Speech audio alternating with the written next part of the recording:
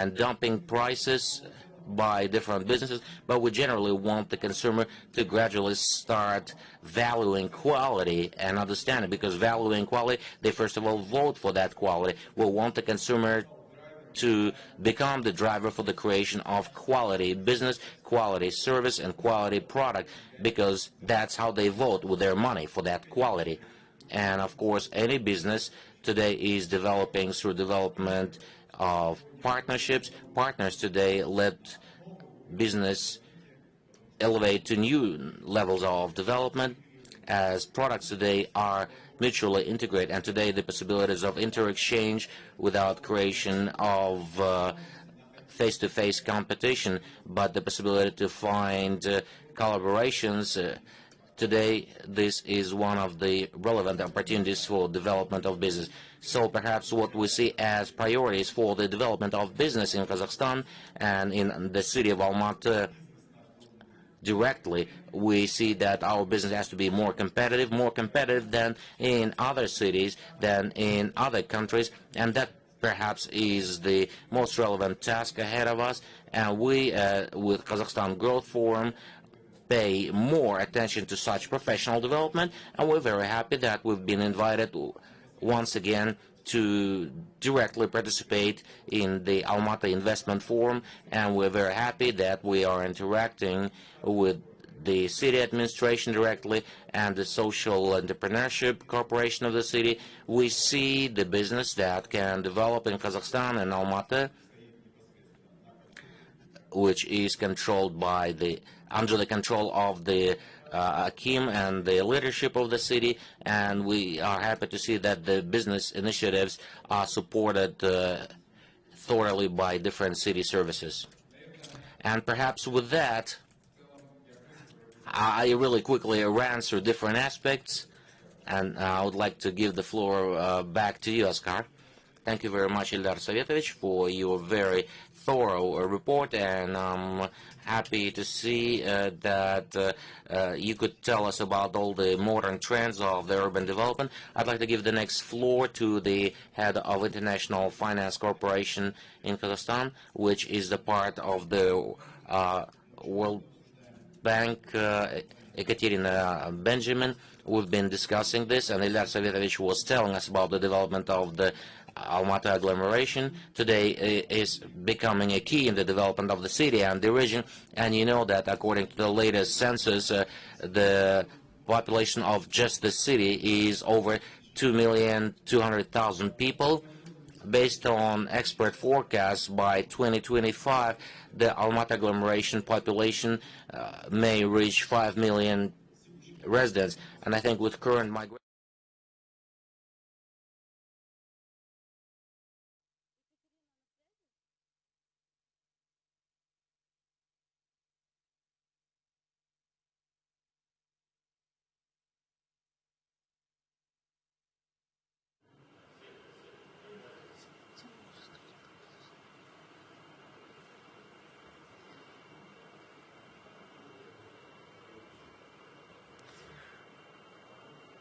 Добрый день, уважаемые. Good afternoon, dear participants of the forum. I'm happy to welcome you at Almaty Investment Forum. My name is Marjan Milanchi. I will be your moderator in the third studio. The topic of our studio will be devoted to the metro city. And our session will start with the director, Ekaterina Shapochka, director of Boston Consulting Group, with the topic on the metro cities.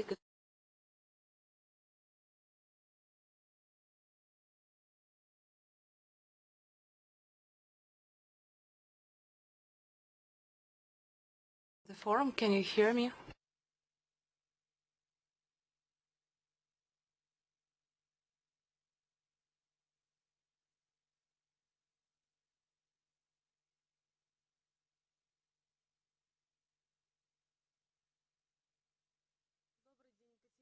Good afternoon, Ekaterina. We can hear you, we can see you. And the floor is yours.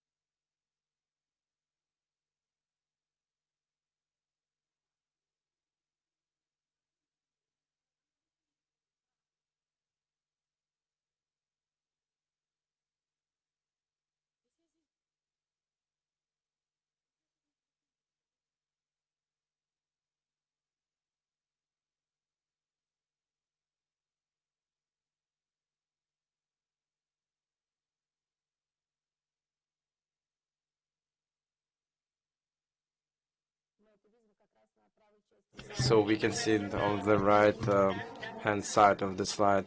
Good afternoon. Apologies, we had some technical troubles. There was no sound, and now it is there. Could you please start it over again?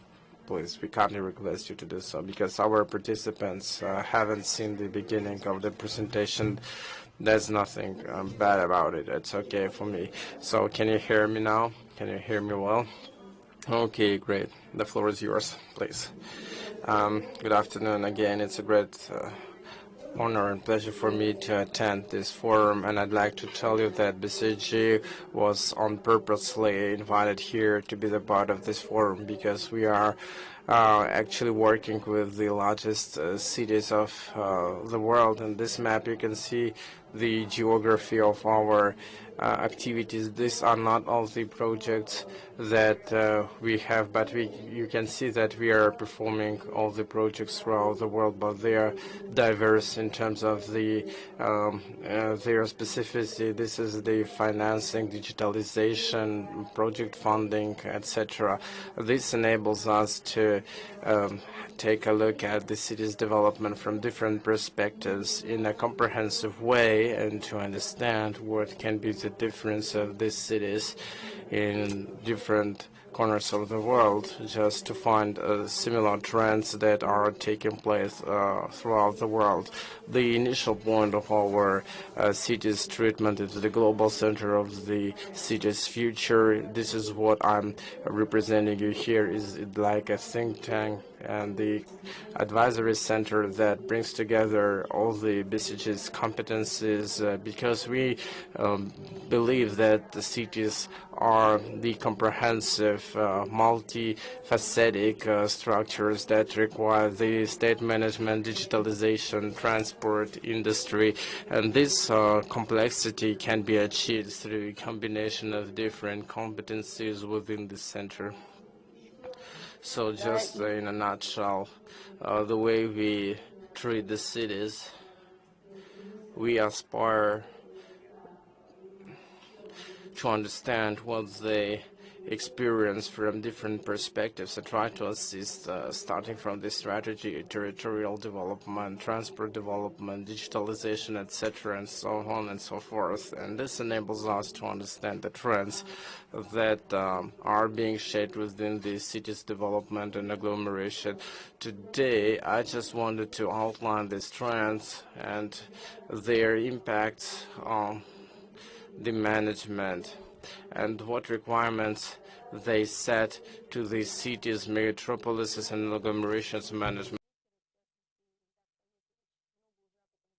So this was already mentioned in the inauguration speech, and I believe that our presentation will just enrich what has already been mentioned. The urbanization is still the key core trend, and in this map we can see that the centers of this urbanization will be the African and Asian countries, and the circle sizes just depicts the sizes of agglomeration by 2020.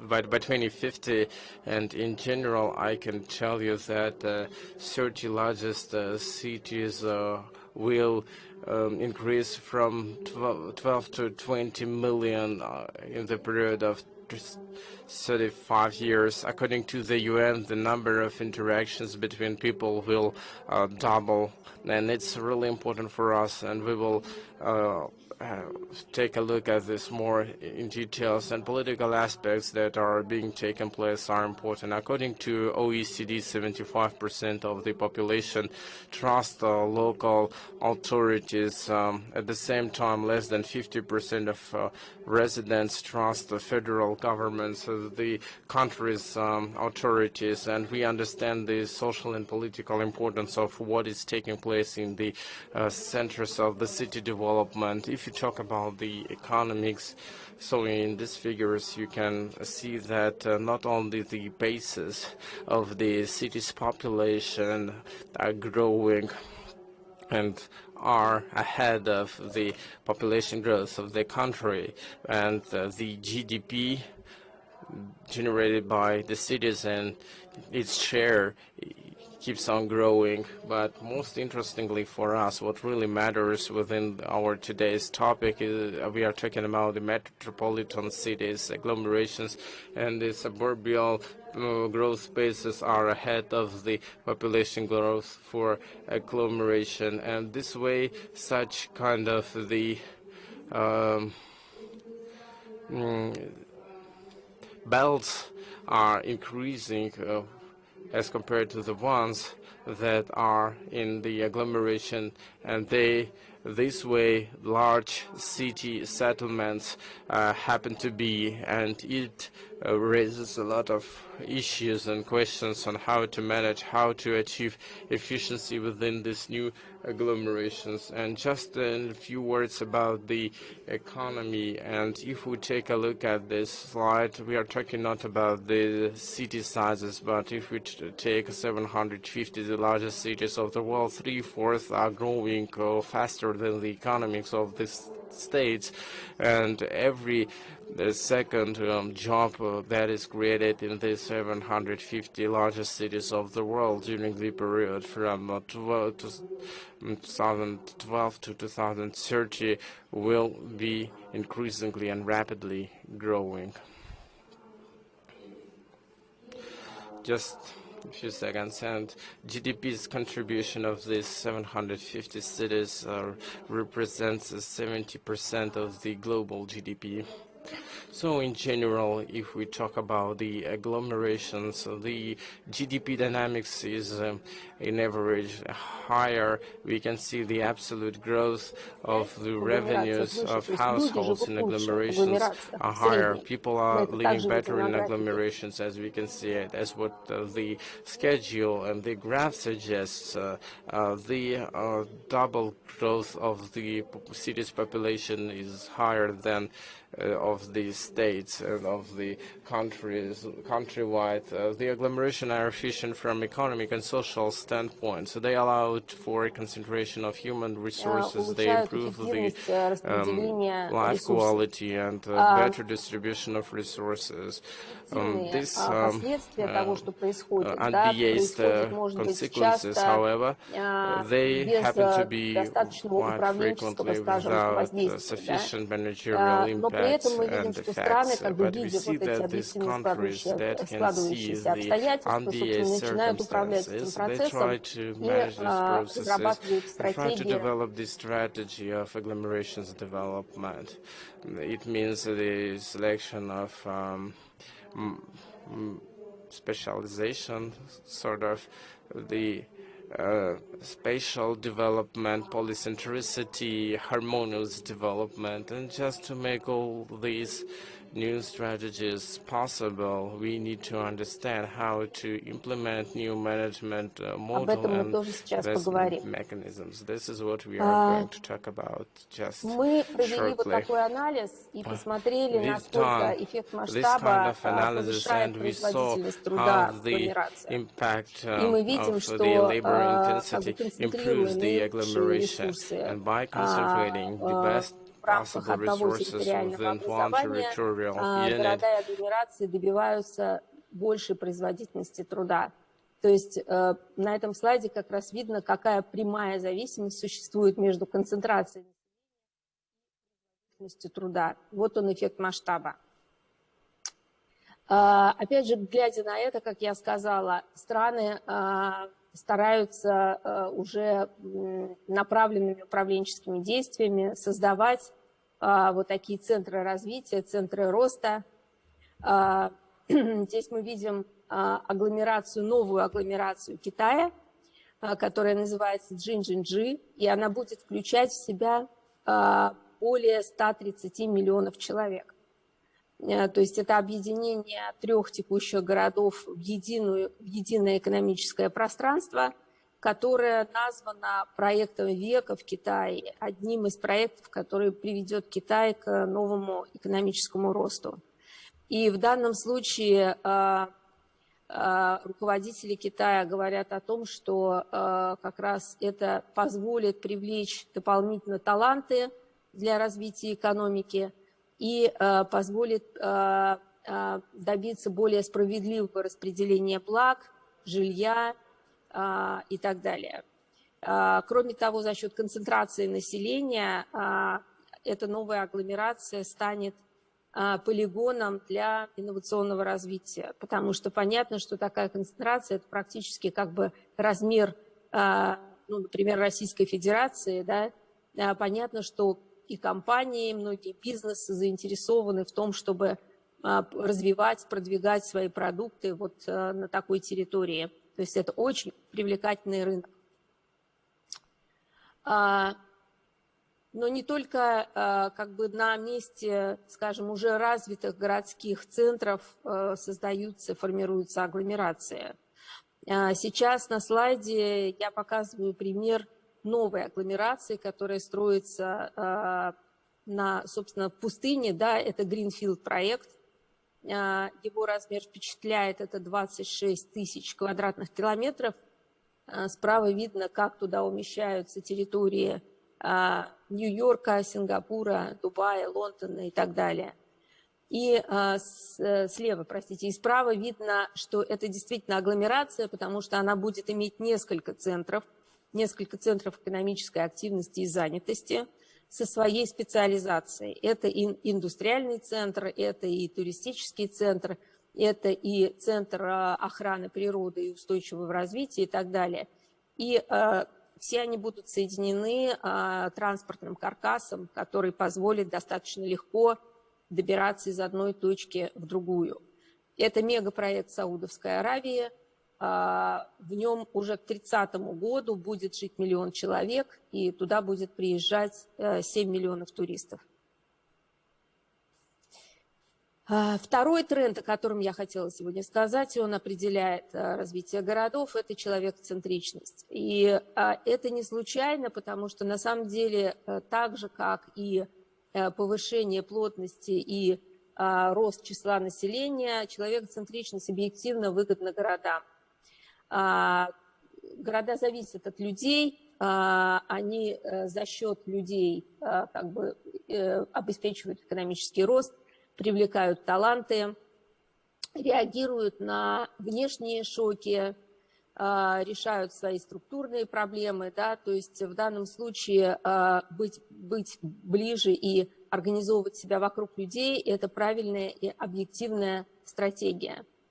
Мы также провели исследование и показали, что приверженность людей к городу, вот эта взаимосвязь между городом и человеком объективно выгодна и повышает часть объективных показателей.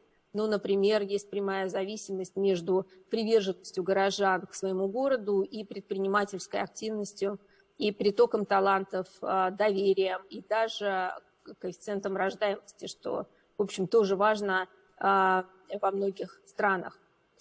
На основе вот этого посыла мы подготовили концепцию, которая называется «Город для каждого» и измеряет фундаментальную способность городов удовлетворять потребности своих жителей. Собственно, вот по 5 крупнейшим группам потребностей – это и качество жизни, экономика, взаимоотношения с властью, социальный капитал и скорость изменений. Это рейтинг, который оценивает города по 150 показателям, и 85% из них – это объективные данные, и остальное – это опросы населения. Есть уже несколько выпусков этого рейтинга. Вот 45 городов мы оценили весной 2021 года. Очень большой интерес рейтинг вызвал. И также 16 мегаполисов мы оценили и представили на Московском урбанистическом форуме, также вот с точки зрения их человекоцентричности. Алмата пока сюда не входит, но мы будем очень рады также включить Алмату вот в такую оценку. И города с интересом смотрят на те показатели, которые мы оцениваем, используют их в постановке целей и задач по развитию и также в распространении лучших практик. Следующий рейтинг, который мы готовим, это уже даже более глобальный, крупный рейтинг 75 городов мира. И в рамках подготовки этого рейтинга мы вот совсем недавно провели опрос 25 тысяч человек в этих городах, и вот чуть позже я познакомлюсь с его результатами, потому что они имеют отношение к нашему сегодняшнему диалогу. Вот как раз третий тренд, о котором я хотела рассказать, о котором тоже сегодня говорили. А что же, собственно, происходит с городами после пандемии? Мы помним высказывания многих экспертов о том, что да, после пандемии города умрут. Люди поедут из городов, и, собственно, они уже потеряют свою притягательность. Но на самом деле, что мы видим, что пандемия обострила те тренды, которые уже происходили в городах до этого. И часть из них имеют очень положительное значение. Это и устойчивое развитие, это и 15-минутный город, то есть компактные районы, где в 15-минутной шаговой доступности располагаются не только основные городские сервисы, но и также рабочие места, что очень важно. Это инклюзивность, это и роль общественных пространств, да, люди стали в большей степени ценить возможность выйти, прогуляться и так далее. Это цифровизация, растущая цифровизация, это устойчивость к внешним шокам, то, что называется resilience, и это подключение пригородов, то есть вот эта вот связь между сабурбией и центром, поскольку, как мы знаем, да, многие в период удаленной работы, гибридной работы как раз выбирали возможность жить чуть дальше от городского центра. И в этой связи мы видим, что на самом деле, как я сказала, да, города не потеряют свою значимость.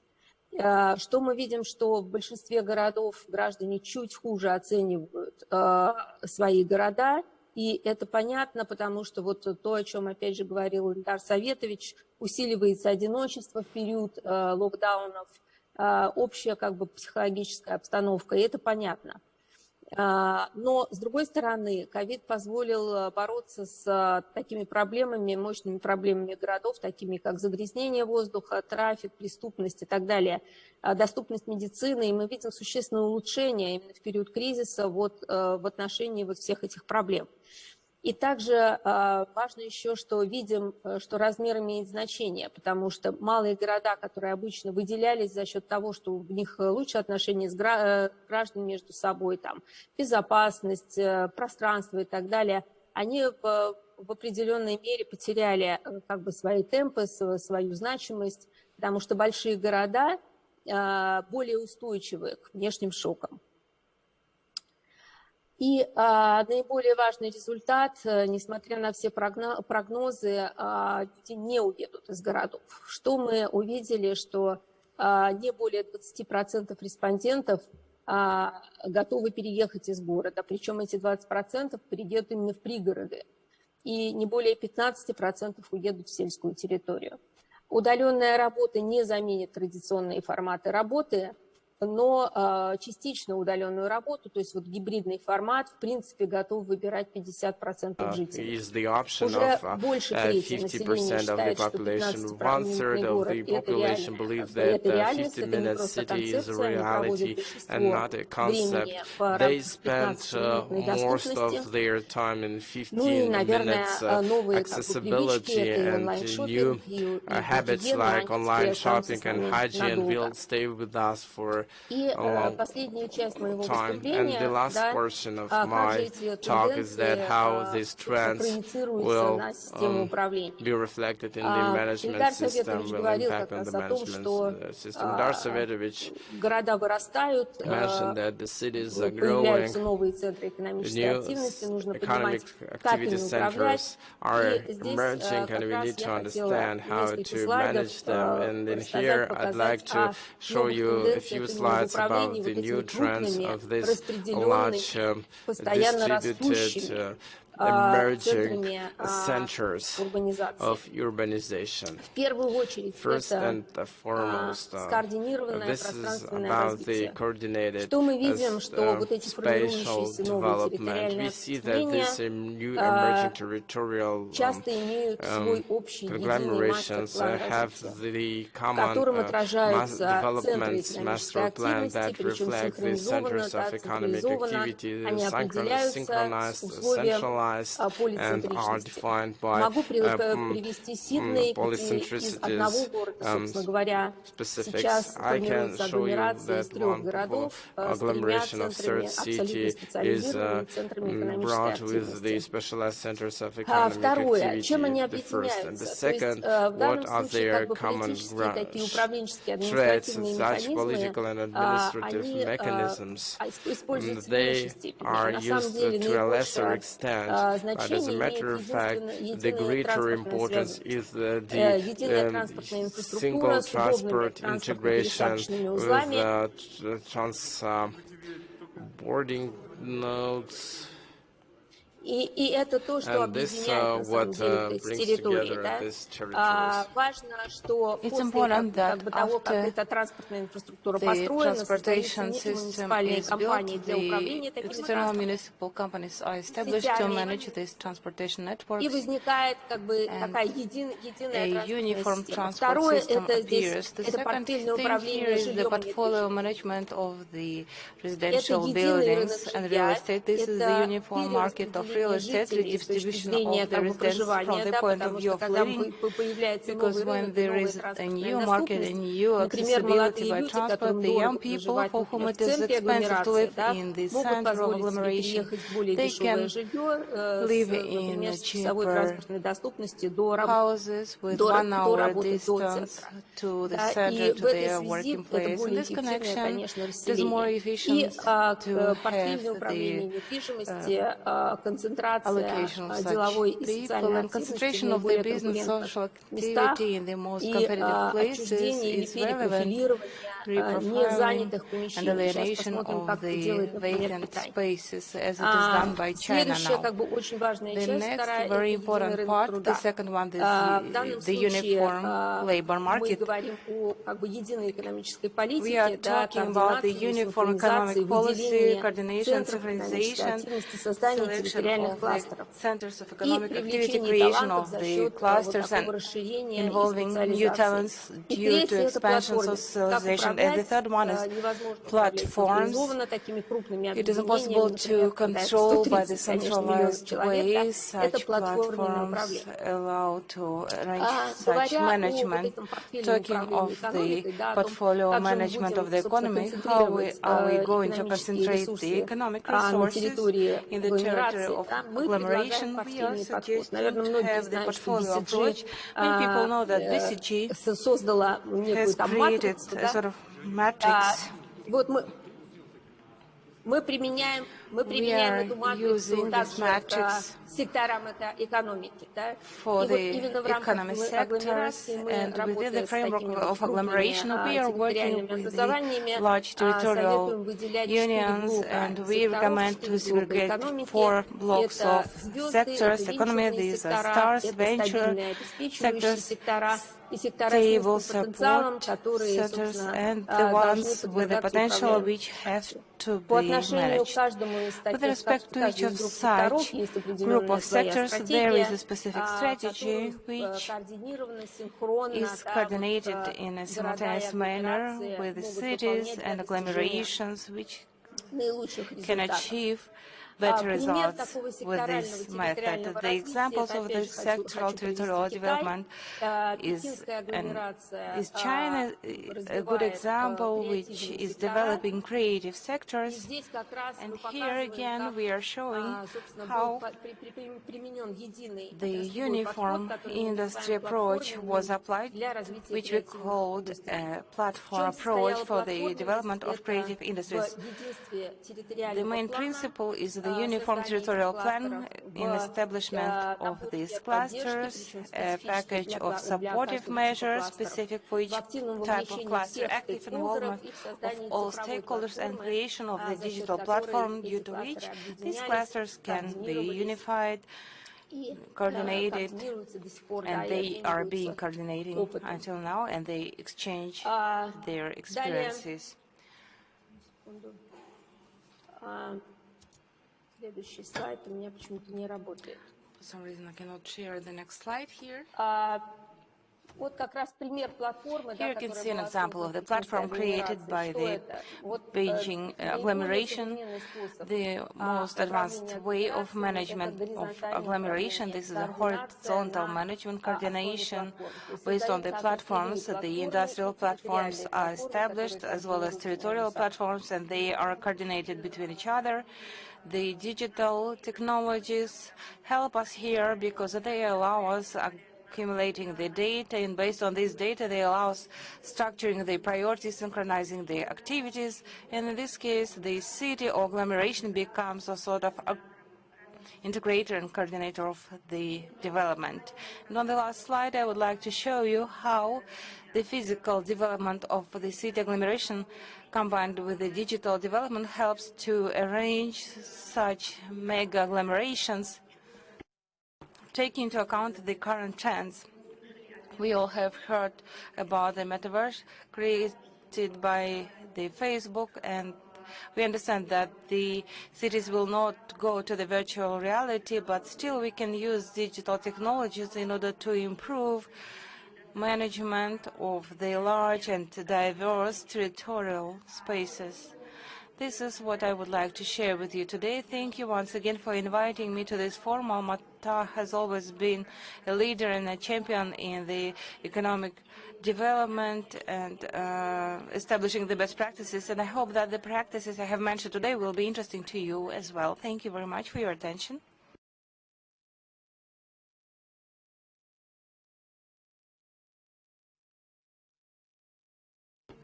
Thank you very much, Ekaterina, for a very interesting presentation. Thank you so much. And now we will start the panel discussion. The topic of our panel discussion is Metropolitan City. Let me introduce you the moderator of the panel session, the managing partner of Rakus Consulting, Dostum Kudurbayev. Dostum, the floor is yours. Good afternoon, dear guests, dear colleagues.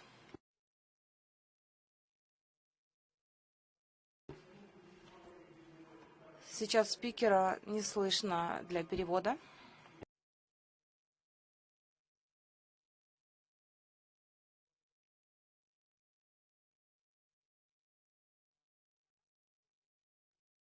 The topic of our panel is infrastructure development and consideration of the social and economic concept of agglomeration and the production factor in the new realities of the year 2021.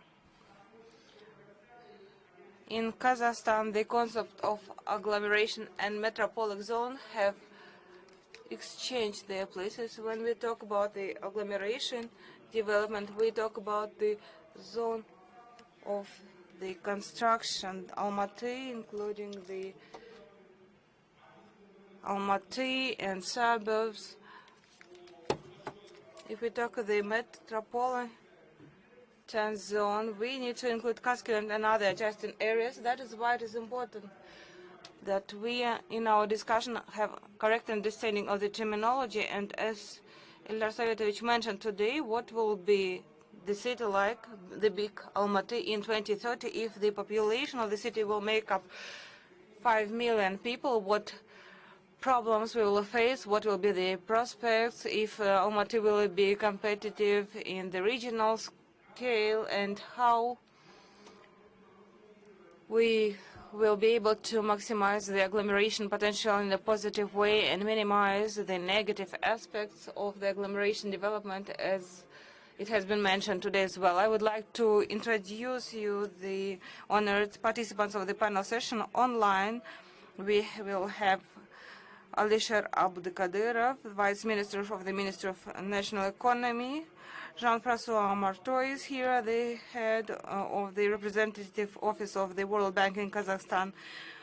Mohit Bakidovich Azerbayev, Deputy Akim of Almaty, is here. Offline, Aliyev Berikaniev is the founder of Air Vision Fund. Raimbek Batalov, the head of Raimbek Group and Entrepreneurs Forum of Almaty, and Andrei Beklemishev, head of IDC. The first who will have the floor is Mr. Abdulkadirov. Now we are developing the law on agglomeration, and as we know, the agglomeration development has a huge potential, and it has the key drivers of growth in the economy sphere of Kazakhstan, non-raw materials related sector, and agglomeration has a lot of stakeholders, and quite frequently there are problems of its interaction between the government authorities at the local level, central authorities, and other stakeholders. And it was decided to develop an individual law for agglomeration based in addition to the programs and plans adopted before, and in addition to the Council on Agglomeration Almaty, which has already been established and is functioning now. Alisher, the floor is yours. Please give us some details about the novelties provided for in the law on agglomeration, what objectives it will resolve, and what challenges we'll have to tackle. Thank you. Thank you very much, Dosim Kulevich. I'm happy to see you all. Thank you very much to Akimat of Almaty for inviting me. This is not the first year for the Almaty Investment Forum to be one of the key platforms to discuss the most relevant issues for the economic and investment policy, development of entrepreneurship and others. The economic activity in the world cannot be covered by the traditional administrative country borders. The cities have started competing between each other, not the countries. The megapolises, this is the center for involvement of investments and innovations, and the main consumer markets there as well. In different spheres in the regions and in the countries as a whole, today 300 largest agglomerations have half of the GDP, global GDP, and population. By the year 2050, 2/3 of the world population will live in the city. So the city population will grow by 2.5 billion persons. I will give you some examples. In the city agglomeration, 1/3 of Great Britain population live now in the city. This is 20 million. 27 million people live in cities in Korea. In China, we have a city, gigapolis, with more than 100 million people. It includes Shanghai, Nanking, Guangzhou, and other million cities. And they make up the economy of China, $1.3 trillion. Boston, Washington, Boswash was the name of the road between Boston and Washington. Now it has become a conditional name of the megapolis. Its territory holds about 3% of the territory of the country. 52 million persons is the number of the population, and a big part of entrepreneurs are concentrated in this area. As for Kazakhstan, already now we have two largest cities, Almaty and Nur-Sultan. They provide 1/3 of the economy of the country. Just 10 years ago back, the indicator was 25% only. In our four agglomerations, there are 36% of population, and more than 60% of the attracted in foreign investments are here. And here we can see in this trend what agglomerations mean, and we understand that they will grow. Our large cities must strive to become global, to be developing as the whole-scale agglomeration. The approaches on development of agglomeration are reflected in the strategic and program documents. I would like to give you some details of the historical events. In the years 2016-2018, they adopted the urban construction interregional schemes for interregional development of agglomeration and development of the Almaty agglomeration by 2030. As of today, we have developed a draft law for territorial development. A national plan has been adopted with strengthening of the role of cities and their agglomerations. As for the territorial development, the document of the first level in the system of the government development prescribes the principles, and this is first of all for the cities, for the solution of the problems on the sites. And within the framework of this approach, the changes will be made in the legislative acts with respect to authorities of the central and the local authorities with the division of the responsibility zones. This global practice that the independence of cities will ensure subsequent economic development. First of all, it concerns the transition of the tax responsibilities to the regional areas, from center to the region. As for the self-administration areas, in summer we have adopted a concept for development of the local self-governance. Within this framework, the local self-governance authorities will be established with their own authorities and clear mechanism of their formation and operation. According to the current law, the cooperation with the local society is being developed. There are positive results of the pilot project for introduction of the budget participation by people. The 10 times increase in such projects is considered. As for agglomeration, the international practice shows that the presence of the authority for the agglomeration management ensures efficient development of the agglomeration. Today, we have approved a council for management of the urban agglomeration, including the top executives of the ministries, deputies of the AKIMs of Almaty and Almaty region, Atomican IFC and others, and the decisions on the residential and transport, logistical, ecological, and other issues, they should be the basis to make the decisions by the AKIMs and Maslikas of the city and region. At the same time, to solve the issues of agglomeration development, we need to make changes in the current legislation. Currently, we are developing a law on development of the agglomeration. We have studied the international experience in different countries. They use different approaches to development of agglomeration, and accordingly, there is different regulation. In China, they implement a general national concept for the round agglomeration or circle of agglomeration. They support cooperation with the neighboring municipalities. In France, there is a law for agglomeration.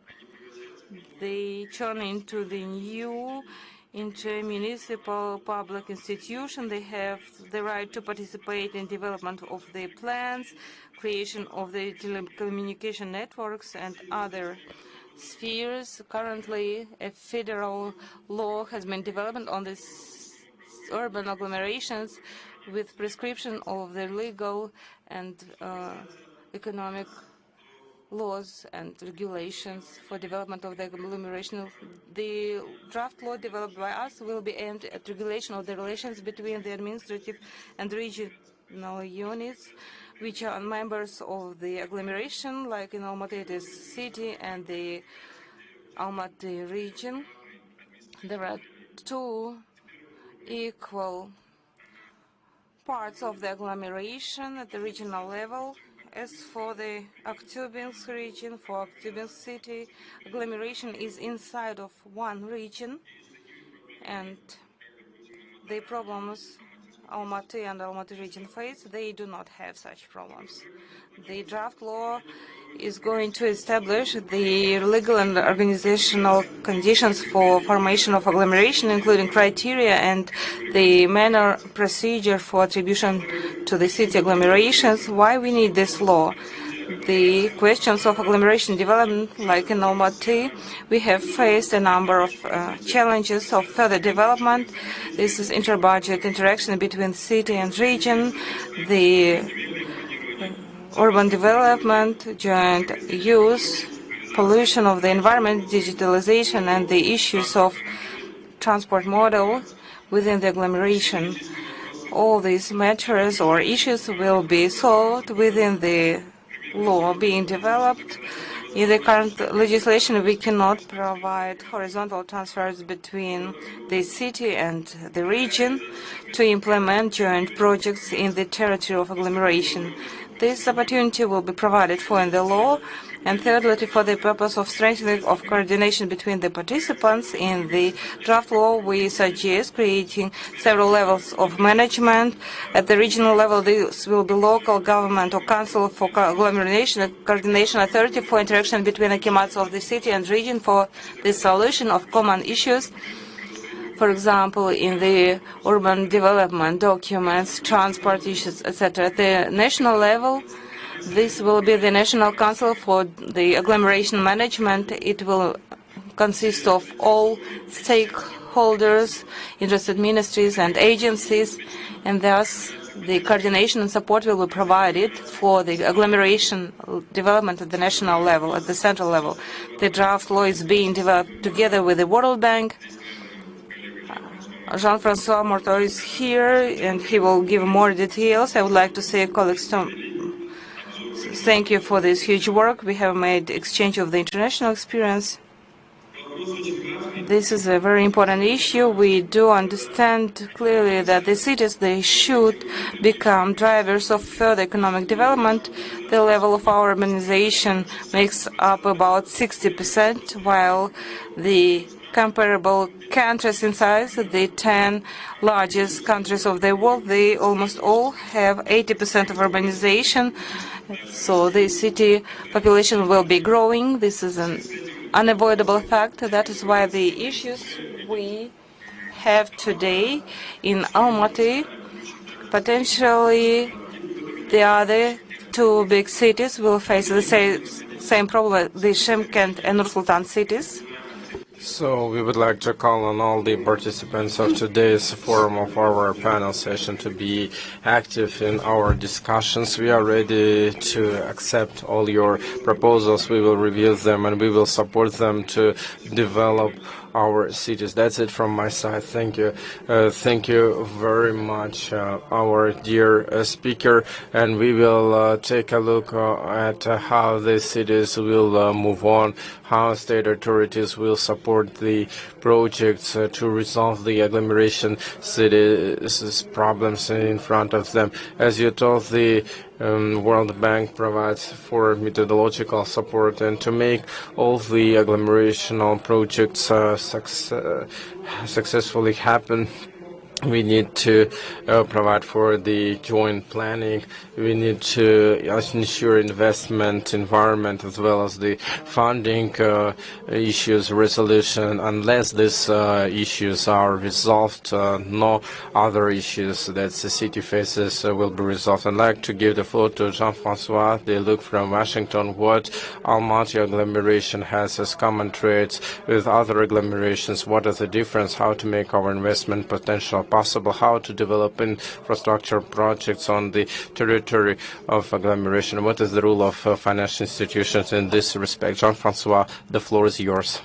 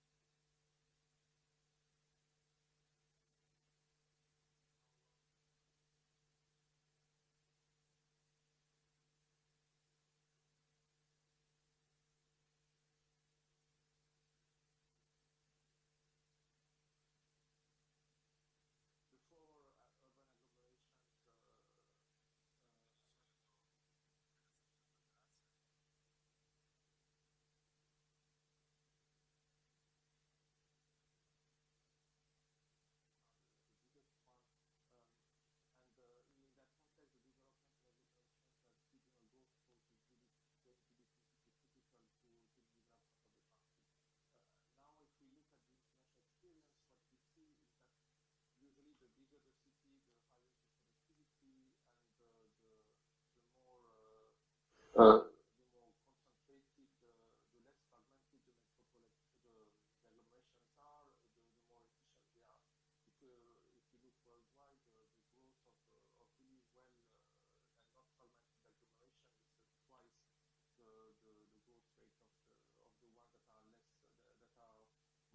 sprawled.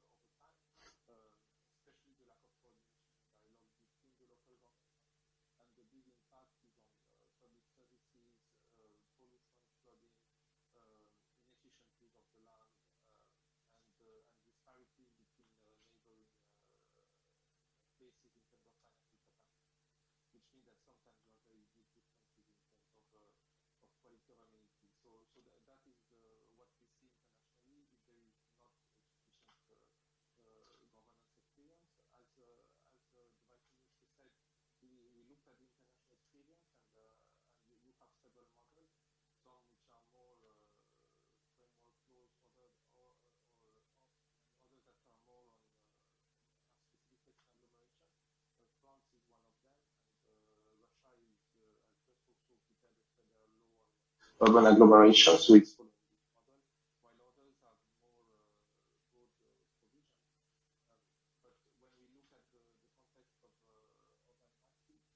it has very few local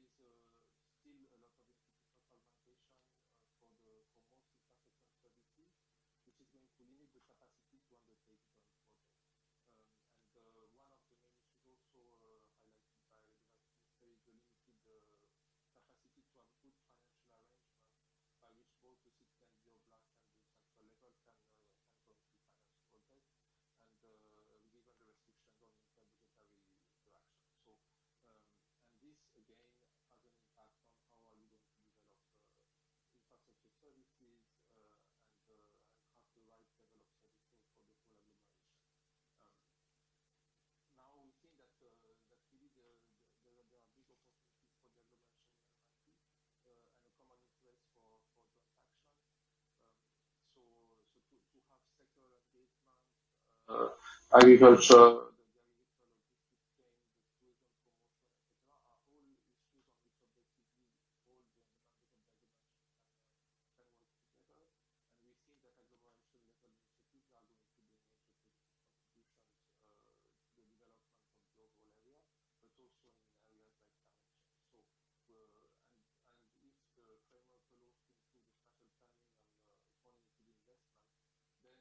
also increase the attractiveness of the city a lot for investors. Now, when we look at the way the World Bank Group or IFI in general can support,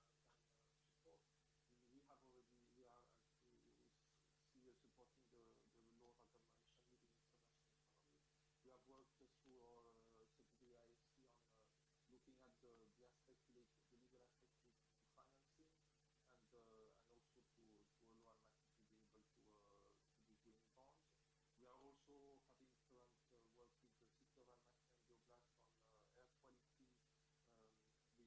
on looking at the aspect related, the legal aspect related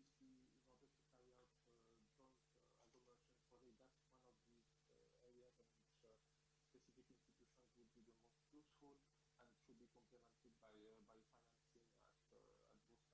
and also to allow Almaty to be able to be doing bonds. We are also having current work with the city of Almaty and the Oblast on air quality.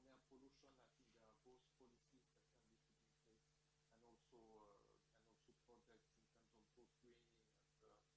areas on which things could be done, we think that on urban mobility, in order to carry out joint agglomeration project, that's one of the areas on which specific institutions would be the most useful and should be complemented by financing at both national and local level. And on that, we are working with all stakeholders on looking at where to position the transport model for the agglomeration so that elections can happen. On air pollution, I think there are both policies that can be put in place and also projects in terms of both greening and eliminating the sector. And in spatial, we hope that as part of the byproducts of the law of agglomeration, there can be a better transportation land use planning. So as a conclusion, I think that the law will really provide some new avenues for the development of the agglomeration. That also means that all the local governments and the investors and the countries, for example, really need to work together in parallel with this law for which everyone will be consulted, and everyone also needs to be proactive in initiatives because that's the people will see the benefit of this new legal framework by the concrete action that will be able to be done at local level. Thank you very much, and I hope we'll have a great discussion. Thank you very much, Jean-Francois. We will come back to the questions that we have to you. As Muhit Bahitovich already told in his speech, today we consider 4 pilot projects for the environment, improvement of the city, air quality, improvement of Almaty agglomeration, transport, issues of emergency reduction, as well as the improvement of business environment and employability. In all these projects, we really expect to enjoy the World Bank support, and we will come up to that. And we have a separate issue of the purposes of sustainable development of the cities and implementation of the carbon neutrality doctrine within the context of Almaty agglomeration. I think this is going to be the goal of the next stage. I'd like to give the floor to Muhit Azerbayevich for him to talk about how the city and region are interacting in the development of the regional plan, and what is take on Almaty on how to improve the situation on the Republican level for our purposes that we set in for ourselves happen.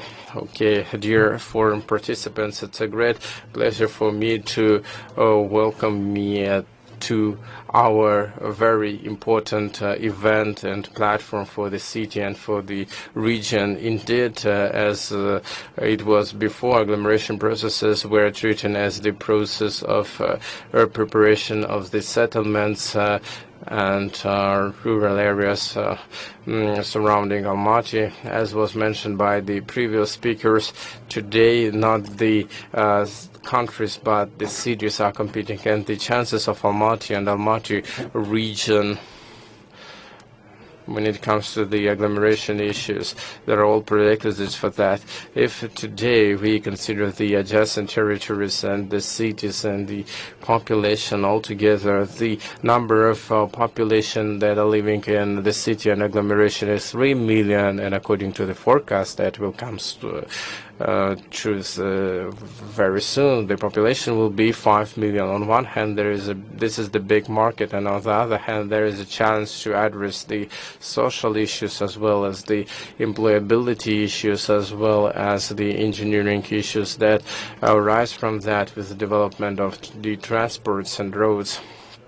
So what happens today in the previous report, as was mentioned by the previous speaker, we assigned the interregional development plan. This document passed in the first reading for the approaches where we describe the city and the region in terms of the projects, just what are we gonna do to expedite the agglomeration and processes and expedite the paces of the adjacent and satellite cities, towns coming to Almaty's development. As we elaborated on all the issues, one of the core issues was to resolve the transport problem. Since the beginning of Bakat road development, all towns had to build the infrastructure for constructing the big Almaty road for that, and the development of this plan led to the provision of the social infrastructure with the use of the spending commuting from the city to the towns during the weekends, and from towns to the city during the business day. And this stream of people's commuting must be manageable, because sometimes such difficult challenges happen with the traffic on the roads. That's why we decided to reflect these issues in the plan. This is the decree on the construction of the large settlements that are surrounding Almaty region. Construction of auto stations like car or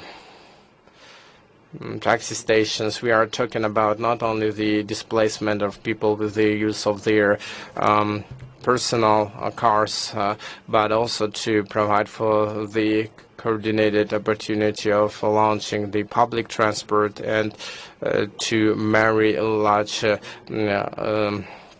settlements with the city and other areas of development, with the business development. It's a natural process, and many businessmen of the city consider the use of the territories in the region's territory, and these territories are developing the industrial zones. Unfortunately, in Almaty, these territories are not enough for everyone. Either they can be a separate unit in this document, and we found that the parts of Almaty enterprises that are located in the city, they have branches in the regions, and we are happy about it.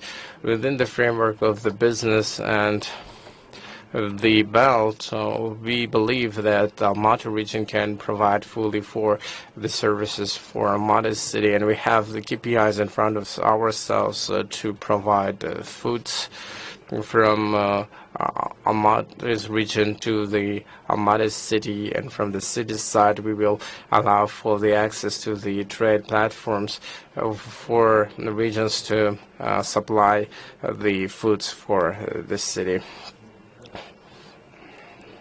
We believe that the document that has been signed earlier, it is not a dogma or static, like a statute document. It's not like this. We are discussing with the colleagues from Almaty region, from ministries, to complement this document with a number of other critical issues, and for this document to expand. When it comes to the relations and collaboration, so like I told, this work is being based on this document and personal relations of the heads of Almaty city and heads of regions, and we have the mutual understanding from city administrators and regions administrators, and we created the project office. where we got together in online and offline mode to discuss all these matters there. And we really would like to have the theoretical base and the foundation, as was mentioned by the previous speakers, for us to have an opportunity to affect the territories that are adjacent to the city and to the region, for us to elaborate on our suggestions in urbanistic documents. So we don't have the legal frameworks for that, but we have the personal relations for elaborating these matters, and we need to systematize these matters, and one of them is to enable the region to deal with these matters in a legal environment. Another set of the issues that we try to address in our day-to-day activity, trying to resolve humans' issues of mother city resident or entrepreneur. The main issue is to minimize the terms on searching, on finding the solutions, and we set this goal to maximize the efficiency of our work for the sake of business development and comfort living of a resident of the city. We are working in this line, and we are delighted that we will have the draft of the law next year that will be legally providing all other aspects that we are not able to resolve ourselves as a region. So in these examples, I think these examples are enough, and if you have any further questions, I'm ready to take them up. Thank you very much. The project office sounds very pathetic. It's all just in papers, but this is the side of the member of the business council, but we would like to have more transparency, more openness, and I think we will come back to these issues during the Q&A session. If you're talking about the business involvement in residents' life, the best example of it is Lancaster's group and their foundation that they created. That was the first one to consolidate the data from all of the sensors of Almaty for air quality. They created a big movement that fully fits the SG's program from the part of the large enterprises. And we also saw that on November 29 there was a first meeting of the WHO on gasification of thermal power plant 2, but it's not enough for us because we want business and residents to be more involved in resolution of the issues that the city and the region face in the development of city agglomeration. I'd like to give the floor to Berik Siralievich Kaniev on how the business can help the population and the businesses to resolve joint issues. Thank you very much, Mr. Dasim, for the word. I'd like to welcome all the participants of the conference. Today, we don't separate Almaty from the agglomeration because from the territory standpoint, the processes that are taking place in the city and agglomerations are similar. If it comes to our organization and other non-governmental organizations that are the part of different programs, the role of such organizations are vital because today all of us understand that investment ratings as well as the business ratings and the life quality in cities and agglomeration largely depends on the state of environmental issues of the cities. That's why if we really want to be the ambitious in this respect, environmental projects are the key. And we as businesses, as entrepreneurs, are careful about it.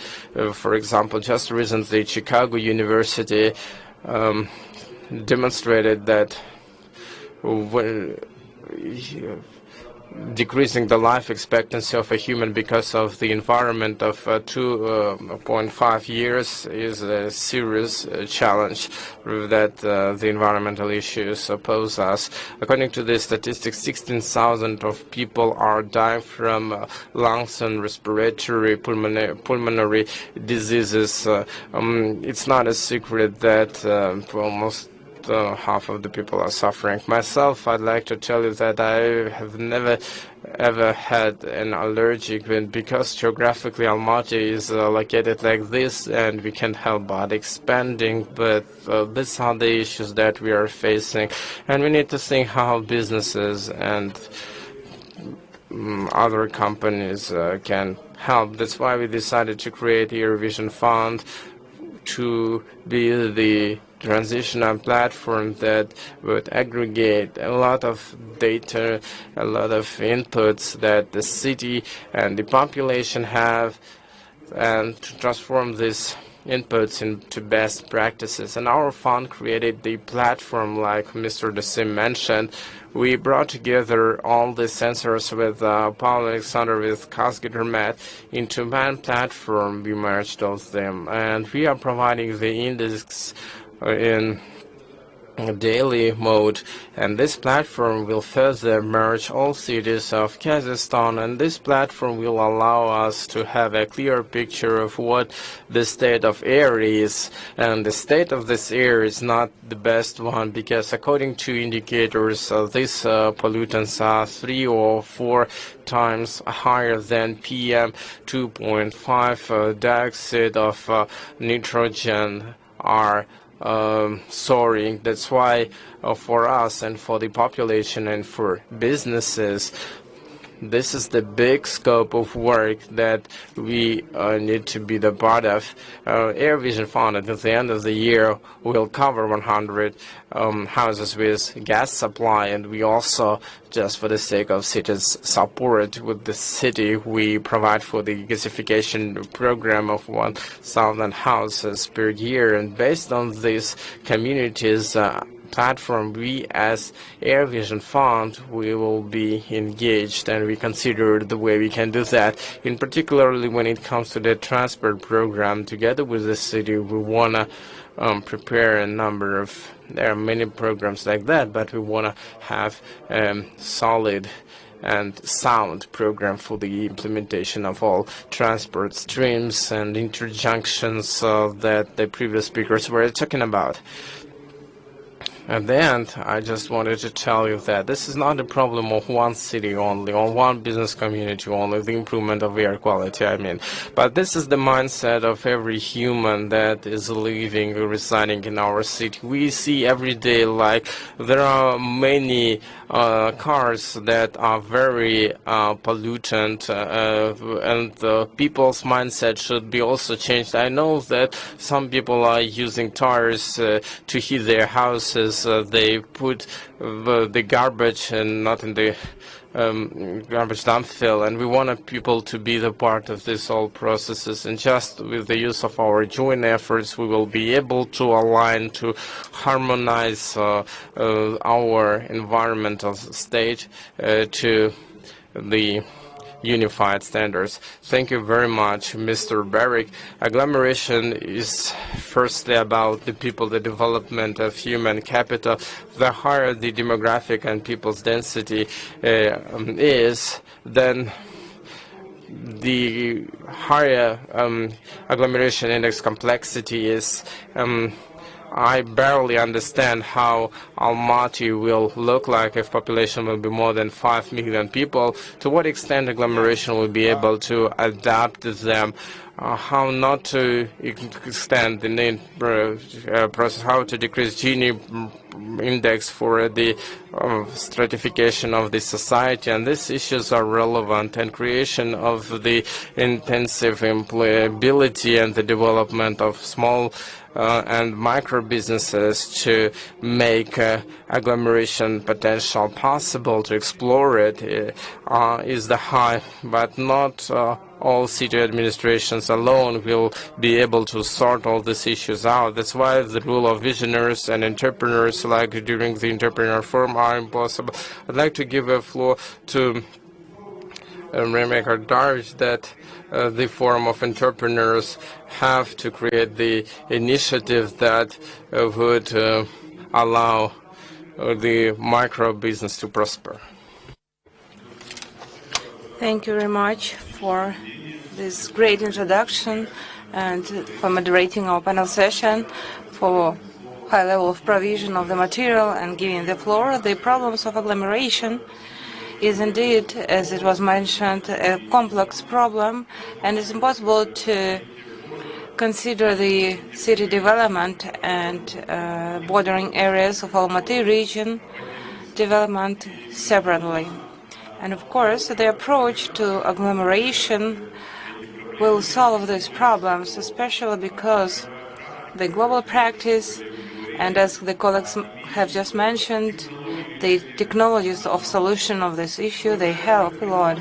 As for the entrepreneurship, we are absolutely sure that this is one of the fundamental objectives for agglomeration, and we understand that business and population, this is something which is the main reason for, or the main task for solution of the problems existing for the business and population. As for the business, we do understand that the issues of migration, transport migration, migration of the population or employment, they concern the business first of all. And we do understand that a big flow of people who have to travel from the region to the city, from city to the region every day. This is one of the main reasons for them to travel this way is their employment. And we need to solve these questions, because otherwise we cannot solve the problem of ecology, of the harmonic development of entrepreneurship, and we are working on that. What is required for solution of these issues? First of all, we need a high quality of statistics. What business is available in the city, what business is available in the region, what they are doing, what flows of commodities and services and labor forces is happening. Without high level of statistics, mirroring statistics both in city and in the region will not allow us making any decisions in terms of the transport model or ecological issues or digitalization, as well as any other problems we face. This will be not possible without good statistics, in fact. This is the first thing we are working on, and we do have a solution we are implementing nowadays in the city of Almaty. First of all, to actualize the database of entrepreneurs. The same we have agreed to do in 2022 in Almaty region. It's good that we have some experience with Almaty city. This is the first thing to be done. The second to be done, based on the high quality of primary information, we will have to develop some solutions. What should be done in order to arrange, to reduce this migration for the business located in the bordering areas in the region, would be benefit from developing the business in the region, creating the jobs and the labor resources to correspond to the business lines to be developed in the region. Of course, it's very important to mention the infrastructure here.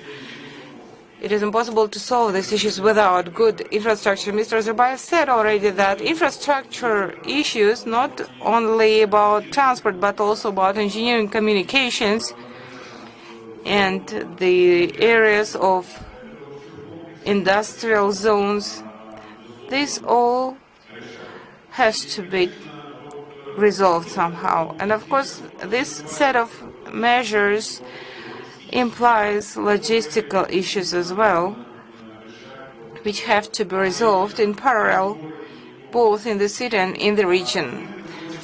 And today, we have another very important issue, which is specific programs for micro, small and medium businesses, which includes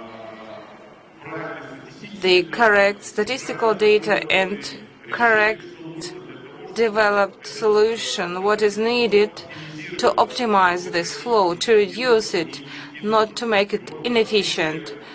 And development of the methodology and programs of development in the city and in the region, this is another point or another set of questions we are dealing with at the moment.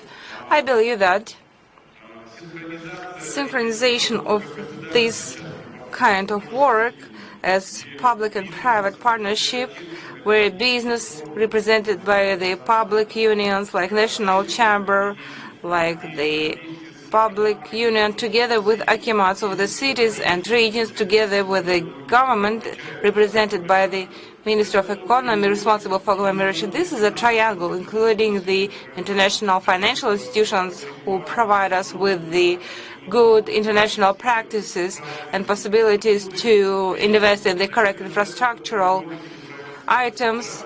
This square rather than triangle, it is very important for us to develop efficient solutions and not just talk about these problems, but implement them in specific programs with specific budgets.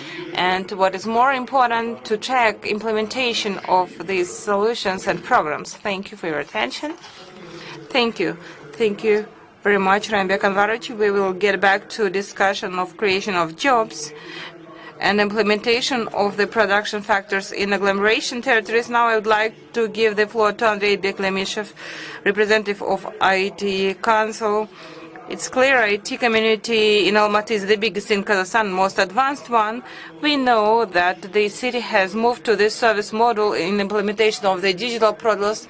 Smart city project is being implemented, but as the president mentioned in his message on agglomeration, we still have no concept of digital agglomeration. We have not made integration of data within the city agglomeration. We do not have uniform GIS. There are a lot of disputes about it. And now I would like to give the floor to Andrei Beklemishev to tell us how they can see how the IT community can see development of digital agglomeration and digital twins of the city agglomeration, what projects they can be provided by IT community to the population, to business.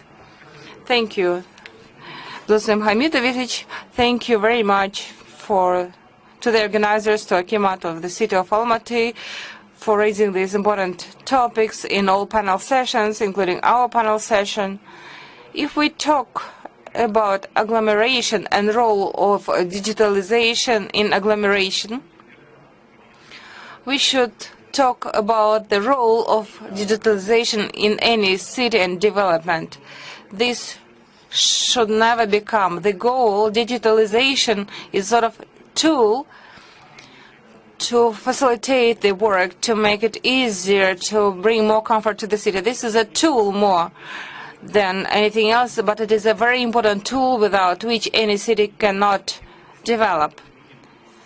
The problems we can see in Almaty and the city is trying to solve by the means of digitalization with more or less success, these problems, they will multiply when we bring these questions to the agglomeration level. Alisher Ilyasich said something about development of the law. Here I would like to emphasize that this law should take into account the digitalization issues, because without coordination of digital solutions at the agglomeration level, we would not be able to continue working. I will give you one simple example. I don't know if this question has been solved or not. The region and the city have implemented a solution on tracking the traffic, the cars, vehicles. This is Sergek in the city, and in the region this is a French solution, I don't remember the name, and they do not work with each other properly. And when the car is going from the region to the city, they are losing the vehicle on the border, because these two systems have been developed in different times by different designers, and they do not coincide to some extent. The question of the digital twins in this city with digital twins, the work is just being started on the digital twins. I will not tell you how important the project is, but Reinbek already said that we need data to make proper decisions, and the digital twins should be a source of such data for the city. And we have started discussion of this project in the city, and we need to start discussing agglomeration and take into account the agglomeration, because the two, it would be very difficult to match these two projects, almost impossible, I would say. This is another thing which has to be taken into account. Since we have an investment forum, I think that digitalization and digitalized systems of the city or agglomeration, they will attract much more investments. First of all, the digital projects themselves will do so, and it shows transparency and clarity from where the figures are taken. If someone wants to build, let's say, a house, and the person can see all the flows inside of this project based on the data available, it will be clear what kind of house should be built. It's important for all investments in the digitalization projects, and it is growing every year. You have touched upon GIS systems in Almaty until now. The problem is not solved with GIS system. I was surprised when I realized that there are 4 systems like this, and recently I found out that there are 9 of them. Can you imagine 9 GIS systems were working in the city? Now Akimat is working on understanding what to do with these GIS systems. They are closing 3 GIS systems. Now they need to have 1 GIS system, and we will have to integrate it with the region. And I understand that Akimat did not look at this from the point of view of the region, and this is the basis of the digital twins. The GIS system is a basis for the digital twins. I can talk a lot, but we're limited in time because of the questions and answers. Thank you very much for your understanding, for being so short. I would like to ask several questions to the panelists, and each of you will decide which question you want to answer. The first question will be addressed to Alisher, Vice Minister of Ministry of National Economy, and Mukit Bakitovich. Megapolis, 5 million of population. Is it utopia or anti-utopia? How do you see it from the point of view of urban resources, how we can adopt this 5 million population from the point of view of the logistics and the infrastructure, the vision from Almaty? Only 3 minutes for an answer. Thank you very much. Here you mean a big Almaty, the agglomeration zone, right? Everything depends on how we will prepare ourselves so that today we are happy to note, I have heard all the speeches carefully. This is the first time I have come across, I have never seen such a unity before. Now we realize that we will have a separate law on agglomeration. There are a lot of issues to be solved by this law, and I believe that this would allow Almaty to develop further on, to become a global city, and finally the number of the population will strengthen the capacity of Almaty. And the colleagues said vowels will be there for the city development to be inclusive, the indices, etc. They should not become worse. And I believe that these large cities, as I mentioned, they all will have the same. We need to be ready for that. We are ready from our side, and once again I would like to ask the colleagues, as Mr. Beklemish has talked about interoperability.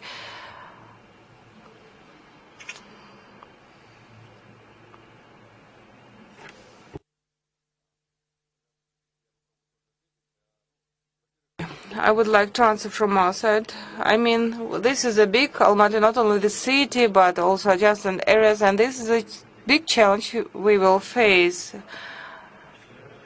The sooner the better we start dealing with that. As I said in my speech, this process will be controlled, taking into account all the legislative initiatives undertaken right now and being discussed nowadays.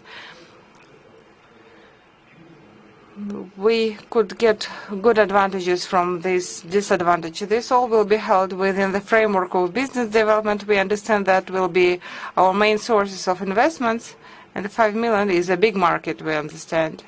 That is why I think that, taking into account the current situation, we still have something to do, something to correct, because this is the initial phase, and all these initiatives, as I said, they will help us to expedite and to get the biggest effect. So I hope that we will manage to be successful. The principle of policy-centric approach, this is not only a theoretical thing. We are doing this, and you can see it in the example of our city. This city has extended by itself without adjacent areas and Almaty region.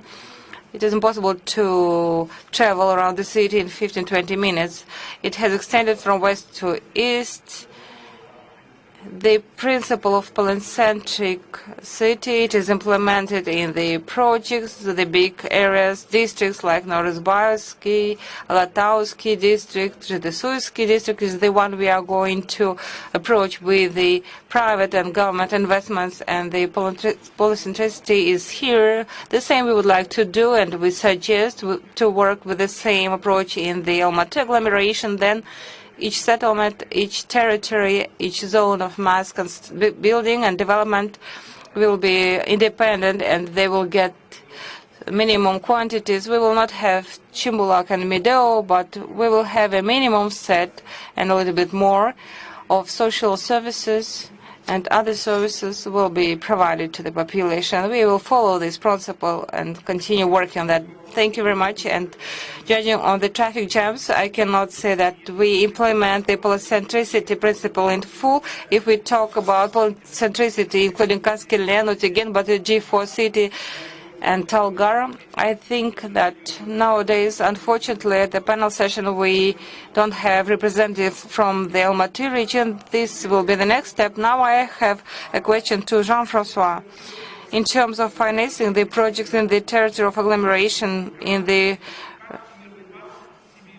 principle of infrastructure, how the World Bank can see the ideal model to implement the government and private investments on development and improvement of infrastructure in the context of low carbon development and sustainable development goals.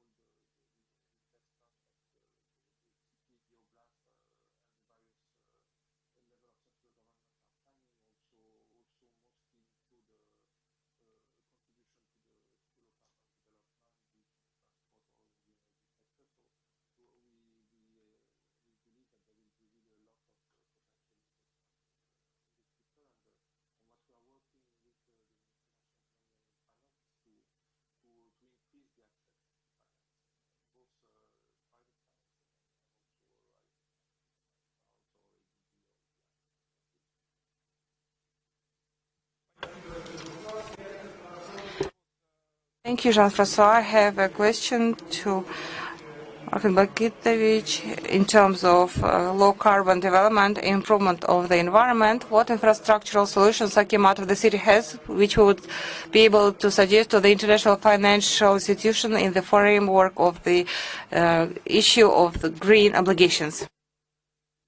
So the biggest project has already started. This is the transformation of the thermal power plant to the gas supply, and we are the part of this project. We are assisting in with technical solutions from the city to the region and large infrastructural projects. Almaty is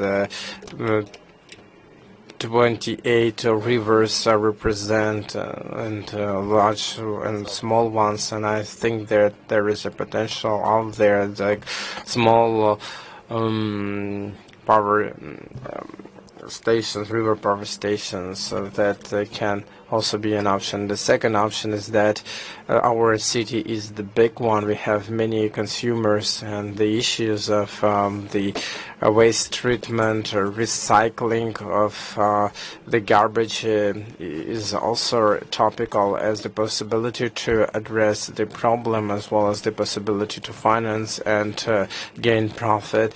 The third option is that we are now studying the wind behavior in the city. We have data, we have inputs, and they were obtained in the shortest period of time, and we want to verify these inputs, and we want to expand whatever was told within the big air vision project. And in this context, we want to provide this data. Next year we will have the preliminary data on what is taking place in these years and in the past years and in the future years, for us to understand and explore the opportunity if we can use the wind energy to obtain, to generate the energy. We understand that these are not like big wind streams there, but at least they are. Fourth option, Almaty city is a largely built urbanized city. We have many roads, we have main surfaces that we try to heat with the use of the systems that are located on the roofs of the houses. We generate heat, and one of the option and the line we want to develop, we are trying to explore it with different organizations that are involved here to use these platforms, and it provides for the big number of square meters to generate heat energy. And of course, the fifth option is everything that is called the greening. I would not repeat the same lines, but we are, as the city, we understand that no matter how many plants trees we plant, we will have to implement this project outside Almaty agglomeration, as what we mentioned. We will have to implement large, big greening projects for our city. It used to be one problem, but today people have a big asset in terms of the public spaces and with the greenery, which are the lungs of the city. And this is one of the projects that we are dealing with. So we can expect that the number of projects within the decarbonization and the low carbon city development will be published. I'd like to ask все ли вас устраивает во взаимоотношениях, во взаимодействии с местными исполнительными органами, и какие вы, как социальные предприниматели, видите проекты, которые могли бы быть интересны как бизнесу, так и городу, и в каких направлениях вы бы двинулись. И отдельный тоже вопрос Берегу Фераличу: как вы вовлекаете молодое поколение и население в реализацию ваших проектов? Спасибо большое. Касательно взаимодействия, в принципе, when it comes to the interaction, our interaction is a systemic one.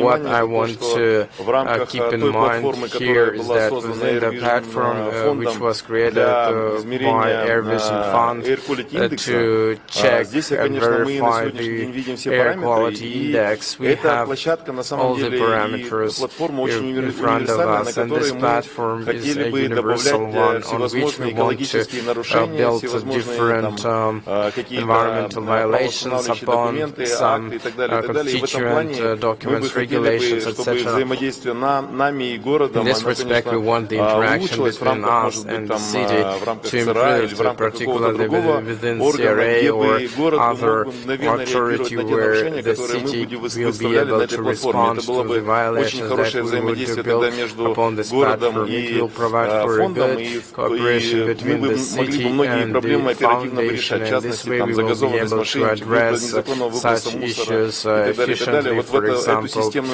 car pollution or garbage, and we as a business, as the city, will be able to expedite all these issues. For example, when it comes to the cooperation with authorities like Казгидромет and other international institutions, we have a sound system. I think Air Vision Fund has done a great deal of work over the past years, and it would serve as a good tool that could be implemented within the initiative. When it comes to our program, we have a program of youth engagement within our fund, which is called Air Vision Ambassadors. We have elaborated with many private and public schools such programs, and we want to attract air ambassadors, and we will provide for the trainings for the youth to be able to change the mindsets of elderly people, because young people are more dynamic than others. And if we talk about Almaty and agglomeration, all these initiatives are being done for the future youth generation, and there are great perspectives, and we believe that within our entrepreneurial activity we will be able to keep in mind that we will pass this city to young generation, and we have the air brand ambassadors in universities, and we presented our program to Kazakh University. We received a good feedback in private schools and other universities, Tamo schools. We got together a great number of ambassadors, and we approximately expect to have 1,000 of ambassadors to improve the state of the environment, and we will do our best in future. Thank you. Но могу сказать, как человек, вовлеченный в целом процесс по агломерации,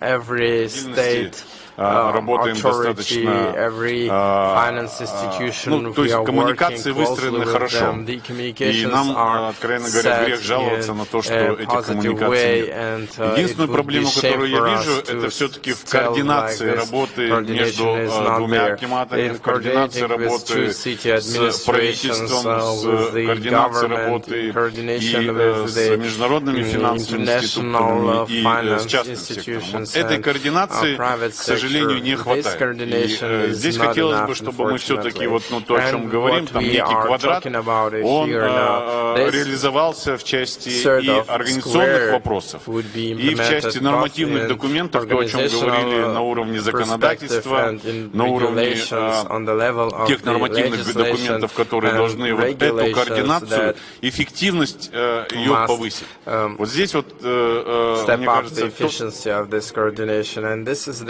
matter that requires quickest solution. When it comes to the investment, it is clear that we are interested in transport, in other infrastructure, as well as the issues related to the provision of foods, services, goods, supplies to the city. That's why, as I believe, the agglomeration has a huge interest from business, both from micro, medium, and large enterprises. And the development of agglomeration infrastructure may increase by many folds the attractiveness of this territory. And that's why I think there are many possible perspectives. Andrei Pavlovich, I've got a question to you. Given your international experience, what projects in digitalization or in IoT, in other digital solutions can be possible in Almaty with the maximum benefit and maximum social impact and effect? There are many projects that can be implemented, and most important is that the city or the agglomeration would feel comfortable for these projects, not to hamper them. The business starts investing, it creates a platform, and most importantly that we shouldn't hamper them. The purpose of this city, the region, and the ministries is to create the necessary environment. I will give you an example about the municipality services. For the municipality service, the issues have been lasting for a long time, but in Almaty we don't see any efficient system because there are some issues that Akimat sets to us, like we need this and that, and there are other matters that the Ministry of Infrastructural Development says we'll have Shanarako project and all will be integrated there. And according to my perspective, I know that the city have certain challenges and the ministry has, so we will have to set the requirements of what data must be incorporated there, and that business deal with the creation per one house, per one quarter, the creation of the systems that will cover the needs of the citizens and residents, what kind of support the ministries or cities need. Such kind of projects are numerous, and we believe that the city and the ministry, they have good intentions, but by limiting this development competition of the business, we lacked to have this documents. What I've been talking about in smart city projects, a small innovation, entrepreneurship, small innovative business can get a faster growth rather than other business incubators, because relations between business and city administration is more simple, is quicker than on the Republican level because of this harmonization of all issues. If you enable the business to solve any problems, then you will be able to solve issues quicker. But I haven't got the answer. The service model is a good or bad? Service model is a good thing because we don't create monopolies. If we use the service model to enter into the contract with one company and to refrain others from this process, it's a bad thing. You know, most importantly is that this service model of one company is dealing with others matters in the city for many years, like I have a contract and I will never let anyone to be on my field. It's a bad thing. The same like to public-private partnership. Most of them are implemented in the world. The best PPP projects are implemented with the use of IT Council of Almaty. Just recently it was the provision of fiber optical cables of the citizens to the newly created cities, when the private operator came and told, now I'm ready on my own expense to go there and to develop a special tariff that I need, but the only thing I need from the city to have an access to the infrastructure to deploy these optic cables. help me please to find the common grounds to enjoy the tariff that would allow me to use these poles, and I will pull the cables to all the regions. This is the project where PPP didn't pay a single dollar, but the private business came and could solve the problem and created the project that they earn on. And this project was successful when PPP projects are there. I calculated around 25 different models of PPP that are being used in the world, but they are not regulated and not legalized in the city. And this service model is considered one but not the only one possible solution. Thank you very much. 10 minutes left. I'd like to ask all the participants of the panel session for you to share your vision with us, whether the city will cope with a 5 million population. Will the infrastructure support this 5 million strong agglomeration? Will we have enough water or resources? And what are the 3 key projects to be implemented for 2030 to have 5 million strong population? Let's start with Mr. Alisher. Thank you very much, Mr. Dasim Mohamedovich. Yes, you have mentioned about water and transport, and the transport is the big matter, environment.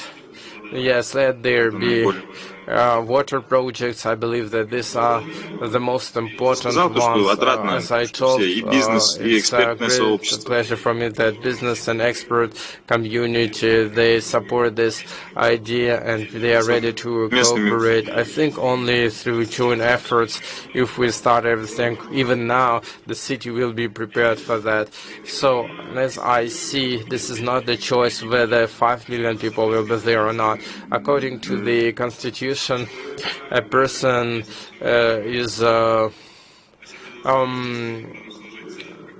has right to choose the place where he lives. Maybe the residence will be more expensive and people will choose other regions, because now you can work remotely. Thank you. Jean-François, the floor is yours. I would just echo what Alisha just said, that we don't have the choice. There will be 5 million at some point, whether it's 2030 or a bit later, but it will happen. So what we have is to be ready. I think that what we need is really to have the right institution, either at the global level of the agglomeration, but also probably also in the key sectors. Required for this agglomeration to function, so that there has to be a work with all the stakeholders, public and private, to create and make the operating. And now in terms of street projects, I mean, obviously something needs to be done on the waste. On transport, I can't pinpoint a specific investment, but obviously the offer of public transport need to substantially increase and be improved. And the third one would be somewhere between the water and energy nexus, to make sure that you reach your long-term objective in terms of resilience in the case of water and decarbonization in the case of energy. Thank you. Thank you.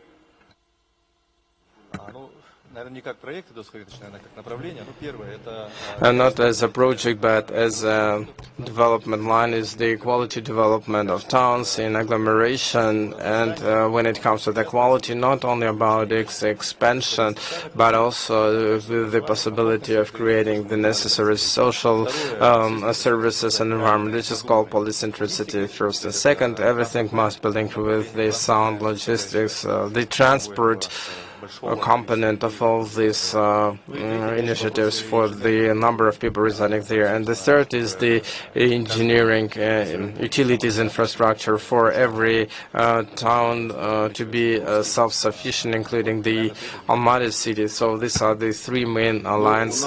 So we don't have any other choice but to admit that the city will be working and the agglomeration will be growing because of this. It happens because of there can be a lack of educational institutions. But we believe that infrastructure is the core: logistics, transport, electricity, urban planning. We must provide for better efforts there, and environmental issues are critical, and this is a great challenge within the fact that the agglomeration has a number of unheated houses and the environment is deteriorating. It's a big challenge. And the third is potable water. That is a big resource that we need to think of today in a wider extent. This is the conclusion. We do not need to wait until we have 5 million. I think right now we are overloaded in terms of engineering infrastructure, transport infrastructure. We observe the same today. That is why we are very short of time, and we need to start taking some specific steps right now, not just talking of what we are going to do in the future, like transport model, infrastructure models, regulating the urban development, small and medium businesses, and so on. We need to do it right now, right today, and there is nothing to prevent us from doing so today. Everything is in our hands, so we need to increase our efficiency. It's strange you didn't say anything about employment and population integration and business. Yeah, I said that this all is interconnected. And once again, I need to emphasize that we do not need to wait for 5 million. We see the labor resources to migrate. We see the business migrating here and there. This all is overloading the current infrastructure. That is why I would like to emphasize once again, this is interconnected. If we don't solve these key questions right now, we will have not good results. That's why we should not focus on this. First of all, I would like to say that I agree with all the speakers. All these topics are important indeed. My only wish would be for us to approach this 5 million not reactively but proactively, not solving the problems when we do have them, when we had traffic jams and have no air to breathe and so on, but to be proactive, to be ready for that, to expect that kind of problems, that we may have 1 million more population, we need to arrange this and this, they will live in this area, this will be their area to breathe, this will be their working places and jobs and so on. And I have no doubt that this will be a digital city in full. Thank you. Thank you very much. At the end, I would like to know that today we have not been talking a lot about the ecological component and about low carbon development. We almost did not mention circular economy. This is a topic of the future. I believe that the city needs to have its own doctrine on achievement of carbon neutrality with its own needs, because the sector of buildings and transport and generation of heating and energy, they are the main reason for emission of the methane and greenhouse gases. This is a separate topic. We did not talk about investments into the infrastructure to make them attractive and interesting. What should be done for that? Because the government and budget of the city agglomeration would not be able to take all the load on itself. We will have to review the rules of interaction of the financing tools and investments tools within the agglomeration to erase the borders. The investors coming to agglomeration, they would work with one authority, either central national authority or interregional authority, to solve all of the questions about subsidies and allocation of lands in a complex manner. Today we have no question or no instrument or tool like this. For any successful agglomeration, we would need the governance authorities and institutions, correct planning, proper investment environment, which would allow to finance these projects and coordination of interaction and involving business and population in implementation of these objectives. Without these elements, there will be no successful agglomeration as a metro city. The competition is growing, and today we face the fact that Uzbekistan is, with Tashkent, take a lot of investments, including Kazakhstan investments. We see that less Uzbek immigrants come to Almaty to work, and many construction works have been terminated because of that. And a share of the public transport is not big enough, and we cannot imagine how we can increase it.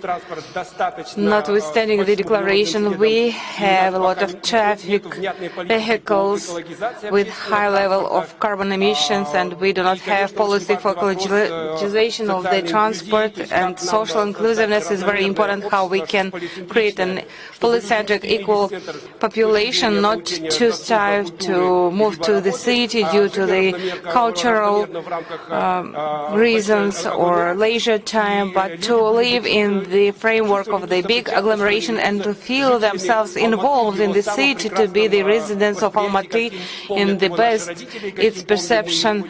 Our parents remember it, we remember it, and I hope that Almaty will not become a sort of dystopia. Thank you very much and goodbye. Thank you very much, dear speakers, and we would like to make a break for the lunch time. We're waiting you back at 2 o'clock. You will have a presentation of the projects of the city of Almaty, very interesting reports from our speakers, and also discussions with the mayors of the cities. Please stay with us, waiting for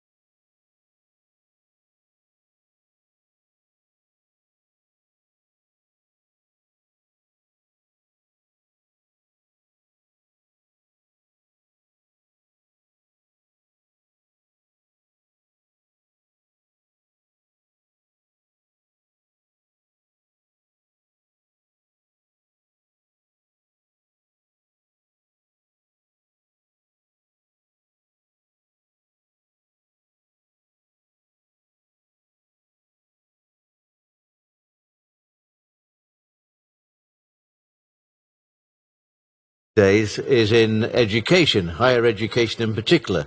So I want to present to you today a particularly interesting, I think, investment and opportunity and a very, very good contribution to Kazakhstan. So I'm here, I'm the rector of De Montfort University, Kazakhstan, and I'm going to just give you a brief idea of what we're all about, why we are here, and what we're doing to serve the Kazakhstan community.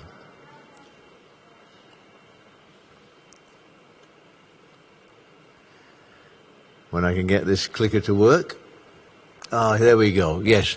Okay, so I want to make it absolutely clear that we are totally in line with the Kazakhstan new stage of social modernization agenda. We are here, yes, there's an investment involved, but we're here really to serve the Kazakhstan community and improve the quality of education in Kazakhstan. This, in effect, De Montfort University, Kazakhstan, we are called. We are the first British university in Kazakhstan. When I say the first British university in Kazakhstan, what I mean is that we are the first fully licensed university in Kazakhstan. And we offer a British education and we offer British qualifications. We opened our doors officially on November the 3rd, and as I said, we are fully licensed to operate here in Kazakhstan. This just shows why we are able to do what we do. We have a good marketing team where we market not only the country that we need to enter, but also the type of programs that we're going to serve the community with, and so we have a clear vision and purpose, and that enables us to achieve what we've achieved. Now, De Montfort University Leicester is the senior partner. We are an independent university. We're a Kazakhstan university. We're your university, but we basically offer De Montfort University Leicester programs. So in a sense, our senior partner is in the UK, in Leicester, De Montfort University. There are a number of things I want to say about De Montfort University in Leicester, which would explain why we have chosen them to be our partner here in Kazakhstan. There's a history. I haven't got time to go into the full history of the university, but just look and see that it was founded in 1870, so it has a long history of success in the UK. I think if you look at all these slides that are coming up with here, I want to just confirm what I believe are the three central elements which really enable us to really do a good job for Kazakhstan and the youth in Kazakhstan in particular, and why we have decided to partner with De Montfort University Leicester. First and foremost, De Montfort University in Leicester is a university which is excellent in teaching. If you look at this slide, you can see gold rank for teaching excellence. That means that it is one of the top universities for teaching quality in the UK, and you know the UK education is one of the paramount education systems in the world, and De Montfort University Leicester is one of the top universities for teaching excellence. I want to also tell you that the university also has a tremendous record for student support. It supports students extremely well, so much so that in Britain, in the UK, and in the European community, it is in the top 10 destinations for students. So that just demonstrates how much the university has a reputation for looking after students. Leicester is a very good city to be working, a very nice place to study. There's the number of students that are actually in the business faculty, because our major focus at the present time is on business and law programs. But you'll see later that we're looking to expand. Now, as far as De Montfort University, Kazakhstan is concerned, before I go any further, I want to make one point which I haven't made so far, and that is employability. De Montfort University Leicester has an employability rate which is world class. 98% of its graduates get a job in the space of 6 months. Now, that leads me to talk about De Montfort University Kazakhstan. Everything that De Montfort University Kazakhstan does replicates what De Montfort University Leicester does.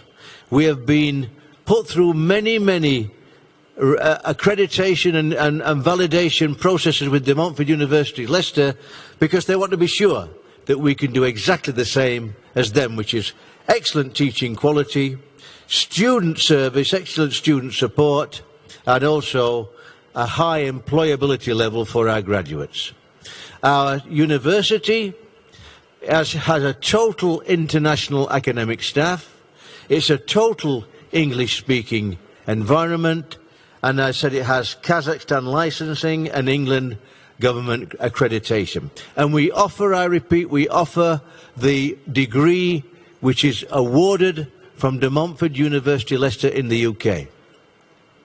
Now, one of the things we do offer is the option for students who take our program, our 3-year program, 4-year, we have a foundation, but 3 years degree study. One of those years can be in the UK, which enables students to be able to get the UK work visa program.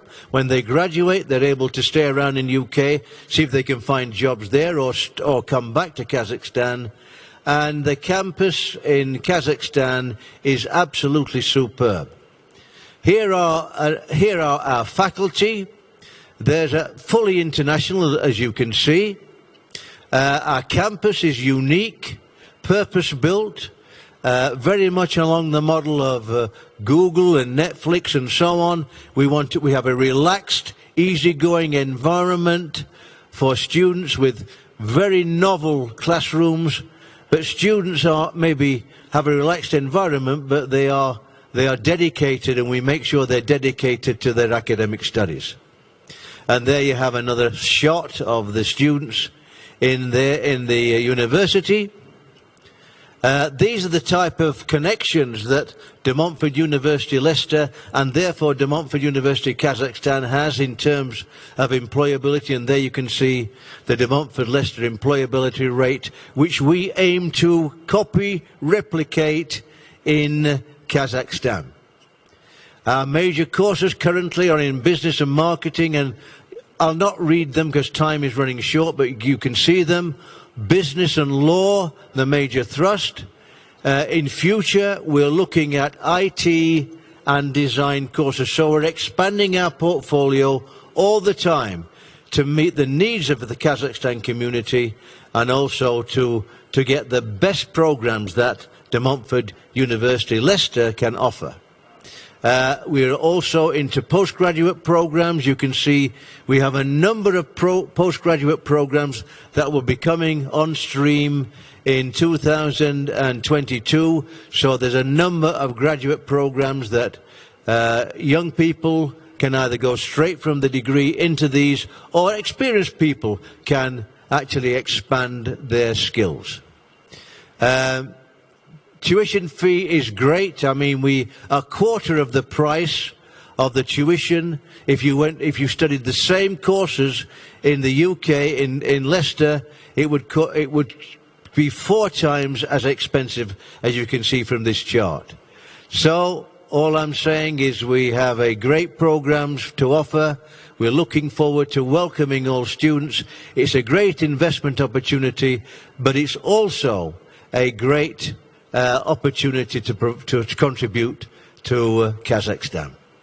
Thank you very much for listening to me.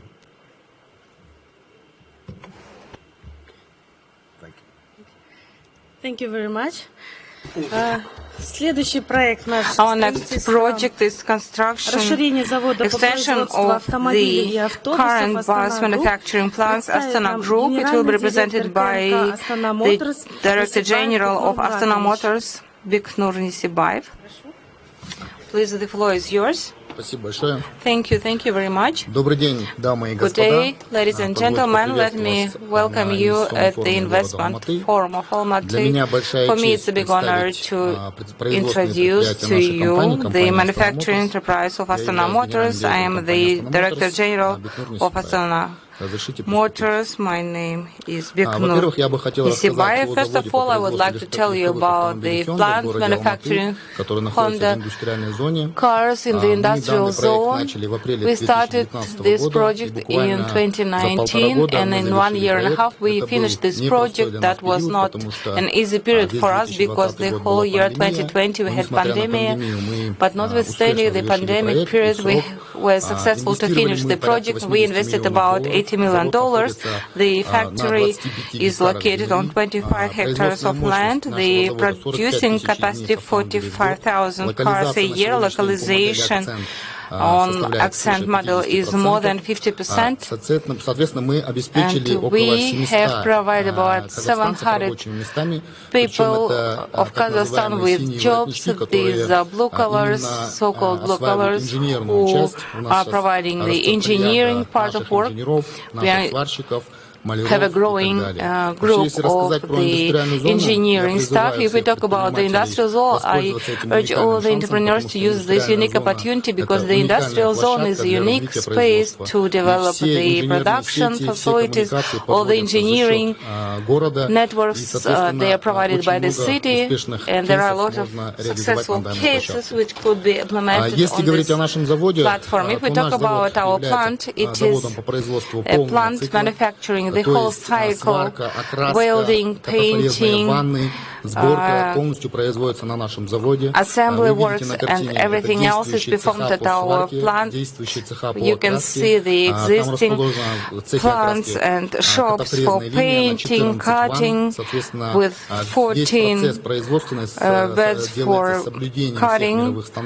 We comply with all necessary standards of Hyundai Motor Company. This is the shop for painting of the plastic details, where we provide painting for the plastic details because the technology for painting of plastic and metal, they are different, and this is the assembly shop where the car becomes a car. This is a body which has been painted and welded on our plant, and then the car is provided for testing. The whole model series of Hyundai cars you can see here. We produce Hyundai Accent, which is the best seller, one of the most popular models of Hyundai in Kazakhstan. The second model will be provided by us, will be Hyundai Tucson. We will start production in March 2022. We have ordered the equipment for it. This is the second popular model. These are the two models from all other models of Hyundai. They take more than 50% in the market, and they will be assembled here with a small unit method. If we talk about the key indicators of our plant, every year in 2021 we are planning to pay 29.5 billion tenge of taxes. We have a capacity of 45,000 units per year, but the next year we are going to produce more than the capacity we have now. It will be 47,000 cars. Accordingly, as I mentioned, Hyundai Tucson will be the second model manufactured with a small unit method, and our plant is oriented at the export suppliers. In the current year, we export about 5,500 cars for 57,000 tenge to Uzbekistan and Belarus. The potential for export is Ukraine and Kyrgyzstan. In connection with production capacity increasing the next year, we have achieved that. We have decided to build and expand our platform. We will build additional 16,000 square meters with additional workshops to increase the capacity by 20,000 cars. We will create plus 360 jobs. We will start in spring 2022, and we plan to finish it in spring 2023. The second phase is production of the commercial vehicles. It is working since 2011. It is located here in Almaty. The total investment was about $18 million. Currently, we have provided 200 jobs.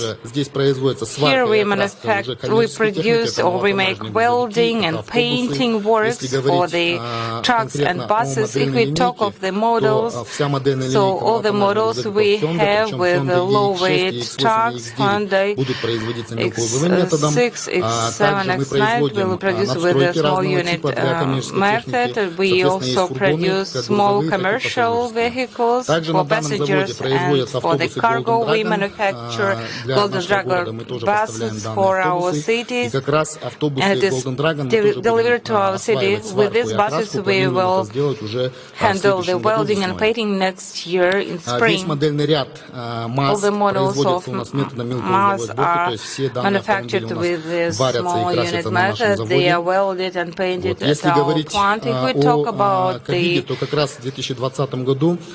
specialized vehicles, our plant has provided in 2020 556 emergency vehicles, ambulance vehicles, according to the requirements of Italy, Germany, and you can see the ambulance cars in our city right now. We have provided the vehicles to 15 regions of Kazakhstan. If we talk of the export supplies at this factory, at this plant, we will produce this year about 100 vehicles. Previously, we supplied for export to Belarus, Ukraine, Russia. Currently, we are working with the same countries on supplies from our plant again. We will handle welding and painting in 2022 for different models of our car and for the buses. Golden Dragon in May 2022. If we talk about the figures, we will build additional 2,000 square meters of shops for welding and painting. Localization will have plus 15% and will reach 60 units, and about 100 additional jobs will be created. And total investment is $22.4 million US. Thank you for your attention. Thank you very much. And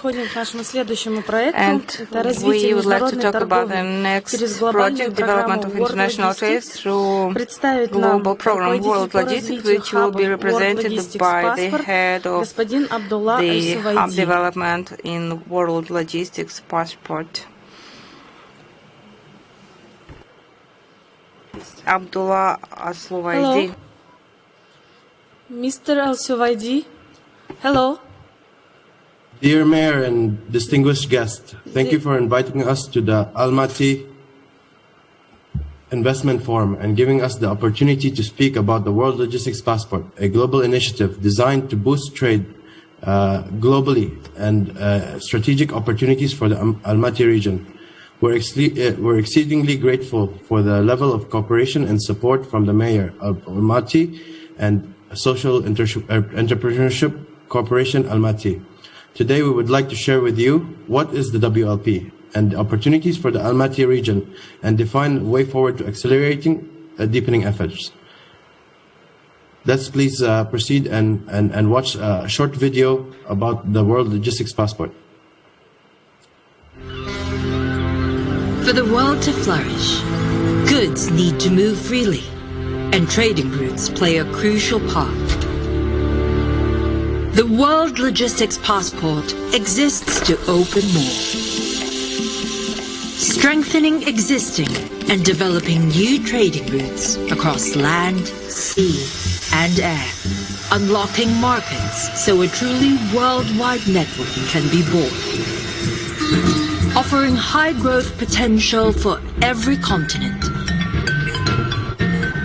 helping take trading volumes to new heights with priority handling and faster clearance.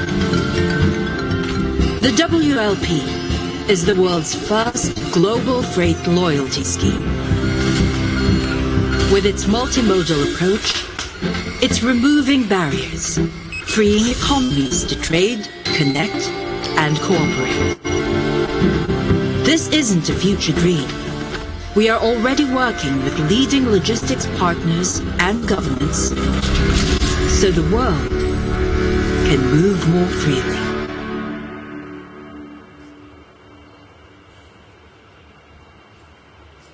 The WLP is the world's first global freight and logistics loyalty program that covers all key stakeholders in the trading and logistic value chain. The WLP aims to boost trade by improving efficiency and reducing costs for traders and freight forwarders.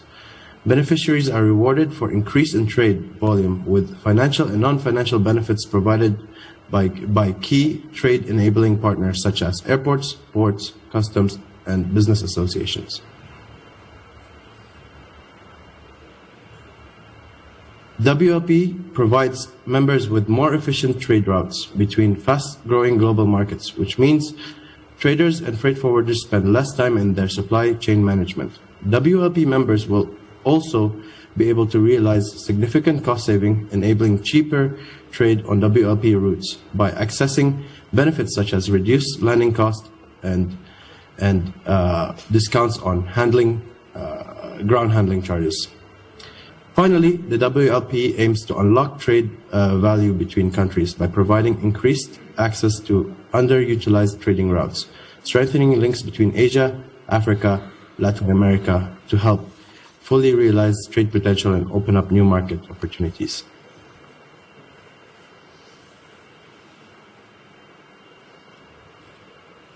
WLP partners across its network offer tangible cost and time benefits. Here you can see are real examples of WLP benefits offered by partners across air, sea, and multimodal journeys. For example, WLP members can enjoy air benefits like reduced landing fees, priority on cargo reception, and others. The WLP has proven a significant success rate today. In pilot phase launch in Dubai, the WLP has led a 40% increase in trade value and significant cost time saving for participant members. The program is now being fully launched globally with a view of replicating similar success in partner hubs. Originally launched by the government of Dubai in 2020, the WLP now includes 25 global trading mega hubs in Asia, Middle East, and Africa, and Latin America. And of course, Kazakhstan is one of the WLP hubs and is first to join the initiative. Being connected to the global WLP network, a great opportunity for local traders and freight forwarders in Kazakhstan to open up new markets in wider Eurasia and beyond. The WLP promises increased competitiveness and economic resilience during a time of uncertainty, focusing on multimodal trade and logistics and whole-of-country approach spanning key trade and logistics stakeholders. WLP also acts as knowledge platform between existing and upcoming trader and trade facilitation, trade growth and custom operations both from public and private sectors methods, experience the best practices and commonly share between entities in the WLP network. Finally, building strong business cases and attractive set of benefits, the WLP boosts trade in particularly hubs through its global loyalty program.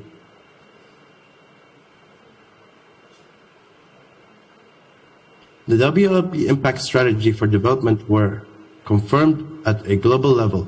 On June 8, WLP hosted an inaugural summit under the leadership of His Highness Sheikh Ahmed bin Saeed Al Maktoum, Chairman and CEO of Emirates Group. The summit was attended by a global roster of speakers, panelists representing private and public sectors, and leaders of international organizations, including Federation of Freight Forwarders Association, FIATA, and World Customs Organization. Minister of Trade Integration of Kazakhstan, His Excellency Bakit Sultanov, also attended the event and shared WLP achievements and progress in the country.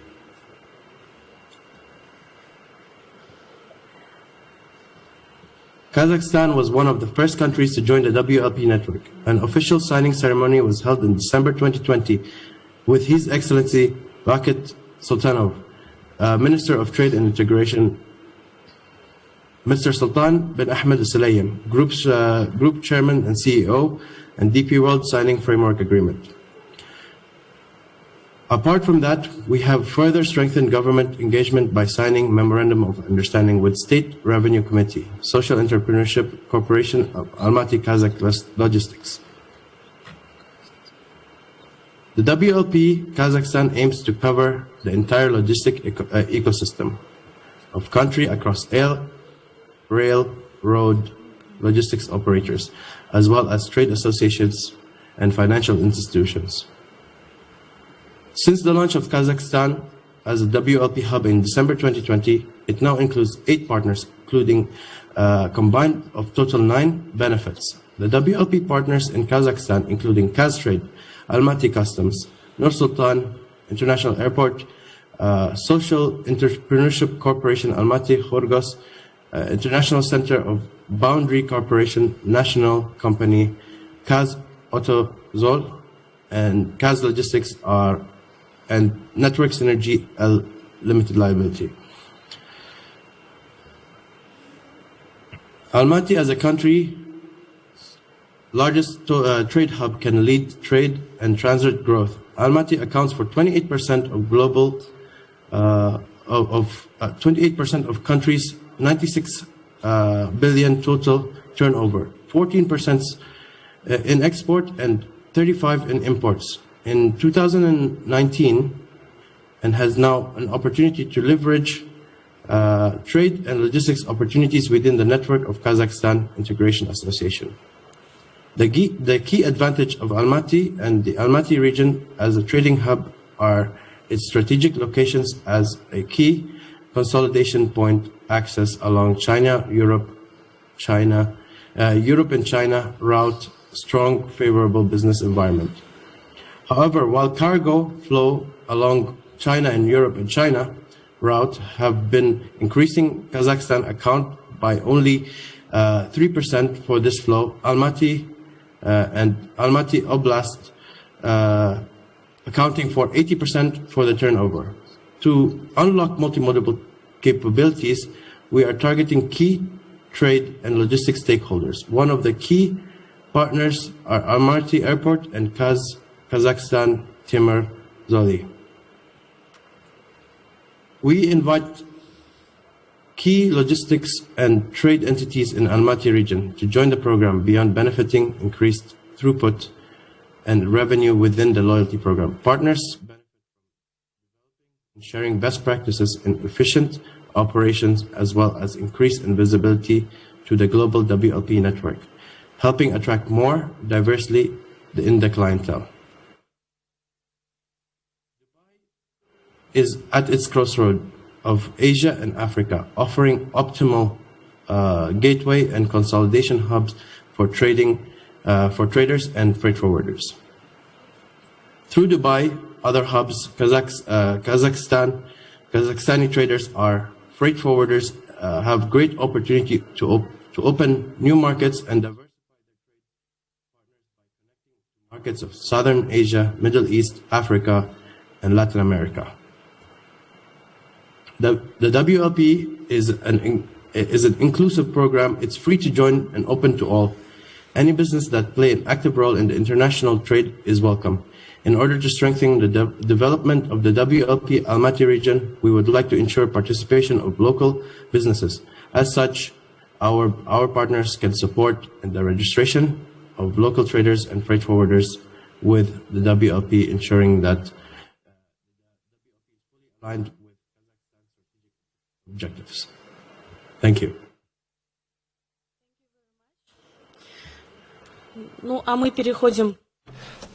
And now let's move to the next project, which is called Digital Project of Kazakh British Technical University. The first project is Kazakh Farm, the Agrar Production Management System, which will be presented by the manager of the Department of Information of KB2, Janierke Vasheva. Please, the floor is yours.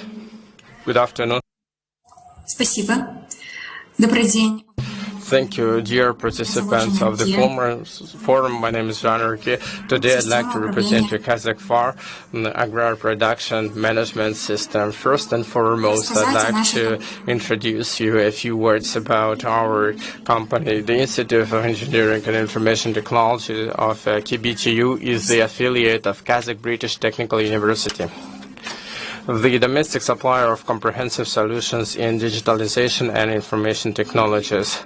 It means that this organization provides the expertise, experience of more than 7 years in introducing and implementing of feasibility studies and projects in many innovations areas. We provide the full cycle of product solutions and IT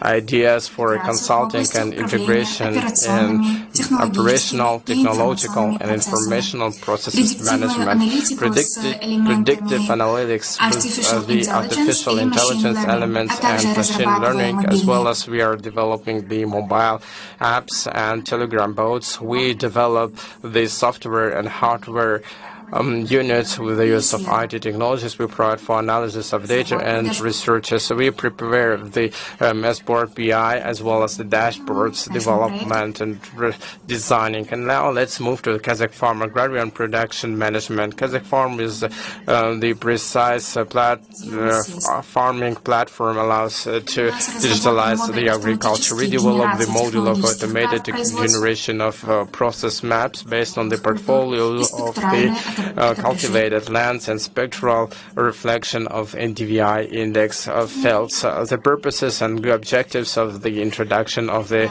agrarian management is to increase the profitability of the produced products, as well as to yield, increase the use of the technologies, as well as the lean management of the economic resources, tracking the process in the real-time mode, as well as the increasing the efficiency in agricultural management and efficiency in managerial decisions. As you create any product, there can be a certain needs of the users, and these same needs have our beneficiaries.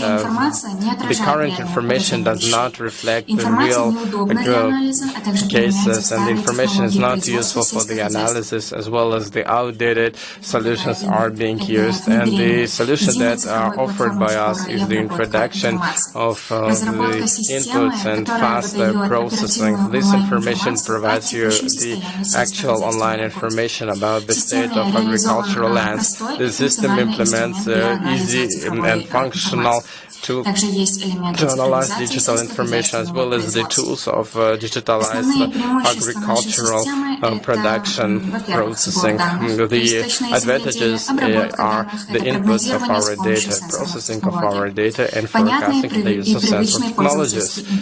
The user-friendly interface. The system does not provide for the use of sophisticated knowledge on how to manage the IT technologies. The most important thing is to have the cross platforms. There is no point of installing the app to your computer. This app is available to you as long as you have internet connection through browser. As the client's database is growing, the system is designed for further scaling. And now allow me to mention the prospective opportunities for the product development. There is the weather forecast log, where you can see the beginning and the end of the weather environment. Transport provides for the tracking of the transport with the use of GPS devices installed on the vehicles, and this device allows you to get the information from the weight controller in the real-time mode. The energy resources water supply allows you to prepare the schedule of watering and irrigation. Preparation of the routes. There are three stakeholders: investor, farmer, and buyer. The integration with the second-tier banks for security payments, and integration with one as accounting software from Kazakh Farm, and then retrieving the data from one as inventorization and stockaging allows you, based on the decoding, to check when the products and cases with the foods were supplied to the warehouse, and after the warehouse, the products are delivered to the consumer, and it allows you to track all the information. So as you can see on this graph, there is a number of enterprises for the regions, small, medium, and large one. The target audience, the medium and large enterprises in 3 regions, the South Kazakhstan region, Akmolik 77, and Kostana region 66, in total 233 enterprises. The users of this system have the following features available: calculation of the actual square meters of the fields, obtaining quality data, vegetation of plants, control, planning and control of the field works, accountability of costs for fuel and fertilizers, as well as the history tracking available at any time, as well as the tracking of financial standings. Thank you very much. Here are the contacts, and if you are interested in cooperation, please feel free to ask us. Solar 3, the project of the solar panels, the professor, the doctor of physical mathematical sciences,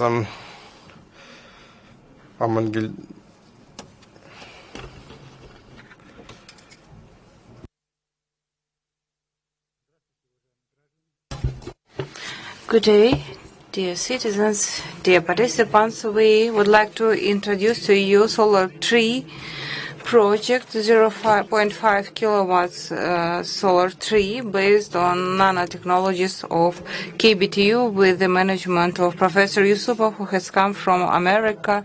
He was the student of Frank, the Nobel winners, who has defended his doctor's paper.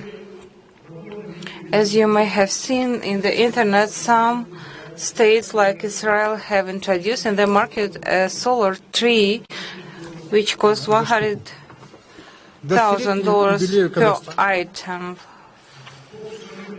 Based on the proposal of the students and with the support of the rectorate, Mr. Gavdulin, the National Center and KBTU staff have developed and manufactured a solar tree, which is on the front of the building of the university. It has the branches and decorative leaves on it, with a total capacity 0.5 kilowatts.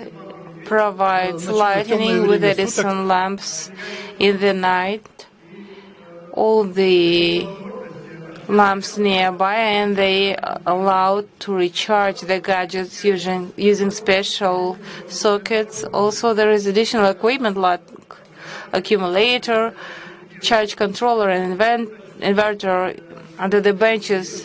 The KBTU is planning to produce these trees to ensure ecological solutions for recharging and lighting. This is the design of the tree. You can see here. You can see the first solar tree designed and created by KBTU to provide lighting in the area of KBTU. We developed about 20 items of special technologies. These are creation of the mirror surface, creation of spatial equipment and devices with special coverage, diffusion barriers technology, creation of the diffusion barriers. On this slide, you can see the solar batteries on the roof of the KBTU, which provides the power for the conference room, where the first president of Kazakhstan, Nazarbayev, stated the independence of Kazakhstan for the first time. Now you can see the solar accumulators in Almaty solar station, power station, generated by our center. Also, you can see on the shore of Kapchiga, you can see a wind facility with a capacity of up to 50 kilowatts, which can be oriented based on the wind, and it differs from the other developments is speeding up of wind inside of this facility.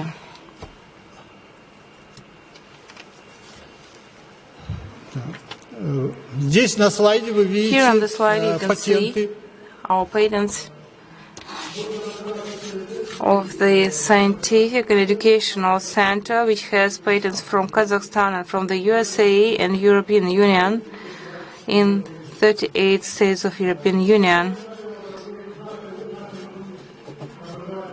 Our Scientific and Educational Center consists of 12 persons approximately, and headed by Mrs. Bahranova, Deputy on Economic Issues at the university. And in our center, we train the staff, the masters and doctorants in the sphere of the alternative power sources. Our goal is to train the highly qualified staff and to promote future provision of Kazakhstan with the personnel for creation and generation of the solar power stations. It is necessary for the green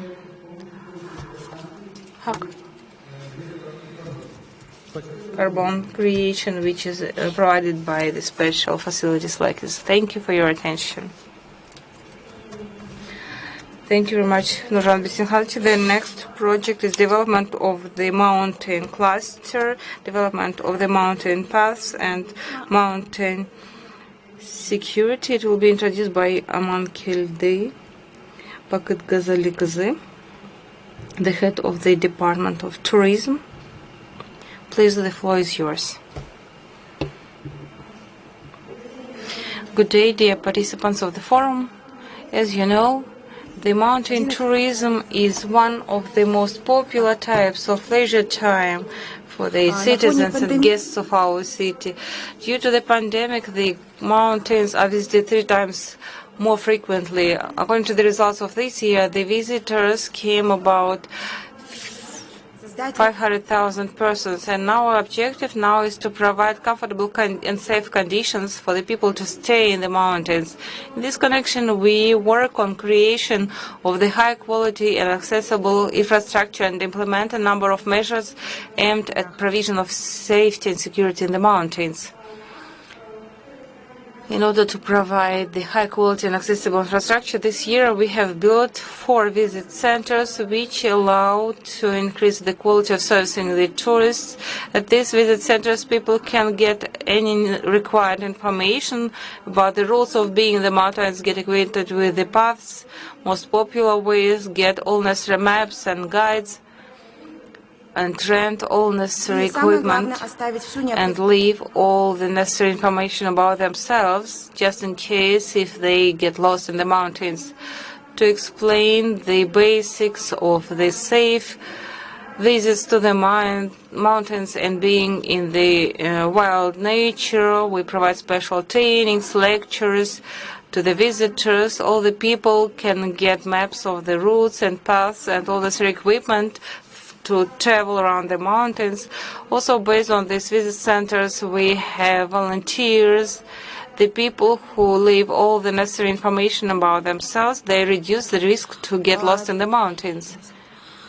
Due to the private investments, we are planning to build 2 visit centers at the big Almaty Lake and in Butakovka. We are planning design of 3 glampings in Butakovka, Ayusa and Tuyksu to the total amount of 1 billion tenge with creation of about 170 jobs.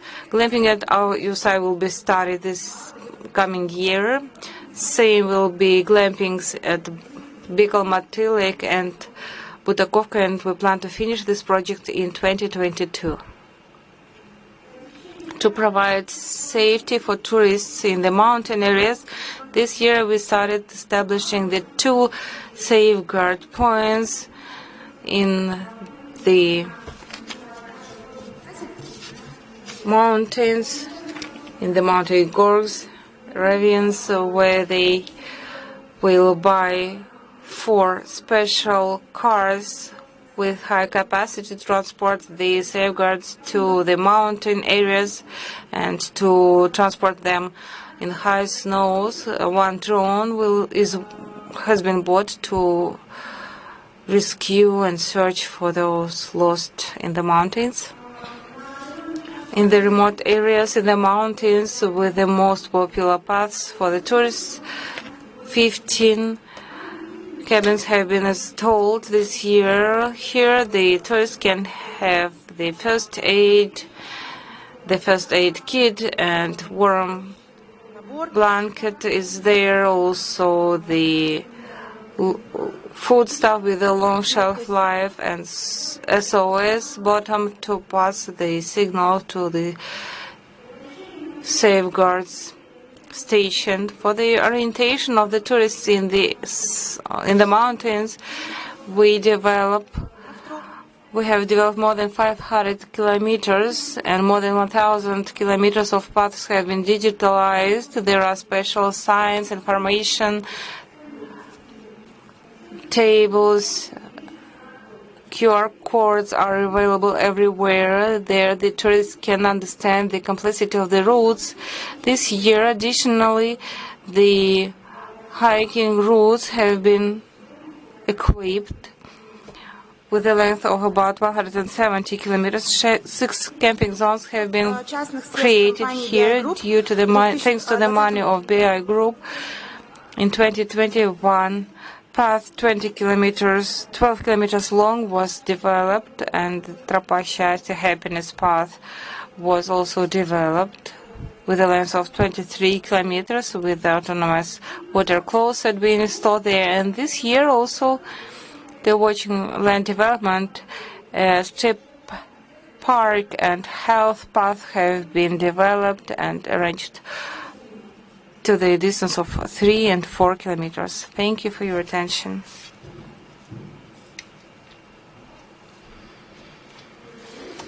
Thank you very much. The next project is Industrial Zone of Almaty. Will be introduced by the Honored Consul of Belgium in Almaty, Mr. Dennis van den Weeg. Good day. Hello. Can you hear me well? Yes, we can hear and we can see you. The floor is yours. Dear participants of the forum, hello everyone. Let me share my screen.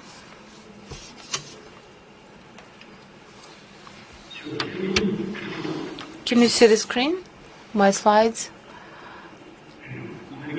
Dear participants of the forum, I would like to tell you about our project Kazdia Test LP. Our project exists for some time, but in pandemic, in April 2020, we started to develop this project actively. This is a unique project of production of hydropower test systems for all types of test systems. First of all, these are express tests, PCR tests, IFA tests, and with the nutrition environment and so-called factory cup. You should know that all the people are thinking that tests are defining COVID only. No, it's not true. The test systems are existing for a long time for hepatitis, for cancer, for female diseases and many other diseases like AIDS and others, which can be determined by different test systems. That is why even after the COVID period, we all understand that it is not over yet, and it will not be so soon. We will have a lot of things to do in our production facility. The express tests are aimed at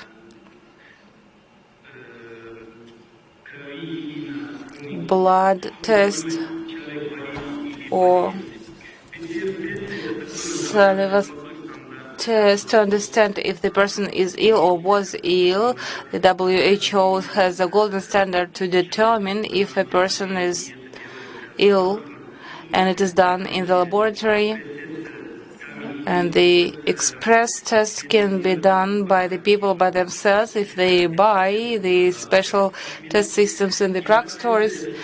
IFA tests, they determine if a person has antibodies. The antibodies may appear after the vaccination or after the disease.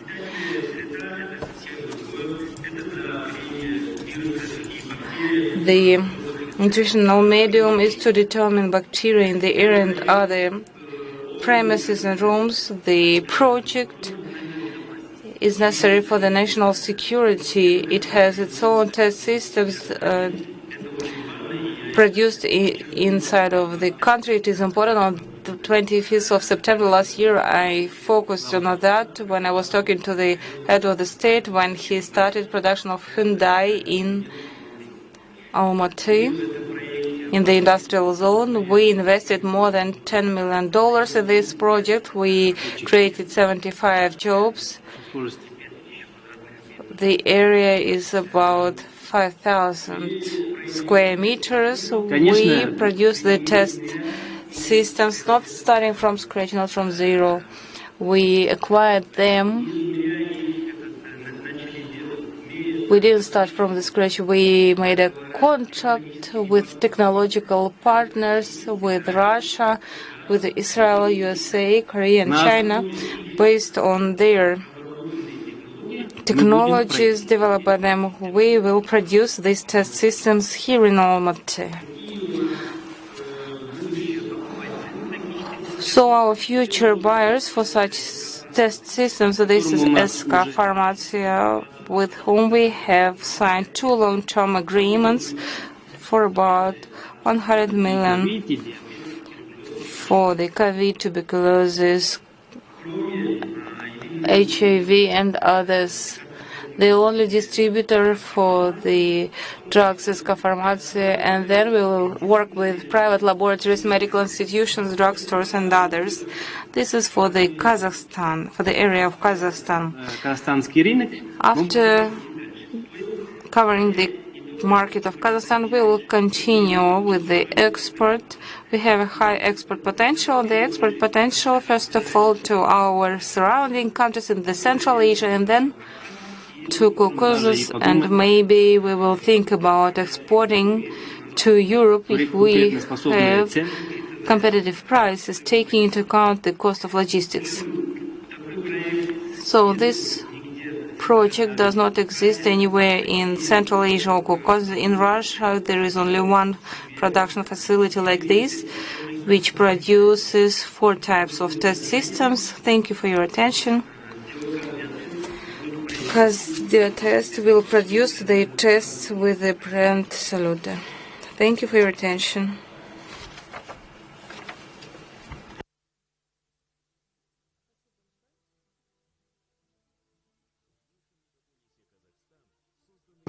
In the largest megapolis of Kazakhstan, there are unique conditions for the business industrial zone of Almaty. Is a perfect possibility for implementation of the most ambitious projects.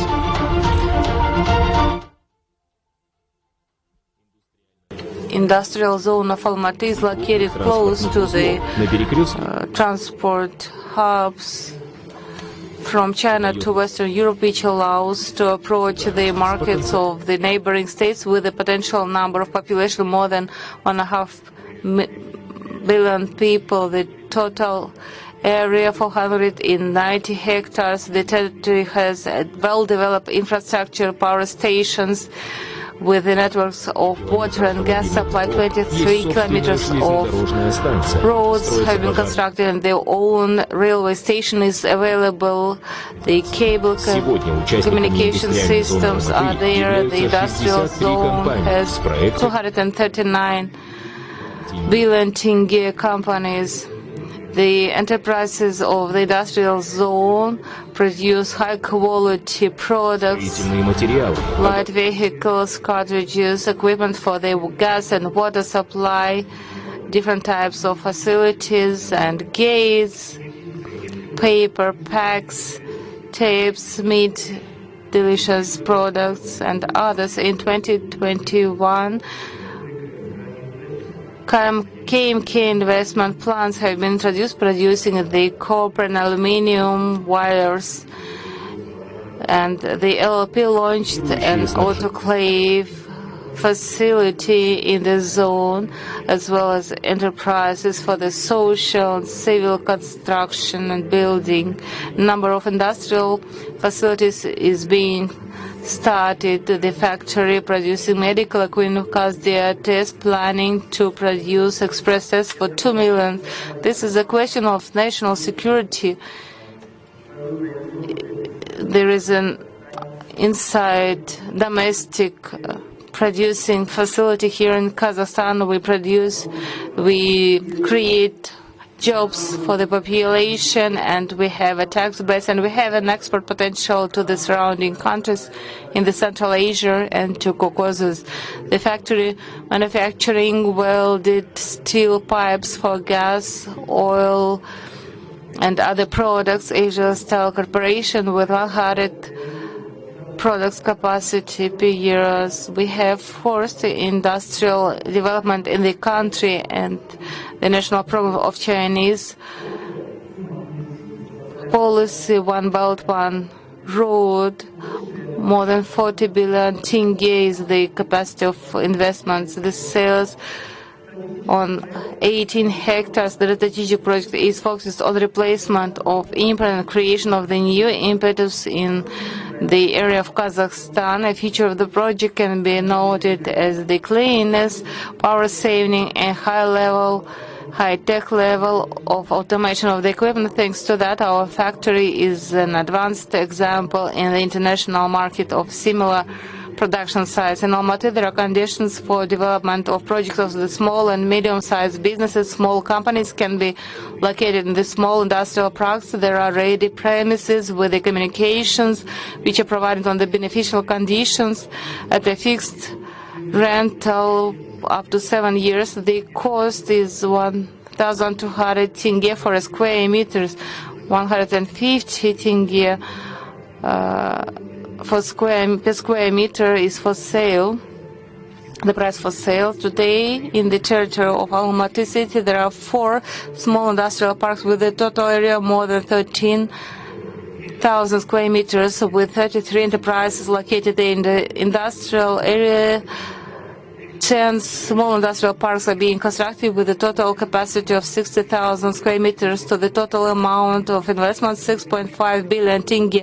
By the end of 2021, 2 small industrial parks will be started. Their residents will be companies producing the electrical cabinets, industrial filters, perfumes, data center doors, food products, and mining equipment. Participants of the industrial zone can rent the land with the possibility of buying it out as a private property. Managers of the industrial zone will provide the support of their projects until their implementation, and they will assist in getting all the permissions and licenses. You are invited to implement your project in the largest area of the industrial zone in Almaty, industrial zone of Almaty, the territory of new opportunities.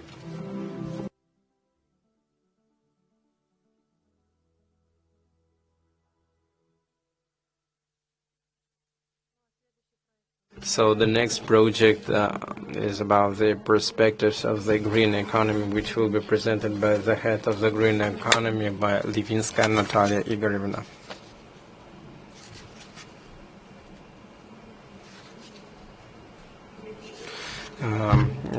Good afternoon, dear forum participants. It is a great pleasure for me that the green economy is getting more and more relevant, and it's becoming like a red line and like a red thread among all the projects that can be in the industry as well as in the production environment that are aimed at improving the environmental component of the city. And now I'd like to talk about a few points that the states and the cities are implementing the government project, which is the green economy transition compliance, like to reestablishing the infrastructure, reforming the utilities as well as the engineering network. It's all clear that the market must be shaped in a way to provide for the sustainable development.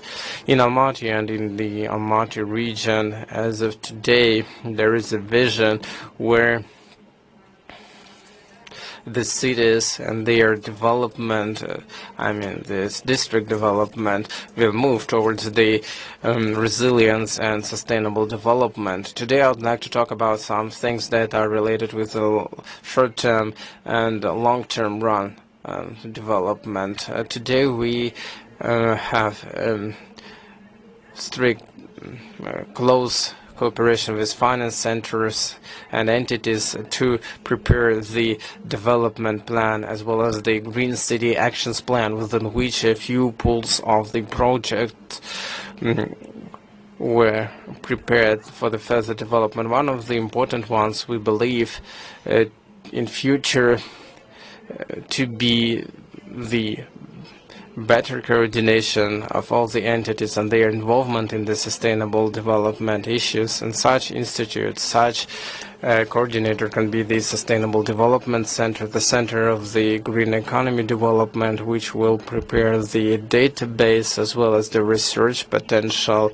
and will serve as a platform to accumulate, to bring together the societies, communities, as well as the projects. I just mentioned briefly that it's really important to check the city and every project in terms of their functionality and the timelines, the way the idea happened to be, what it is driven by, and what is this based upon, and then move to the implementation of these projects. For all the projects, no matter whether they are this urban one, municipal one, or the country one, to evolve and bring tangible results.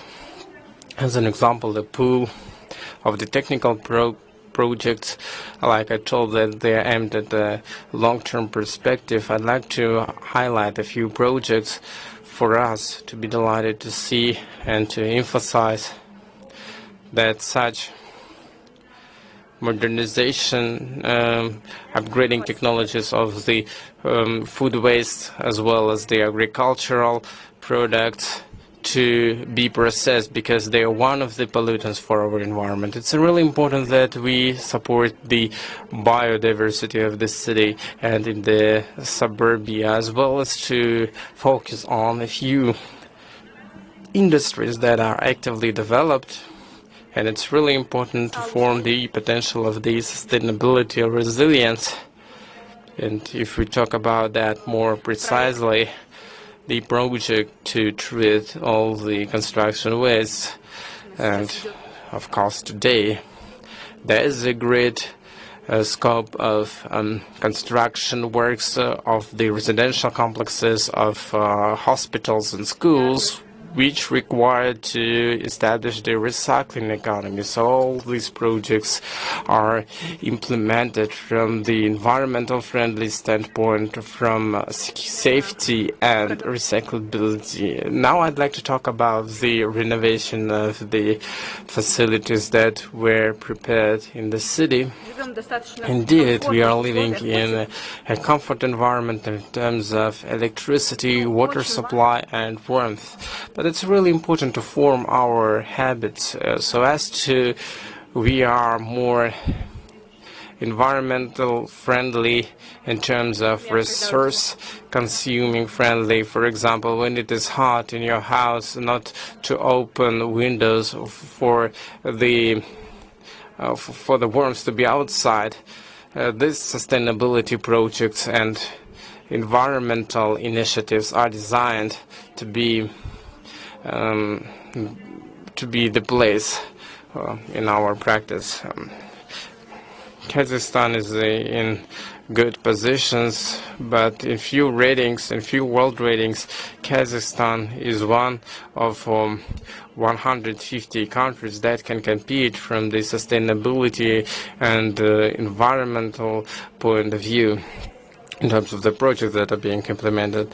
And based on that, we are, as the city, are concentrated on the urbanistic projects that entail the habits and behaviors and shape our life practice and lifestyle, and they are designed to form not like the mono-city as it used to be before, but to form the polycentricity city, where there are public spaces, where there are enough schools and social facilities, as well as the public areas. And we were guided by the fact if the environment is created, there is a lean understanding that the nature is always with us, and it is integral to our lifestyle. And we are working with city administration to prepare more public and green areas that would provide for the need and care attitude to the environment. And there are a few projects that are being implemented from our standpoint, that there is an understanding that the nature is here and we need to treat it very carefully. And now, for example, if you are watching this clip, we try to preserve the nature as much as we can. We don't change the riverbeds, we don't use the concrete, and we try to preserve the greenery of the parks. The view of accumulating and diminishing the dust with the use of the green plants by shaping the better living conditions for residents, for them to feel comfortable. There are a few projects that are being implemented, as was shown in the video. Now we are demonstrating if the project that is being implemented in the bottom part of the city and not in the downtown. It's a greenfield territory that has never ever been formed as the public space or social area. And now the infrastructure is being prepared, and now you can walk in there and feel comfortably in an environmentally friendly atmosphere. As I already told you, there are the projects in the bottom part of the city, and it's really important to emphasize on that, because Turksip, Shetesu, Alatau districts that are in our city, they are located like in a, figuratively speaking, in the pit, and it is all conditioned by the landscape that is integral to that. And there are contaminations of different pollution, and that's why we are aimed at developing the facilities in that part. And when it comes to the downtown, the central part of the city, we are concentrated on creating the infrastructure that used to be before, trying to preserve the architectural look of the city. So, as I already told you, we would be really happy to welcome all the investors, particularly in this part of our work. Thank you.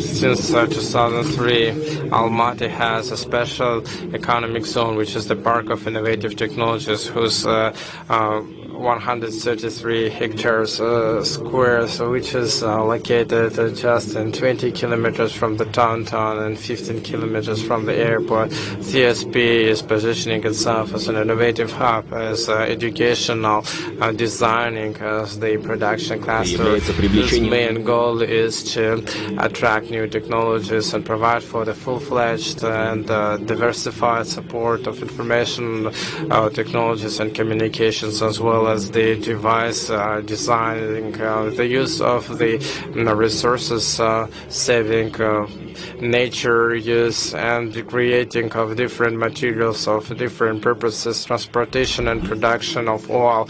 Today, CSP has 152 companies on its belt, and 160 61 company is working on the territory, and 91 companies working on the principle of extraterritoriality. The participants of CSP are free of paying the corporate tax, property tax, land tax, as well as others, but for 10 years from the day when they got this land, as well as they are exempted from the taxes for selling the products that are in line with the terms and conditions of Central Economic Zone under the regulations of the Republic of Kazakhstan. The Park of Innovative Technologies have the principle of extraterritoriality until 2028. The priority activity of the special economic zone is the IT device designing technologies in oil and gas sphere. However, since 2020, new requirements appeared in production of the pharmaceuticals and as well as the medical devices. I'd like to tell you that the companies that are developing the software and data processing, they have extraterritoriality principles which do not oblige them to be on the territory of this. Castec Innovations is a company that is aimed at the producing and the developing of high-tech radio equipment. Our project is unique for the fact that we are the developers and producers. We develop different systems, for example, surveillance system, as well as the environment monitoring, drone systems, as well as different electronics. The value is 106 billion KZT, which represented by the alumni of different universities. They were in our staff, and it would not be possible to reproduce the same equipment and complex somewhere else. The main goal is to prepare the brace for the prisoners as well as the drones that have no analogies and no similarities in Kazakhstan. Pharmaceuticals, medical devices and equipment. The main emphasis will be made to localize the production of the drugs, medicines, as well as the first aid equipment that are in the part of the guaranteed medical aid package. The city administration, under the support of the Ministry of Development Infrastructure Development, there are 12 type of activities that are the priority ones. Today, a number of investors already expressed their interest to produce the above products based on CSP, LLP, Viva Pharma, the company for 4.5 billion KZT medical devices, NPK Bioevrasia LLP, construction of biocomplex for modern medical devices for 11.1 billion KZT. AlphaMed LLP, construction of the plant for pharmaceutical products and medical devices for 5.2 billion KZT. In addition to that, within CSP medical cluster, there are Deutsche Axel A and Biopharma project. CSP is a good platform for innovation ideas, innovative ideas. So, dear forum participants, you have just seen the clip of the Special Economic Zone, the Park of Innovative Technologies. And the next topic of our speaker will be the key issues of Central Asian development. Our next speaker will speak in approximately 10 minutes. Please stay with us.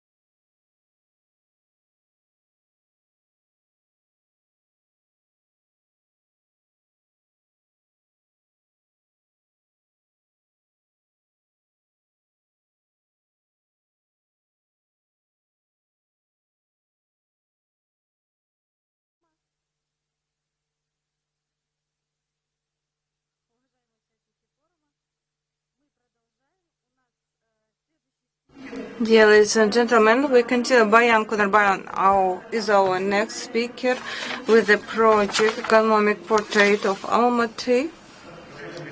Hello, dear colleagues. Thank you very much for the presentation. Thank you for this great event. First of all, I would like to emphasize that at the city level, we have a strategic level of determination of all big data in order to determine the applied value of the data in the correlation.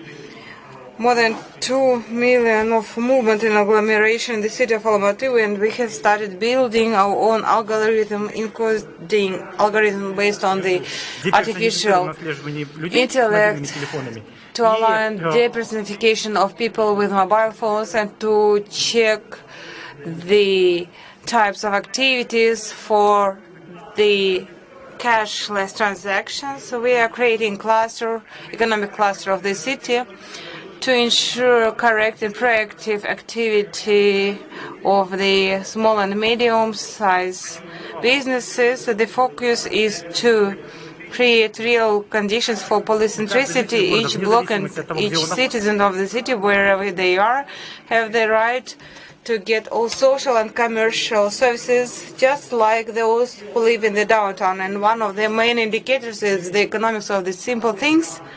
We work within the programs of the Republic Development, and it is important to track, using the data, the status of execution of certain programs and the fact of the system implementation. We can see segments of the population by age and sex. You can look at the system and you will understand that the school of Avenue has a lot of population from the suburbs. There is no balanced development of the area. The central part of the area is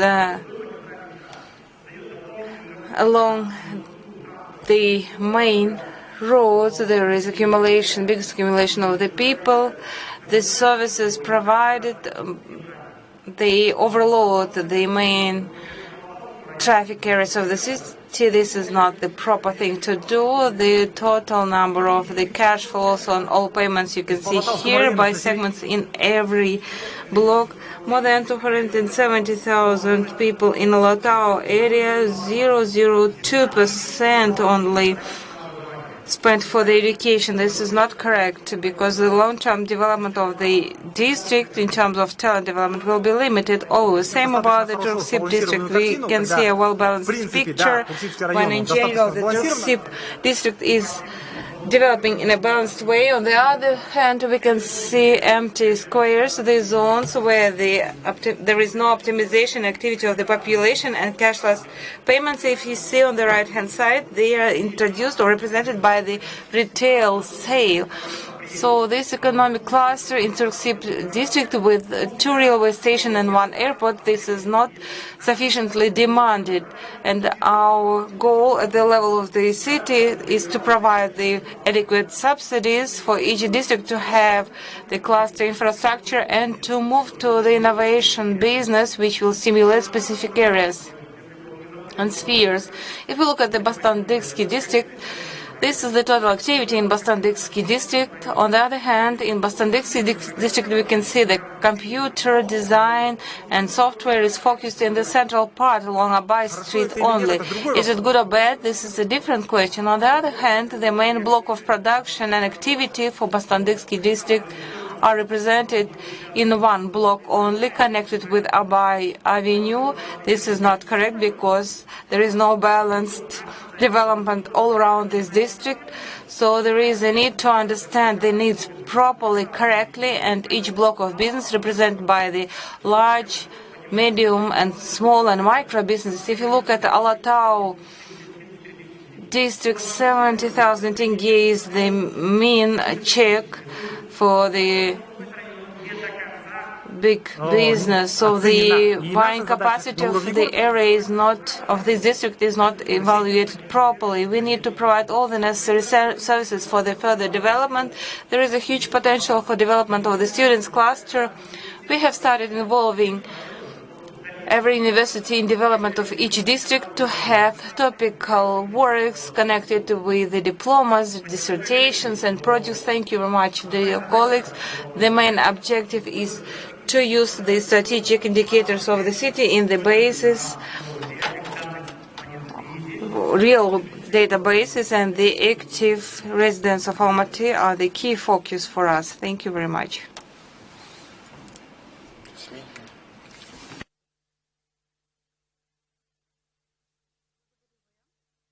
Thank you very much, Bayant. And our next speaker is head of the program for Central Asia, Harvard University, with the topic Key Issues of Development in Central Asia, Nargis Kasyanova. Nargis, are you with us?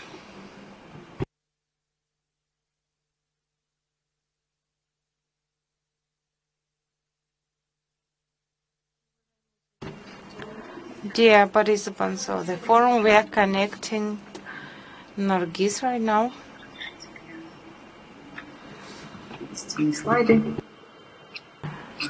Just give me 1 second to share my slides. Hello, Nargis. Good afternoon. Good day, everyone. Hello. Can you hear us? Yes, I can hear you very well. We can hear you well as well. Also. Yes, I would like to share my slides.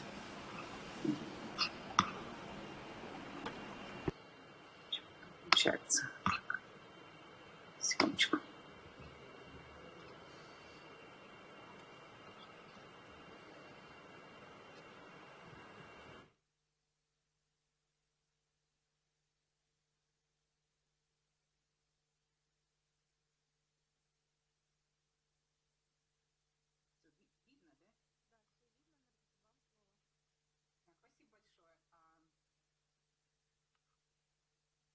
Now we can see your slide. My name is Nargis Kasyanova. I was born and grown up in Almaty. I am proud to be a citizen of Almaty, but today I represent the Center of Russian and Eurasian Studies of Howard University, where in autumn 2018 I started to conduct a program for Central Asia. Just a few words about the center, about the program. The Howard Center of Russian Studies was established in 1948, at the beginning of the Cold War, to study the enemy, and then the mission changed after the collapse of the Soviet Union, and when terrorist family provided a grant, the center was renamed, and its mandate covers the post-Soviet area, including the Central Asian area.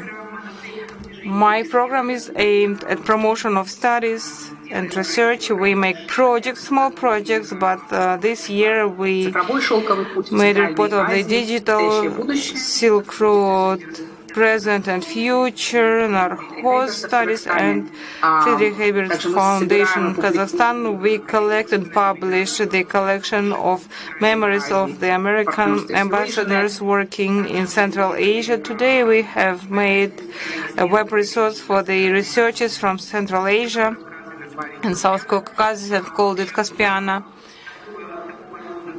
This kind of activities we perform, you can get acquainted with it at our website. Mostly we are focused on the period of independence, and we approach studying the state economics and societies of the Central Asia in terms of collaborated world. What is happening in the region cannot be understood well without checking and analyzing the different types of interconnection, connectivity analysis, influence and interdependence between these factors. Also, I teach a course in Central Asia in the international policy. This is the aspect from where I'm going to discuss development of our region. In this sphere, there are two cliches which are used regularly. concepts, the Silk Road and the trade game. I'm not going to go into deeper details about them, but I would like to say that they are too narrow to understand the current processes in the region. There is another concept, I will talk about it now. This is Heartland concept generated by Halford Mackinder, the father of political geography, who is considered to be the father of geopolitics. But I think it is not really correctly interpreted. The popular interpretation is that in Heartland there are a lot of resources, so the one who is controlling the Heartland is controlling the Eurasian area and the global island, and the global island for Mackinder was Eurasia plus Africa, and the one controlling the global island is controlling the world. In fact, there are the words, approximately the words of the text of Mackinder about the Eastern Europe, who is controlling, who is governing the East Europe, is governing the Heartland, and so on and so forth. And there is a sort of poetic context there. That is why this is not a sort of indication to the action, but a sort of reminding of the importance of this heart of the mega continent. The concept of Mackinder has everything in a more complex way and more relevant for us. He was thinking that it is impossible to understand history without looking at the geography.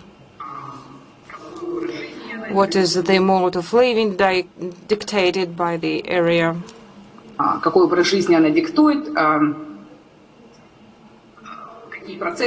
processes it is strengthening or weakening, vice versa, and so on.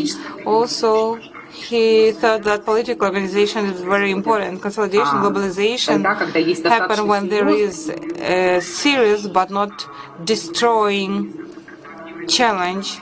The European nations and states were formed due to the challenge of invasions from Asia. He thought that mobility plays the key role in distribution of forces, and the one who has mobility has the advantage. He thought that the human beings, he was writing in the beginning of the 20th century, that the human beings have entered the new post-Columbian epoch, and with the development of mobility, there is a competition in the mobility,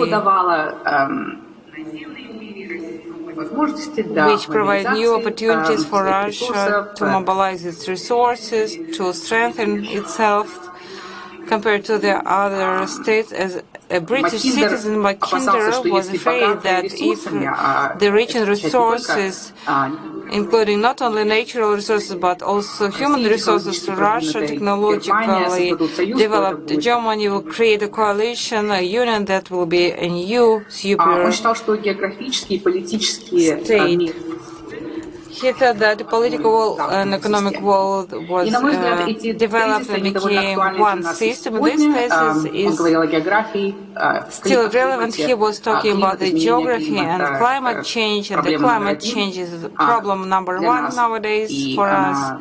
It started influencing all the spheres of our life. The political organizations were mentioned by him. We talk more about governance, regional and global governance. He was talking about the new technologies, about mobility, and we are talking about collectiveness, about connectivity. He thought that the world was changing, coming to the new era. We seem to have entered the new era with a number of new trends. I mentioned the climate change, digitalization, of course, is here. довольно драматически, радикально меняет, which is changing everything dramatically, migration, megacities, and so on and so forth. But since I'm an international expert, for me transformation of the international system is an important issue, and here можно пару слов сказать I could say a couple of words about the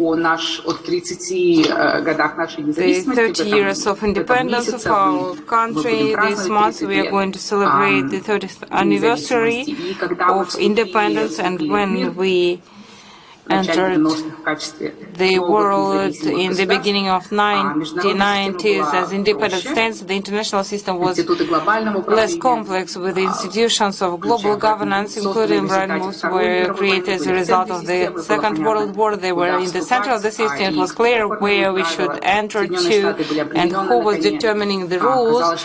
That the USA were ruling. It seemed that there was only one reference for development: democratic, fair or imitated democracy could be theirs. Today the situation is much more complex, with the multipolar pattern of development, and we need to make choices which are more complex in this situation. The main determining trend, this is not something new, this is a growing, developing China. China is successful, is moving away, the USA, from the pedestal, and in terms of economies, there is a growth in the military competition. Fortunately, the military competition is not touching us really much, but what concerns us is the growing competition between China, USA, and other actors in connectivity sphere and construction of the infrastructure, not only railways, like in Mackinder's time, but also digital connectivity, which is very important as well. As we know, the president of China, Xi Jinping, has started an initiative of economic Silk Road, which became the initiative One Belt, One Road in Nur-Sultan and Astana, the capital of Kazakhstan, former Astana, and China is investing a lot of resources, which makes other powers concerned about it, which also launch their initiatives. Japan in 2015, together with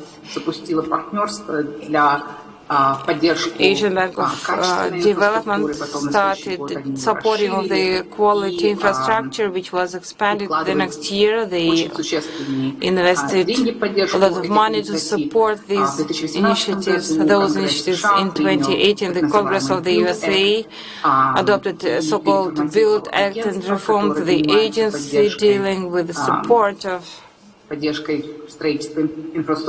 infrastructure, construction and development in the developing countries. Also, they allocated about 60 billion for this initiative, together with Japan and Australia. The USA started so-called Blue Dot Network initiative. Голубых кружков. Я даже не знаю, как это хорошо Russian. Как это хорошо перевести в 2019 году, но там идея такая, что проект инфраструктурный проекты будут сертифицироваться на предмет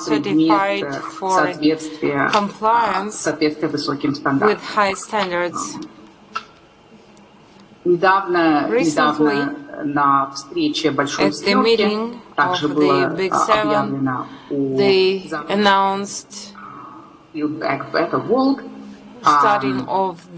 Это также такой ответ ответ семерки, ответ развивающихся Build Back стран Better World. This is a на reply of инициативу the developing пояса пути. И, countries to наконец, the вот initiative буквально на днях Belt and в Road from Брюсселе China, and Европейский recently in Союз Brussels and the European объявил Union, they have о новой программе, announced инициативе The about Global Gateway, a глобальные new ворота, program, the Global Gateway, и выделяет and they allocate, assign a big amount of money, 300 billion of euros for на период the period from 2021 to 2027 для поддержки вот таких to support similar projects of connectivity. И как мы знаем, As we know, ЕС в этом плане the European Union сотрудничает is cooperating with the states of the Central Asia. They're ready to cooperate with the states of the Central Asia. We have some background for that. Таким образом, похоже, it seems that все готовы поддерживать everyone is ready to support infrastructure projects. Начинается реально большая игра, real big game is starting, which is good for our region, which needs the infrastructure desperately, but how it happens quite frequently. Когда появляются большие возможности, вместе с ними появляются также большие вызовы. И очень важно правильно воспользоваться этими возможностями. И для этого, на мой взгляд, нужны три вещи. Первое, это необходимо хорошо отслеживать и понимать быстро происходящее развитие событий, поскольку речь идет не просто об инвестиционных возможностях, а о геополитической игре, и о встраивании себя, своих систем экономик в большую систему. Надо уметь, во-вторых, надо уметь хорошо планировать и регулировать, чтобы построить именно то, что нужно, частную перспективу, и построить это хорошо. И в-третьих, shape it in the best way. And the third, which is important, is to establish the regional partnership. Unless it is there, it will not be possible to perform the substantiated transborder infrastructural projects. Thank you. And now I'm ready to answer your questions.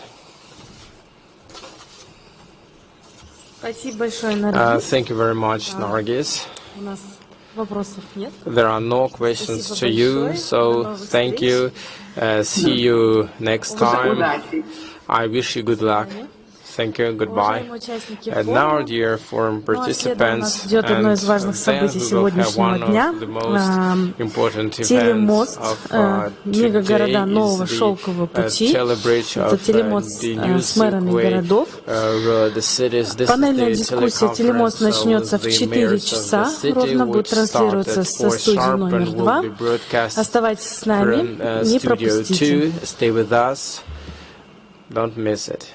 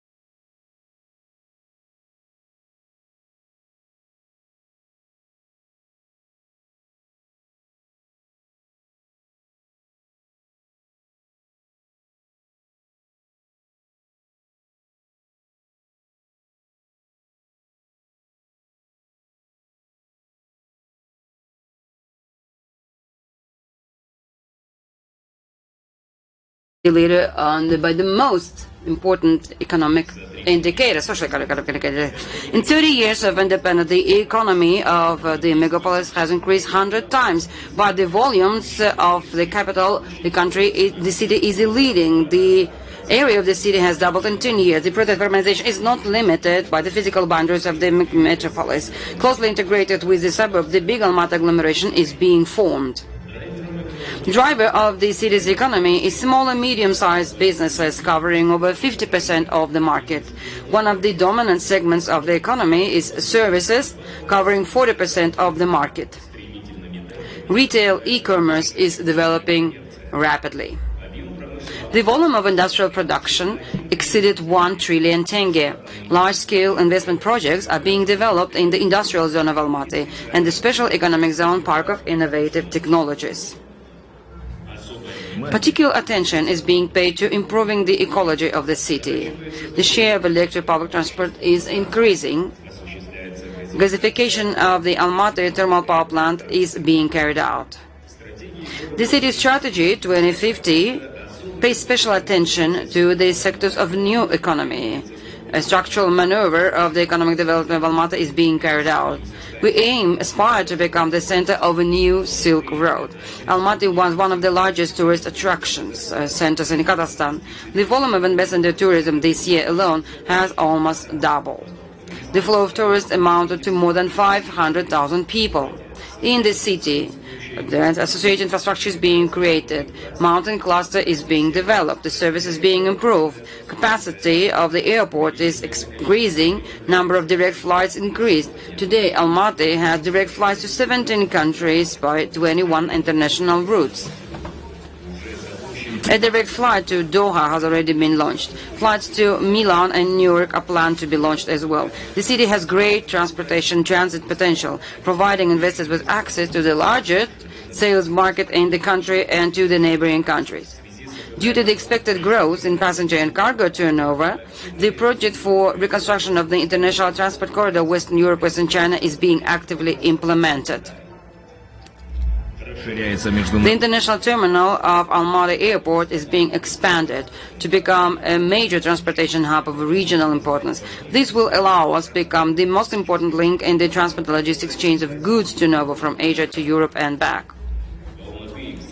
Almaty is committed to creating conditions for the transformation of the economy through the use of digital technologies and development of creative industries. There are already more than 17,000 companies working in the creative sector today. To develop creative cluster, support is given to entrepreneurs. Grants and soft loans are provided. A number of infrastructure projects are being launched. Alata Creative Hub. The Creative Quarter 2 will be launched to implement creative initiatives, and construction of the Museum of Contemporary Art has begun. There are plans to train the young generation in creative disciplines at the branch of the British University de Montfort.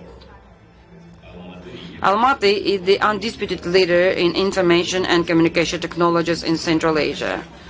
Over 40% of all IT companies in the country are based in the city. Large-scale digital initiatives are being implemented. The city introduced its own innovative urban solutions such as Smart City Ecosystem, Digital Twin of Almaty, Economic Portrait of the City. Pilots have been launched with 5G operators. We have fully switched to a service model for the purchase of digital services.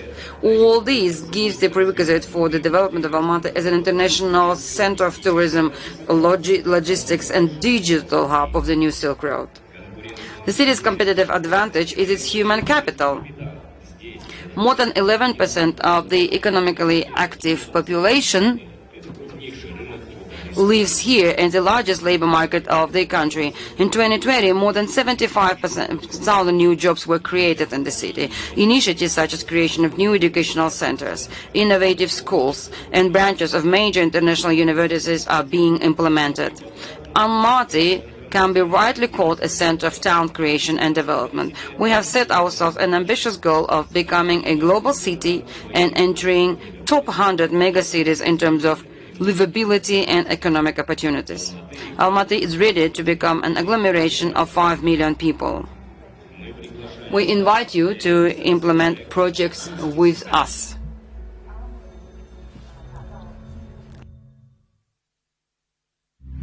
Well, good day, everybody.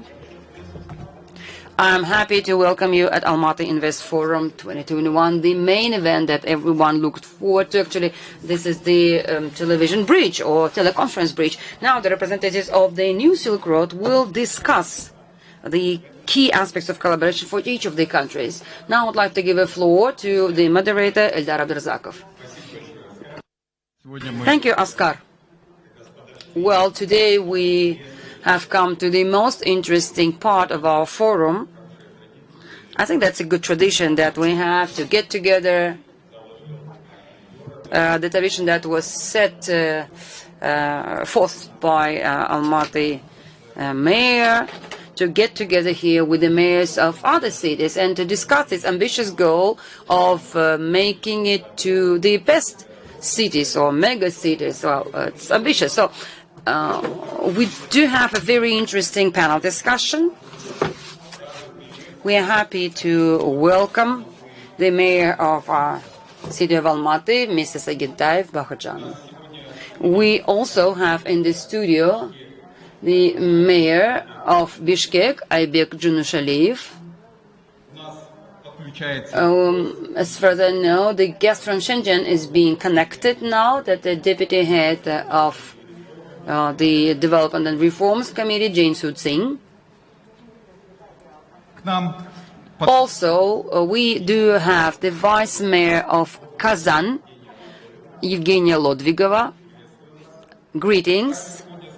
And also, we have representatives of the Transport Committee of St. Petersburg City's government, Mr. Kirill Polyakov.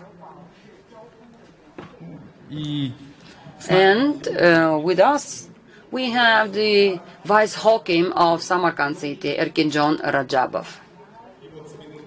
And any minute now, we expect the representative of Istanbul, Mehmet Alkan to join us. Well, we're happy to welcome you at the platform of Almaty Investment Forum. Today, we will have things to share. We do have certain experience that we can, learn from each other. We can look at the latest challenges that all of our cities are facing. And I think what brings us together is not the challenges, but also opportunity for growth and development and cooperation between our cities. So with that, I wish all of us a very productive interaction, and let's try to find some ways to develop the cities, to address some of the problems that the cities have. So welcome to our studio. Thank you for joining us. Well, first, I would like to give the floor to the mayor of the city of Almaty. Well, for the first time ever, Bakhtan Abdirovich, well, this morning you brought the intrigue, certain intrigue, the whole city. Noticed that the mayor wasn't there. How come? The mayor was supposed to be there to open the event. I mean, traditionally. So it was pretty alarming for most of the people because knowing you as a prime minister actually never had any day off. But somehow today you've been reported sick, and we are very happy that you found this opportunity and strength to be with us during this breach. So we're very happy to see you. Please get better. I hope everything will be fine for you. So now let's give the floor to you. Thank you, Eldar. Yeah. I'm a human being too, so I'm made of bones and flesh. So, just happened so that my sore throat just, happened to me very unexpectedly, and it's been a few days that I had this situation, but thankfully and thanks to the doctors, they promised to bring me back, to bring me back to force by Thursday. So, unfortunately, they didn't happen before lunch, but for the afternoon session with the mayors, I am here with you. Thank you for your concerns. I did really look at the social media, and I saw that people were discussing it and wishing me, first recovery. Well, thanks to the God support and actually help and intervention of the medics, I don't think I am leaving you anytime soon. I'll be back in good shape. Well, ladies and gentlemen, I welcome all of you to this already traditional event. and this kind of mayor's panel session that we are hosting for the second time. Some of the colleagues, I think, attending for the second time. So, Eldar, with your permission, I would like to welcome our guests. Well, I would like to welcome the mayor, Mr. Junshalev of Bishkek. Congratulations, and speaking Kyrgyz. Nihao Tsinzinde, Senching.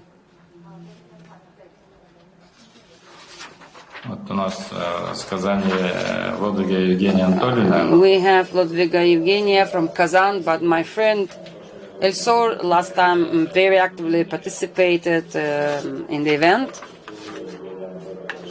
But since you represent the Tatar Republic, I also have a greeting to you in Tatar.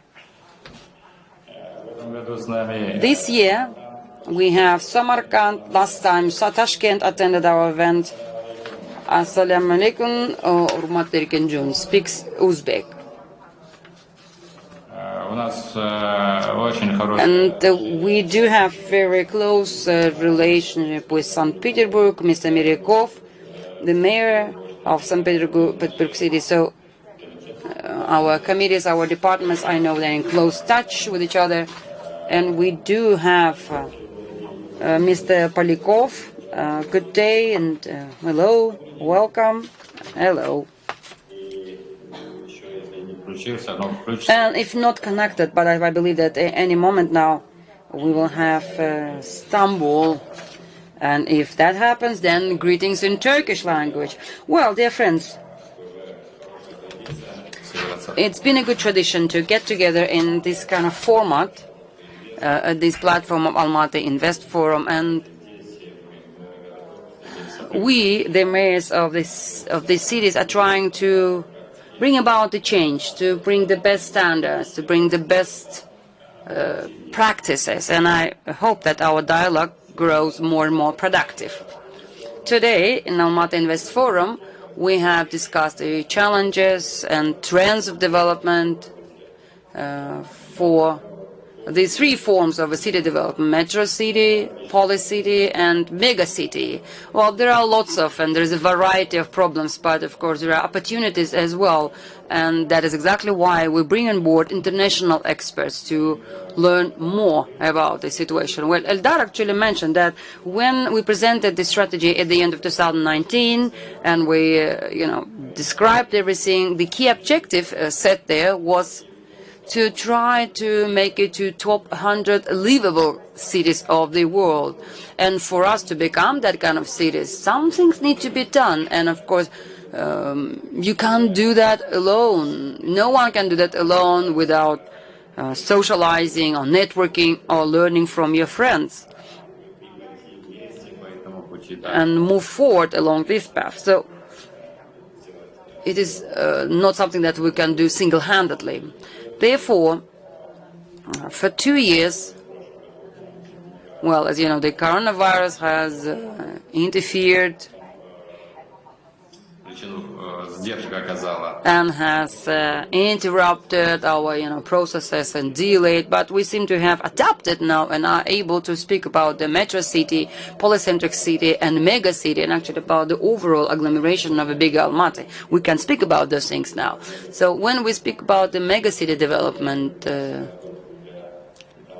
we speak about the attractiveness of the city for talents and for investment. What's interesting that actually cumulative attractiveness of the region plays more important role than individual attractiveness of the city. We do understand that we need to engage and even entice maybe our the residents in our cities and our neighboring cities to attract them and to become the point of gravitation for all the young talent, and to make sure that all the capital investments are paid back.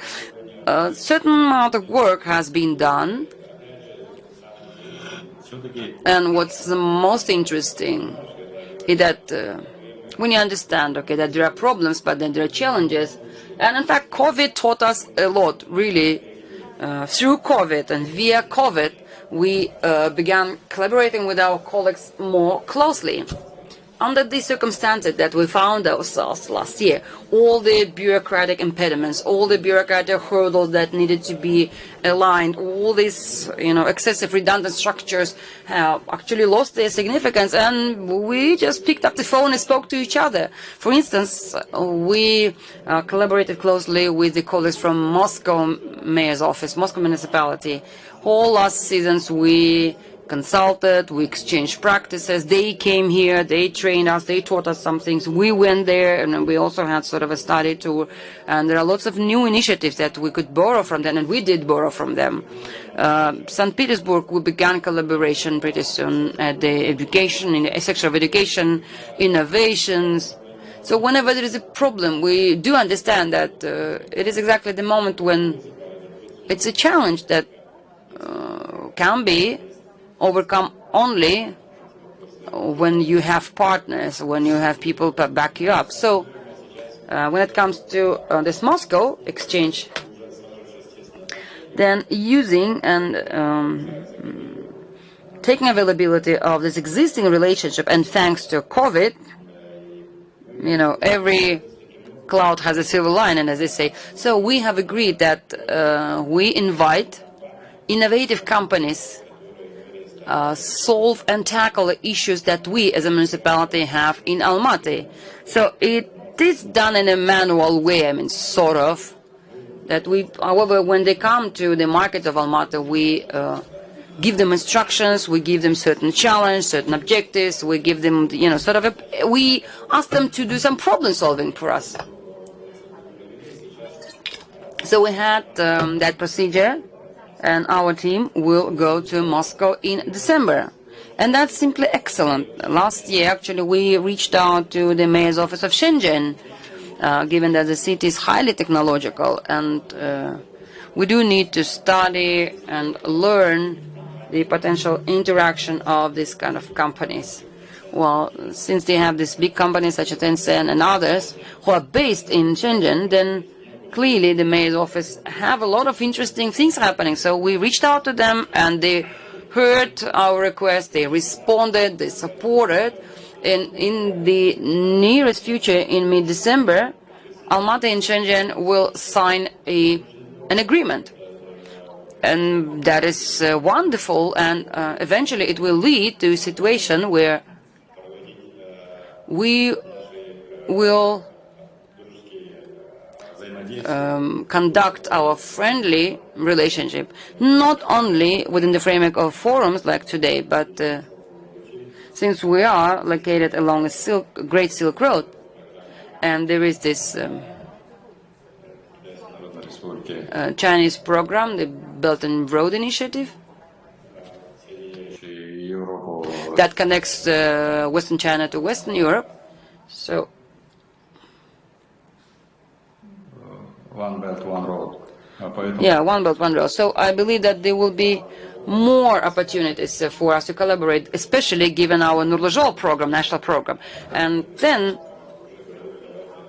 with that, we can start speaking about, growing closer, like growing business-to-business contacts, or having some trade or investment fairs, trade fairs, investment fairs between the cities. So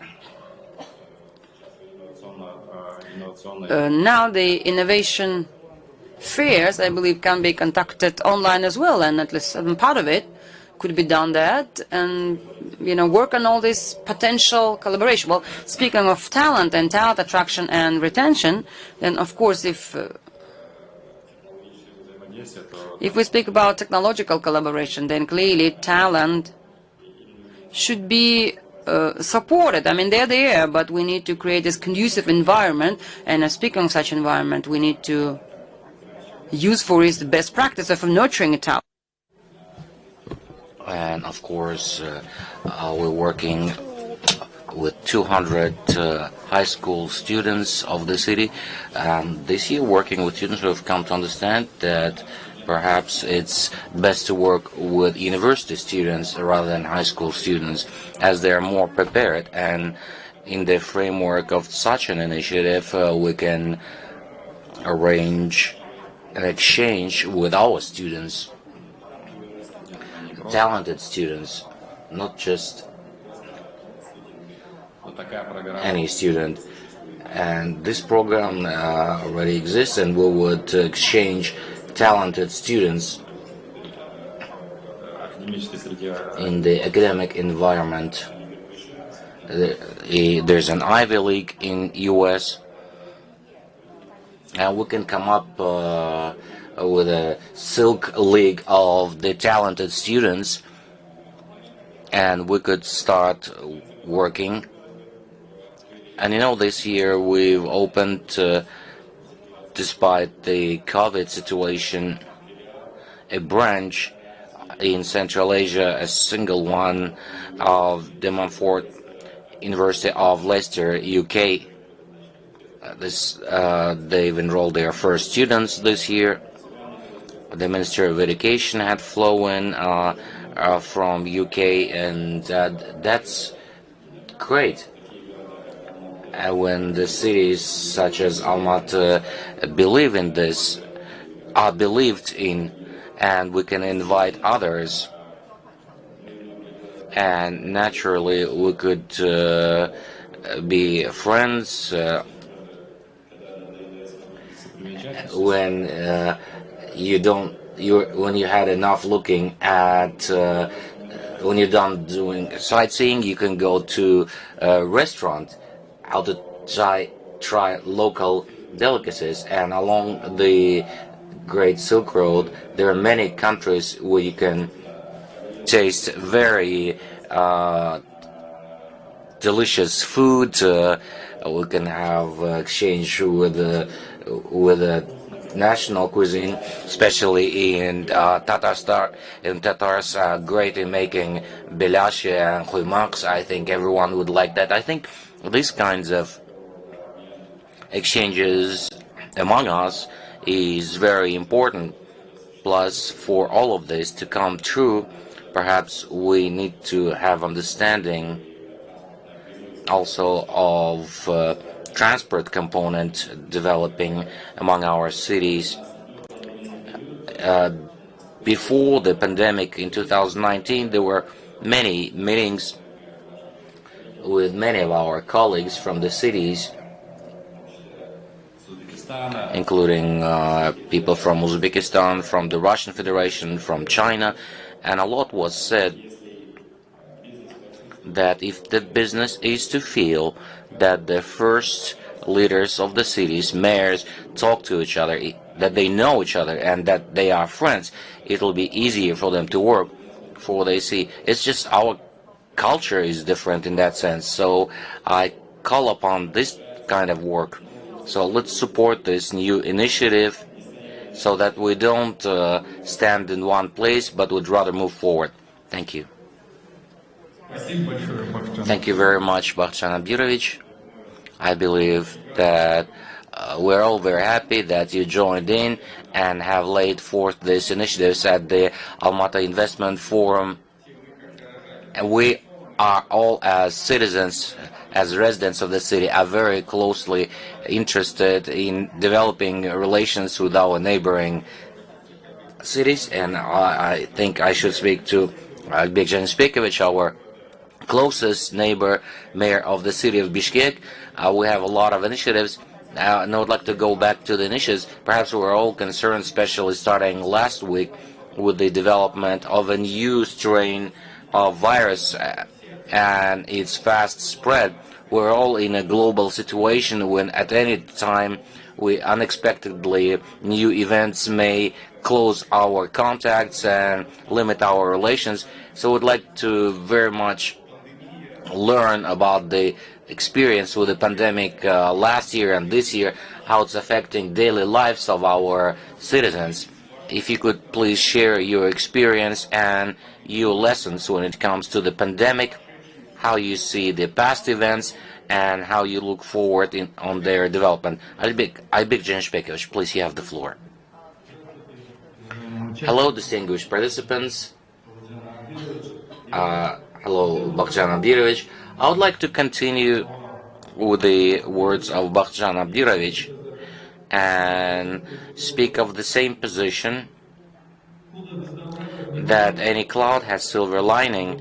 Yes, due to the pandemic, we perhaps limited our travel, borders were partially closed, but we actively participated in a variety of online platforms when we had a chance to talk more frequently, have an exchange and share our plans.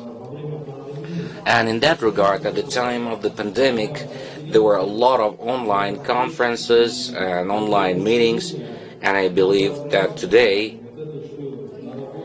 all these things that have been learned have to take a new level. We have to start meeting physically, and I believe this kind of initiative of the Great Silk Way will really let us travel through the cities, see the development of the cities, learn from their experiences, different innovations in the cities.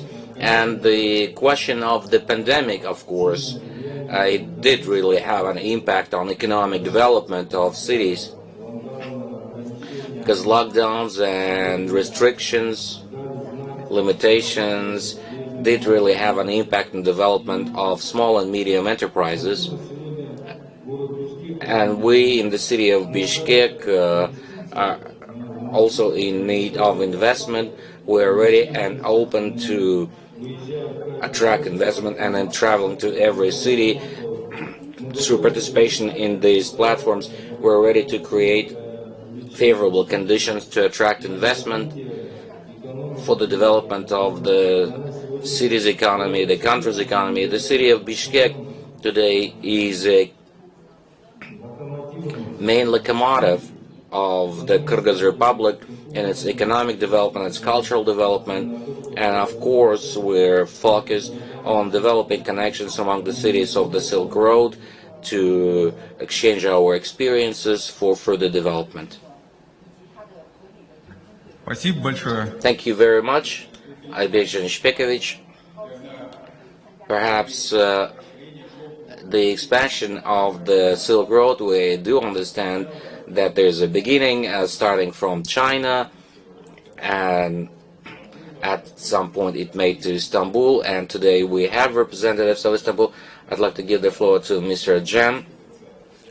Let him speak. Mr. Cem, if you could share with us your lessons as to how the pandemic affected your work. How do you see the development prospects, and what are the lessons that we must use in the new normal, the new paradigms of interaction?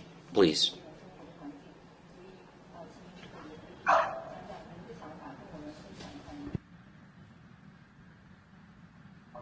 Mr.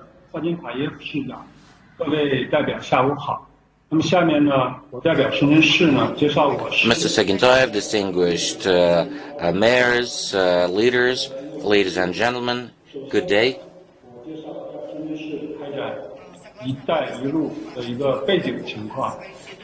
In accordance with the agenda of the forum, on behalf of the city committee of the party, let me speak of the initiative One Road, One Belt, and about the plan of action in our city. First of all, information about joint construction with Shenzhen, the initiative of One Belt, One Road. In the past 8 years, the city of Shenzhen has been gradually implementing the strategic plan of the Secretary General Xi Jinping and the central government, and is working on promotion of joint development of One Belt, One Road through deeper integration and construction of 2 zones, and focusing on advantages of Shenzhen, and is continue deepening interaction and exchange with Central Asia, Kazakhstan, and other countries along the Silk Road in the area of communication, facilities of infrastructure, unrestricted trade and cooperation in financial relations and international relations. Besides, currently the city has more favorable political climate. The construction of 2 zones gives Shenzhen opportunity to participate in full in One Belt, One Road strategy, serving the national strategy and expanding the opening up internationally. International Arbitration Court of Shenzhen was for the first time added to the universal platform of the mechanism for regulation of international commercial disputes. And we are also developing very quickly infrastructure facilities, and they are being integrated. The city has formed port chain of the maritime Silk Road of the 21st century, and international routes of container liners of the Shenzhen port covers over 300 ports in more than 100 countries, including Almaty, Kazakhstan.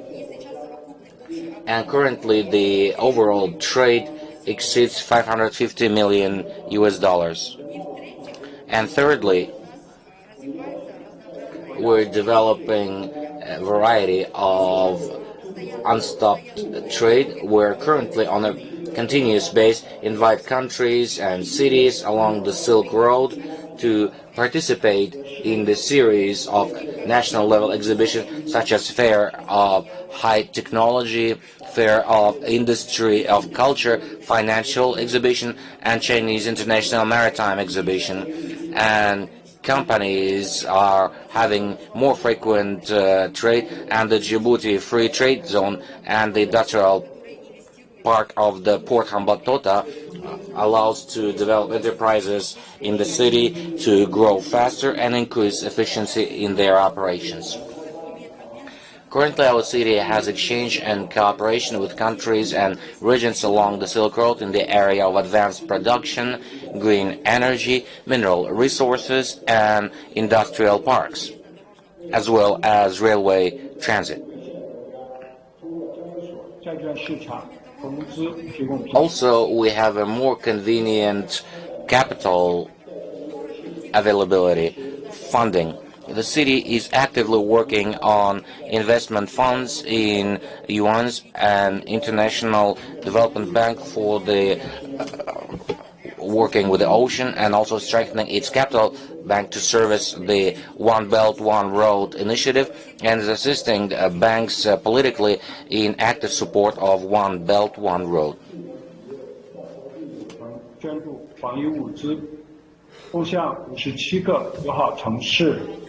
Also, we have connections among peoples growing stronger with active exchange of experience with Shenzhen in prevention and control of the coronavirus infection with countries and regions along the Silk Road. There's also assistance with materials for the prevention of the pandemic. Also, many companies and enterprises were mobilized to provide assistance to cities internationally with anti-pandemic materials. Also, we are implementing a series of projects. We're assisting countries along the Mekong River with the launch of a Mekong project to provide Cambodia and Myanmar with equipment for clean solar energy. You know that Kazakhstan is the motherland of the initiative of One Road, One Belt. Almaty is a very important hub on the Great Silk Road from ancient China to Central Asia. Shenzhen and Almaty have wide opportunities in the area of communications and infrastructure objects for unlimited trade, financing, and connections among peoples in the area of smart cities, 5G communication, green energy, and development of tourism. For us, there are several tasks ahead of us. First of all, accelerating mutual connection and mutual connection of infrastructure with active support of construction of international air hub in the Shenzhen airport, and to build a third landing strip for the Shenzhen airport, and to ensure flawless functioning of a major railway cargo channel of the China-Europe Express. Also, further deepening of unrestricted trade is also a priority. The two cities of Shenzhen and Almaty, with the overall population of almost 20 million population, have great potential for cooperation for impacts trade and transboundary e-commerce. We must rely on air and railway channels to deepen unlimited trade and support of mutual imports of local high-quality goods, and to improve and simplify procedures for trade. Thirdly, continuously expand new directions for cooperation and fully use advantages of the Shenzhen city in technological innovations, communication, digital economy, logistics, and other areas. And finally, we sincerely hope that our cities will, as previously, would strengthen the principle of joint consultations, joint development, a joint use, and continuously move to high-quality development of One Belt, One Road, and to make their major contribution in building the community of shared fate of humanity. Thank you very much, distinguished colleagues. Thank you, Mr. Chen. Thank you very much. As a representative of business, so we can only welcome that. We as business are very much interested in expanding these opportunities, business opportunities, and perhaps in improving the trade relations and investment opportunities that are created for the two cities. We can only welcome such initiatives. Thank you very much.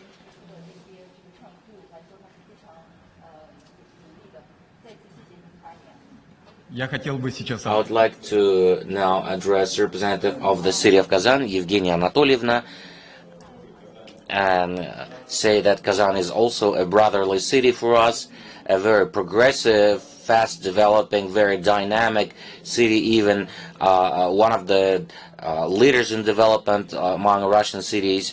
Evgenia Anatolievna, so the first question to you would be, how is Kazan surviving the pandemic, as that's one of the most interesting cities for tourism, for people visiting Russia, your region? How are you going through the pandemic? What kind of lessons are you extracting from this situation? Good day, everyone. Greetings from Kazan. Distinguished Bakhtian Abdirovich. Hello from Raisovich. Using the opportunity, he asked to excuse himself for not being able to participate personally, but he always feels the reliable support of the brotherly people, and he is always happy to come and visit you, as well as any other cities that are present today.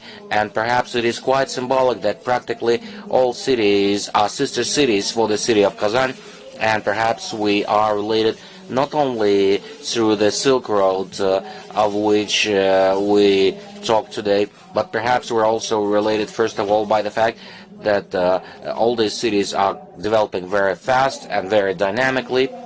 And going back to your question, distinguished Ildar, we have also faced, just like everybody else, the coronavirus pandemic. And it's very important. I agree absolutely with Akim that it's very important that we have communicated a lot in the period when it all started. Speaking of Kazan, we have very strong international relations with many cities.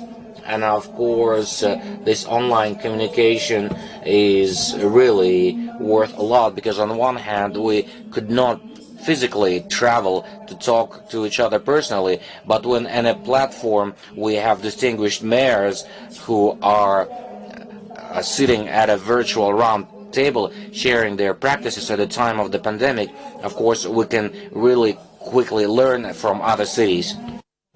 Well, clearly we do know that everyone who faced this for the first time, and we all faced it for the first time, it was quite a serious challenge. And what's interesting is that the strongest leaders of the, even the stronger, the leader cities may face it kind of difficulties, and that's, I mean, there's no rule for that.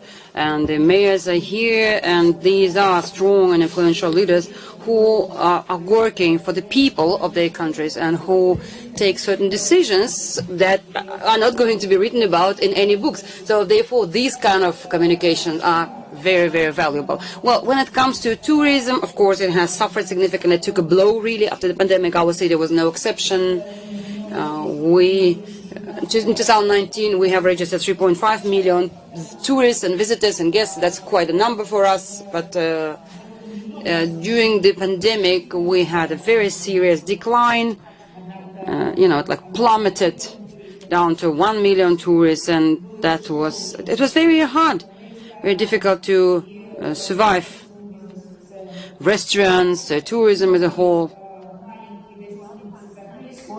they all took a blow. All small-sized hotels, however, managed to maintain and preserve the large ones, the big ones, and thanks to the impetus to the overall tourism development that was also supported by Russian Federation.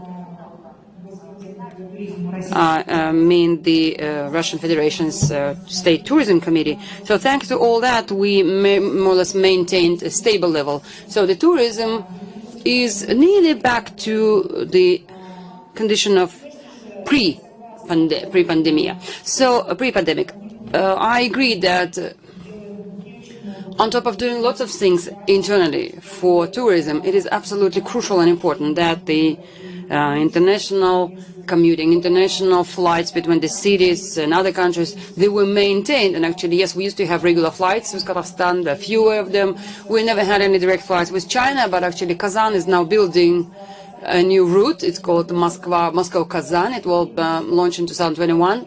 And today, the Russian Federation Minister of Construction said that this route will be extended to the border with Mongolia and then further to China. So this way or another, we will be connected, at least via the motor roads. And actually, that's very important for development of our cities, development of tourism, development of the economy of our cities.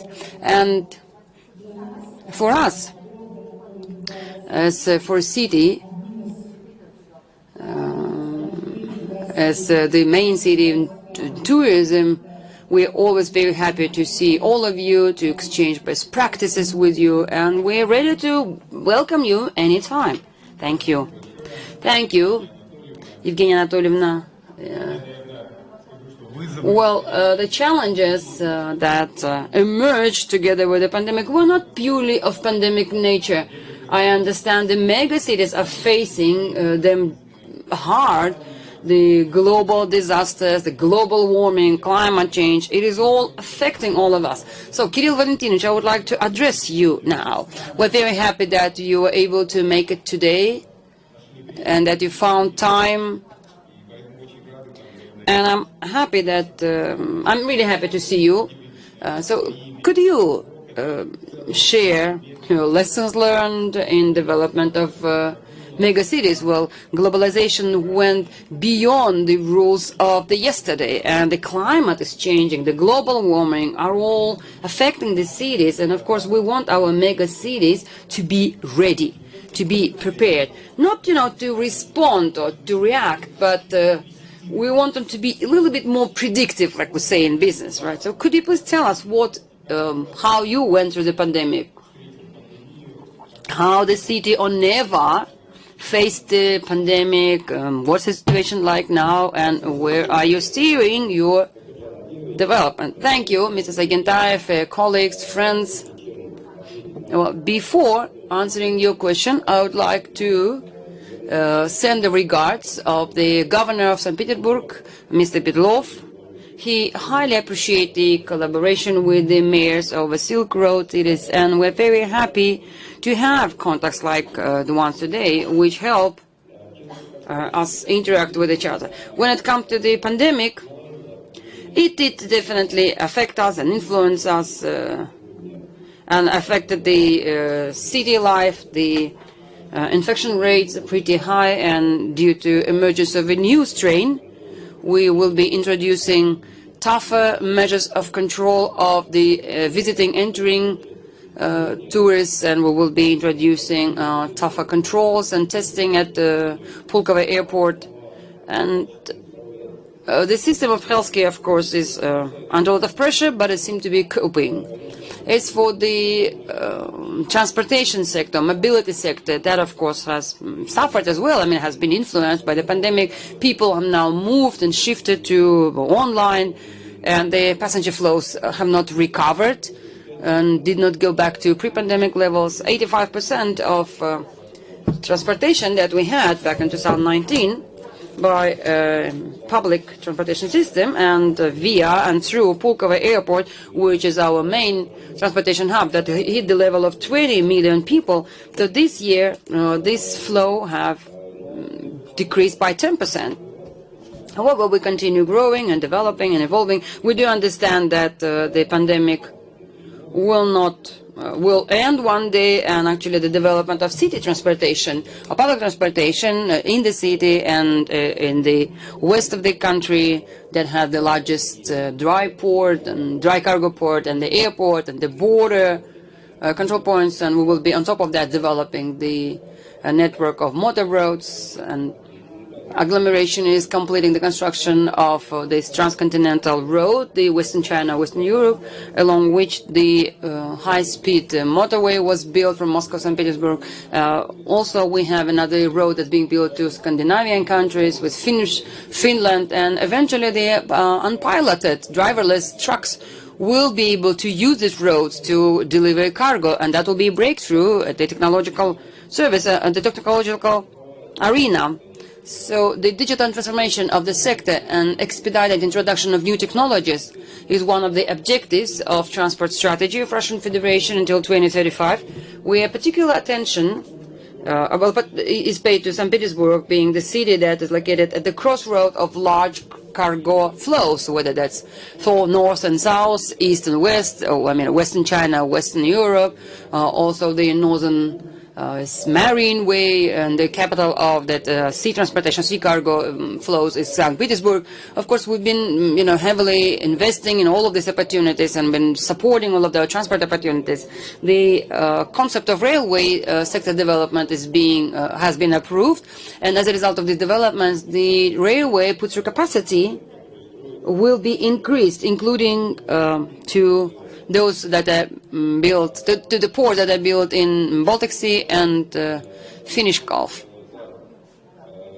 So also to add to that, we have approved the development of Pulkovo Airport terminal. Although the passenger flow had decreased, like I said, in 11 months, we brought about 15 million people. We transported about 15 million people, but that's smaller than usual. But anyhow, we are getting ready for increased amounts of all these people.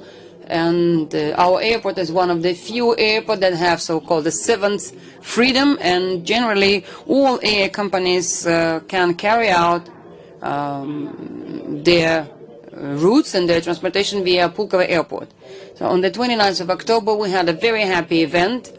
We renewed the direct regular flight between St. Petersburg and Nur-Sultan, by Air Astana company. There are Airbuses 321 flying along this route, and since the renewal of the flight, more than 2,000 people have already bought their tickets and already flew in this direction. So we are open for collaboration, for cooperation, for exchange of best practices under Eurasian Economic Commission, as well as under the Silk Road development. Thank you. Thank you, Kirill Valentinovich.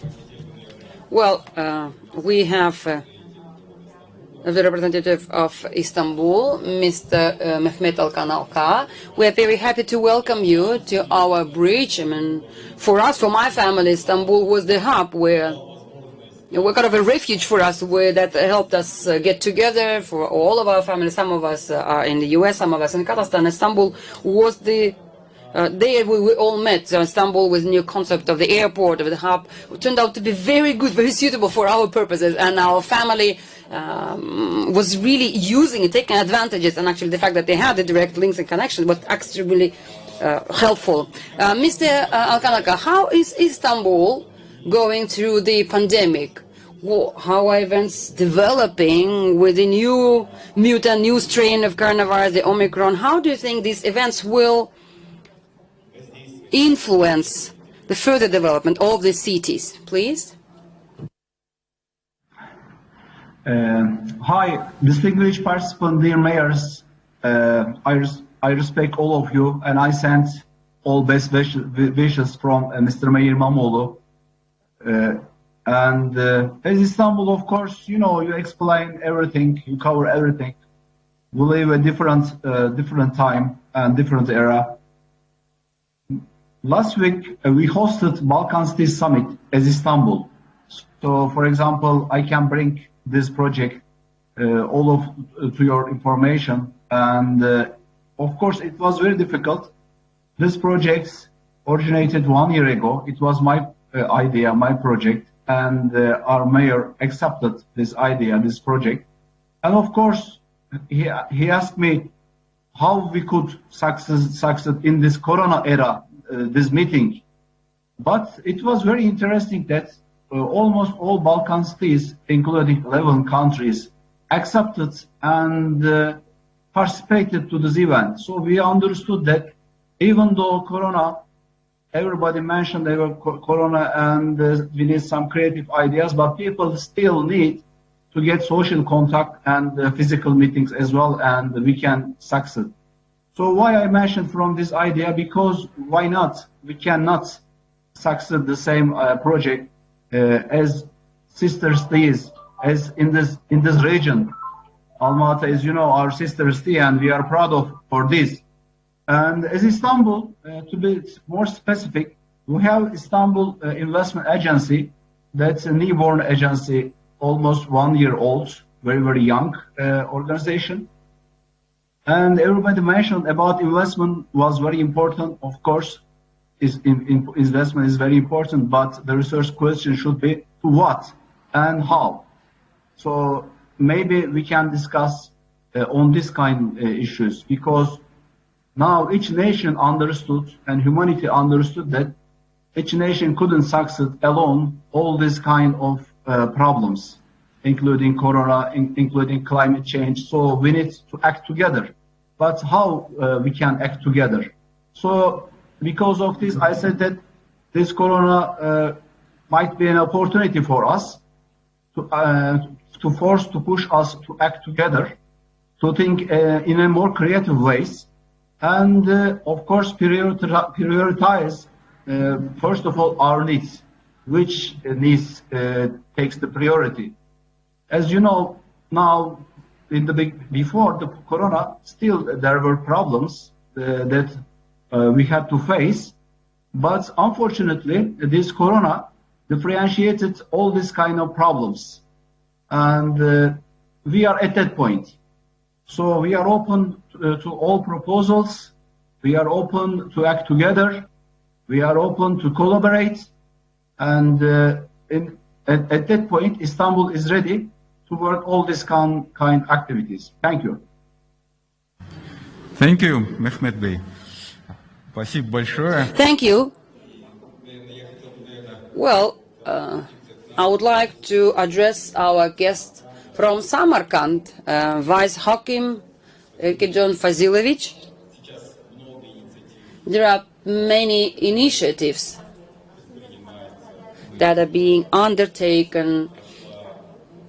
Actually, we had the presentation by Harvard University, Messier Agency, which studied the attractiveness of the city. And we now see that the biggest feature of attractiveness actually for the city itself is the attractiveness of the region.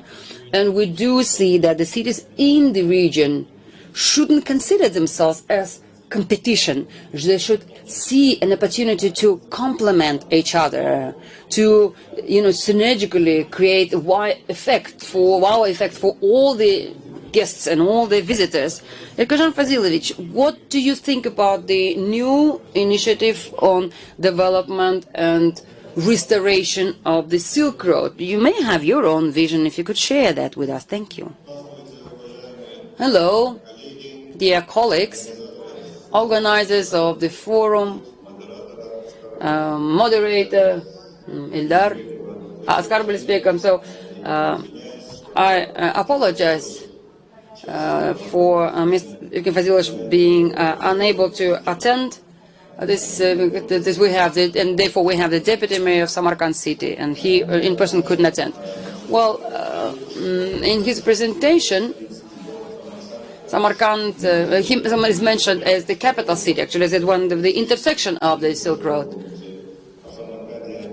And you can speak lengthy speeches about Samarkand.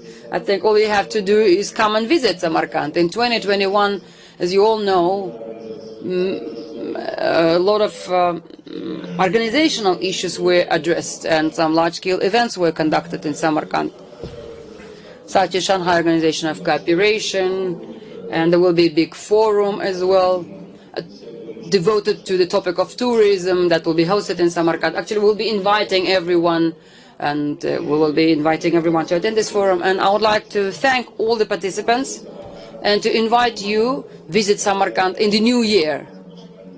And hopefully the pandemic will be over, and then we will be able to recover, or kind of invent this face-to-face contact. Thank you, Ilkin Fazilovich. Yes, thank you. Yes, I personally visited Samarkand many times. I would like to go back. I think we want to have more and more direct flights between Almaty and Samarkand. We have more cooperation between our cities. Thank you. We do have some projects on twin cities with Almaty. So I believe that this work will be very intense, and soon these arrangements will come true to life, and some of these plant memorandums will be eventually signed. Thank you. They're very good initiatives. Well, I would like to address Mr. Jen. You have, there were some new initiatives announced on restoration and recovery of the Silk Road. Are there any individual initiative that you would like to highlight and you would like to initiate or maybe launch to restore and recover our relationship, leading to increased contacts?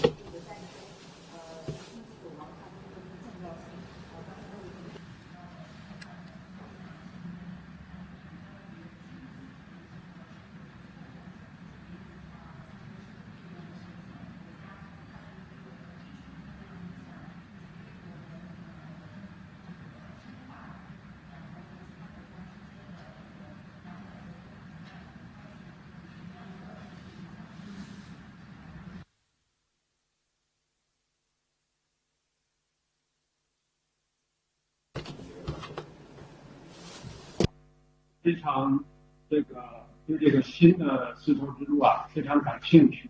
那么我们想呢，这个新的丝绸之路，一个是呢继承我们古老的丝绸之路的这个精髓啊。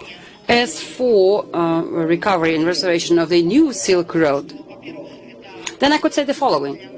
Well, first and foremost, this is something that deepens contacts between the people.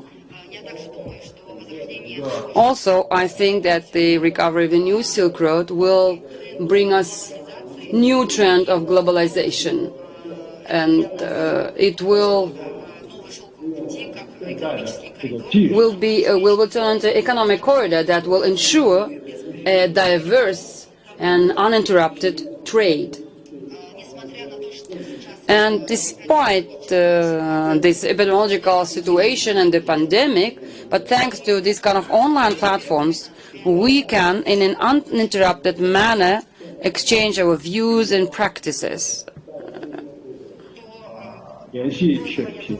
Well, until now, I mentioned that the restoration and recovery of New Silk Road will not just bring about the new diverse trade, but will also give us a more convenient circulation of the capital and of the funding of the equity. What's more important is to expedite this connection and communication and supporting infrastructure.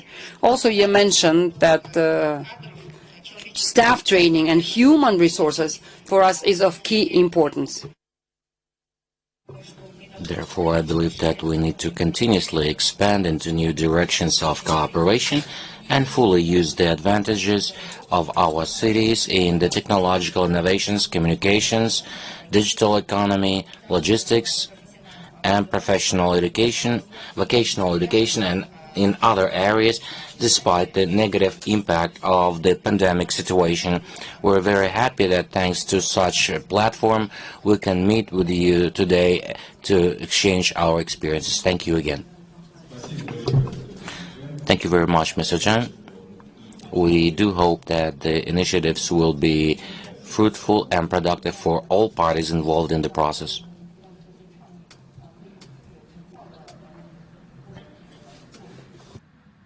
Микрофон не слышно. Can't hear the microphone. Organizers, do we have the microphone? Yes, now we can hear. Were you saying something? Because I didn't hear you say something. We thanked Mr. Jan again for the participation, and of course we want to hear of these initiatives, and we do hope that these initiatives will be fruitful for our two cities. Кирилл Валентинович, I would like to address you at this time. So the question perhaps is of today's initiatives being made, the proposal to be friends in business, to be friends in talents, and to be friends, and I understand, also with our stomachs, Bakhtian Abdirovich, so be friends with cuisines. So out of these initiatives, which initiatives you'd like to specifically mention? What would be of interest to St. Petersburg in that regard? Thank you for the question. Of course, the most interesting is being friends in cuisines, friends in stomach, because really traveling along the cities and countries, you always pay attention to the traditional cuisine, but also on the other hand, we're prepared for cultural exchange, as we are the cultural capital of Russia, and we have a great number of museums and theaters, and I believe that development of tourism in the cities, including the cities participating in the Silk Road, is one of the tasks and one of the areas that could be of interest to everyone, all the provinces and cities of our countries. Thank you very much. Thank you. Mehmet Bey, maybe from you, from Istanbul, we can hear standalone initiatives, how to improve, expand our cooperation along the Silk Road.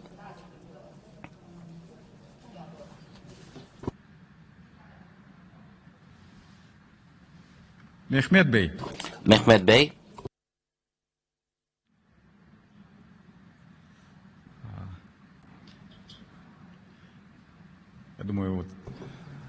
I believe there is Mr. Alkan perhaps will be joining in, and we would really like to hear the initiatives of Istanbul when it comes to development of relations among the cities, and would like to hear. He's on screen, so I can see him.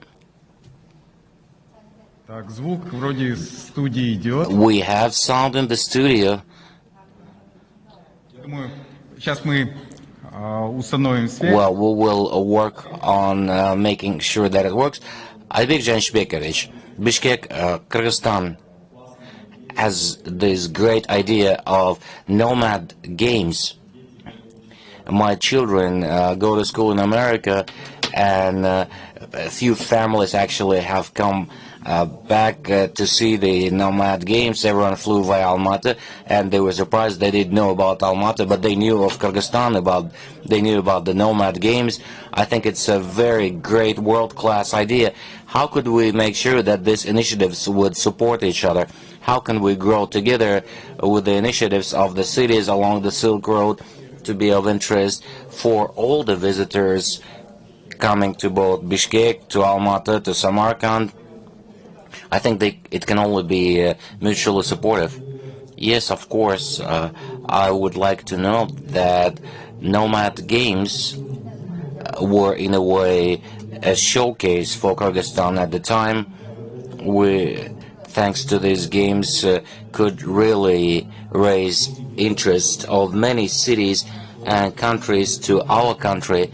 And I believe if we are to continue this and conduct similar games in other cities, I believe we will cause interest, and that will not be only a showcase of just one city, but thereby we will be uniting us in our history.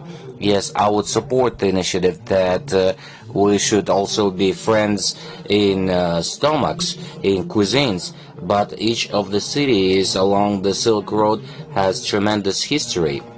And of course, through history,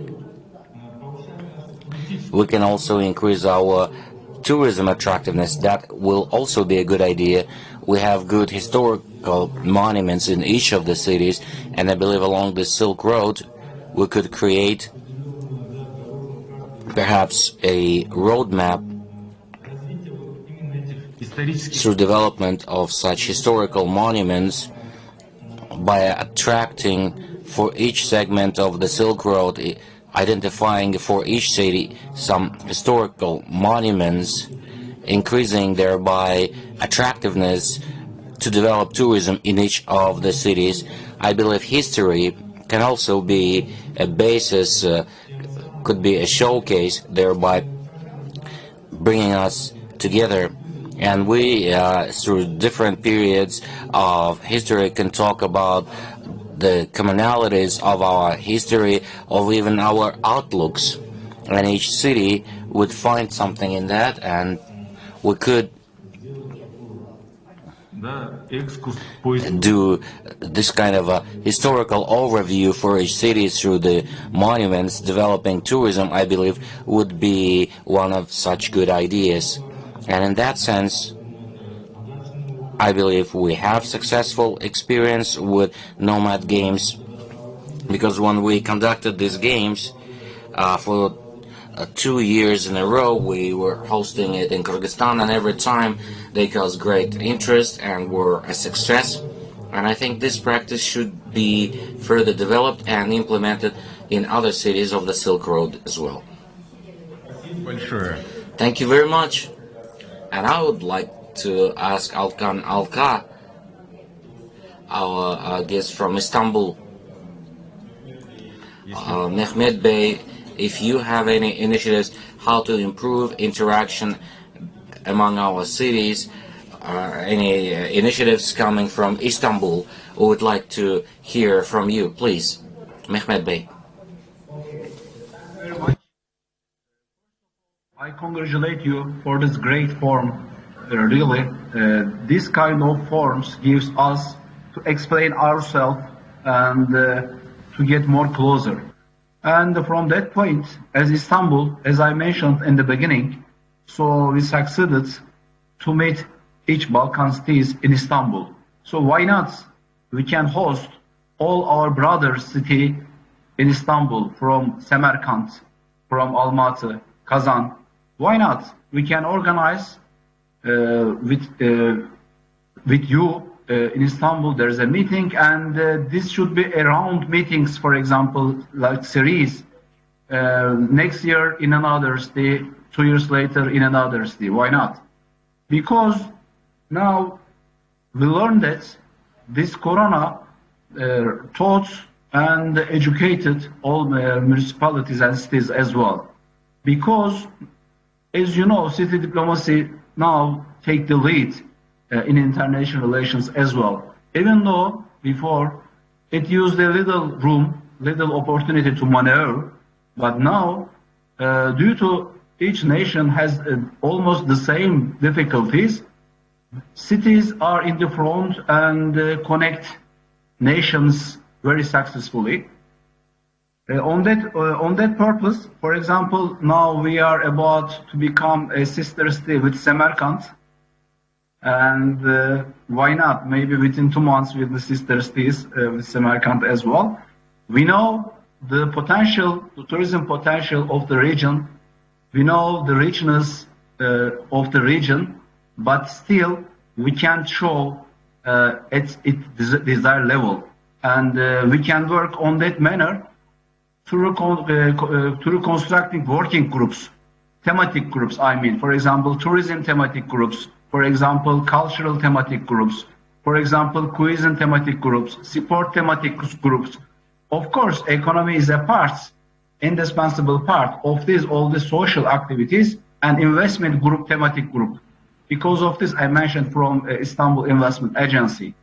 Each state can build their investment agencies and they can work on economic matters together. Thank you. Спасибо большое. Thank you very much. Bakhchan Abdirovich, I hear the initiatives that you have laid forward are welcomed by cities, by sister cities of the city of Almaty.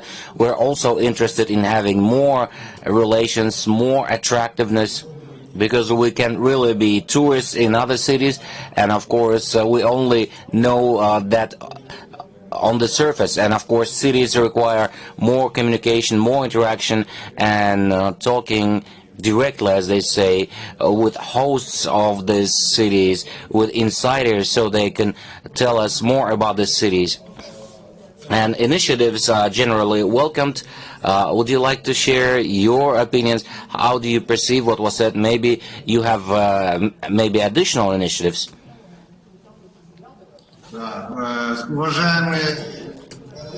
Distinguished colleagues, we are ready. As I briefly mentioned, Samarkand has many sister cities, and we have sister cities in Turkey, in Kazakhstan, in Russia, with sister cities with many cities, and are ready to do so documentally. And 2 cities will definitely have the signing ceremony, and Samarkand is ready to interact with sister cities. Thank you very much. Bakhchan Abdirovich, would you like to comment? Well, regarding the sister cities, you know, when I have taken this office, Akim, the mayor of the city of Almaty, first of all, I looked at the list of sister cities of Almaty. Turns out there are over 40 sister cities. Yes, that's solid, that's good, I rejoice. But then the second question was, these relations, yes, it's all documented. At what level the relations are? Yes, we end up signing papers, and then it's not really followed up. Yes, with some we work better, with some less, with some there is no work. So these documents have been signed long time ago, and no one even remembers about them. That's why I have this desire, this aspiration. If Almaty has over 40 sister cities, shouldn't just go sign with everyone, with Latin America, South Africa.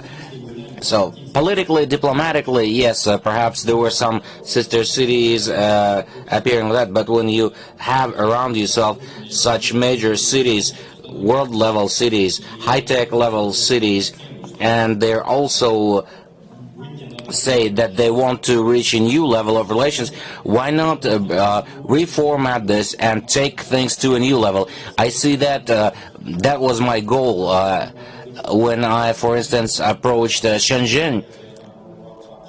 After I visited Shenzhen and talked to the companies there, to business, I say, in this city, youth is very smart, very technology prone, and I think that's how we need to be friends. Take them here so that our youth also could go and learn from experience of Shenzhen. Or Istanbul wants to develop and take things to a new level. Even the matter of tourism, considering the pandemic situation, tourism seemingly we've been but what level of tourism? Now we have to also look at it from the safety perspective as well, not only just looking at the emergency situations, take special flights to evacuate you people. What kind of measures of safety? All of these things. So with tourism, with the use of new technologies, we can bring it all to order in advance. Even with tourism, there are new directions of creative economy. Right now, creative economy, there are a lot of young people who talk to each other between our cities, young people who live in our cities. Our people travel to Bishkek. From Bishkek, people come here. I have an IT council and the Akim of the Akim, and there's a participant from Kyrgyzstan, from Bishkek. He's a very smart, brilliant young man, and is member of the IT council of the city. And I'm happy to see that our borders are open, and he works in Bishkek and works here, and those kind of contacts bring us closer. As through that, our young people travel. When I talk to Respectin Spekovich, I can call him and say, Albekjan Spekovich, so and so, let's move this direction, let's advance this, let your IT people work with our IT people and do projects, because our cities were built in the same manner in Soviet times. Bishkek and Almaty, and there are a lot of examples. Take, for instance, Kazan. We have, again, yes, Kazan is great in landscape, being designed. I sent a whole team to learn. I asked Alexander Galich to receive them and to do all the work. Talked to Solisur Raisovich. We went there, learned, and then asked for their experts, asking them to have look at our location. Now we have a beautiful lake of Sayran. Eldar? You know that, but it's kind of forgotten, not really friendly. But now we are bringing that lake to order with the help of our friends from Kazan. That's great. This kind of contacts bringing the cities closer. Now I was St. Petersburg. No, Sinich. Recently I accidentally saw a TV show how in St. Petersburg, somewhere in the outskirts,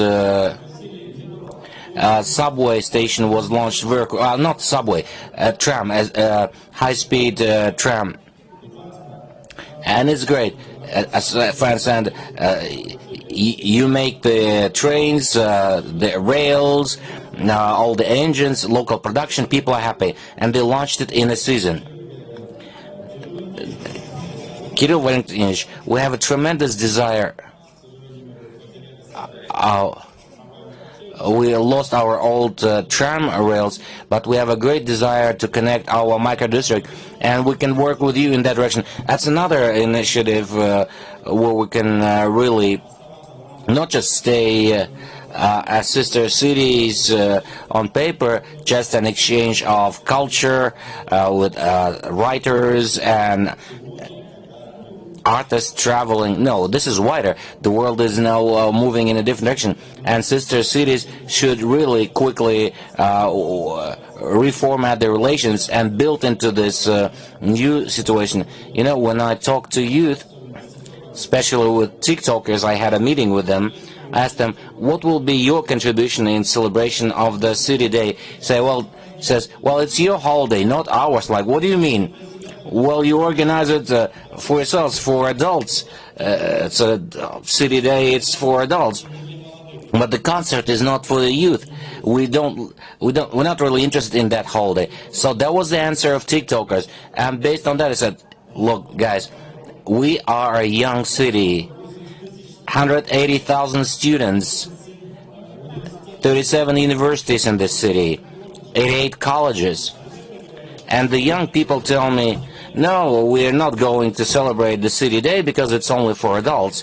And this is where we really need to work really quickly, reformat our work, and that will really turn us into the direction that the whole world is pushing us in the direction. And very Our colleagues from China were very right when they said that there is a need to deepen connections among peoples, despite the fact of the pandemic. We still need to meet, and I support my colleagues in this desire. They say we can also have these virtual meetings. It's one thing, but when you come and see with your own eyes, when you spend a few days together with people, that's very dear. So we are ready to support Mr. Mehmet Bey also, who says let's meet every 2 years and exchange experience and come to a completely different level.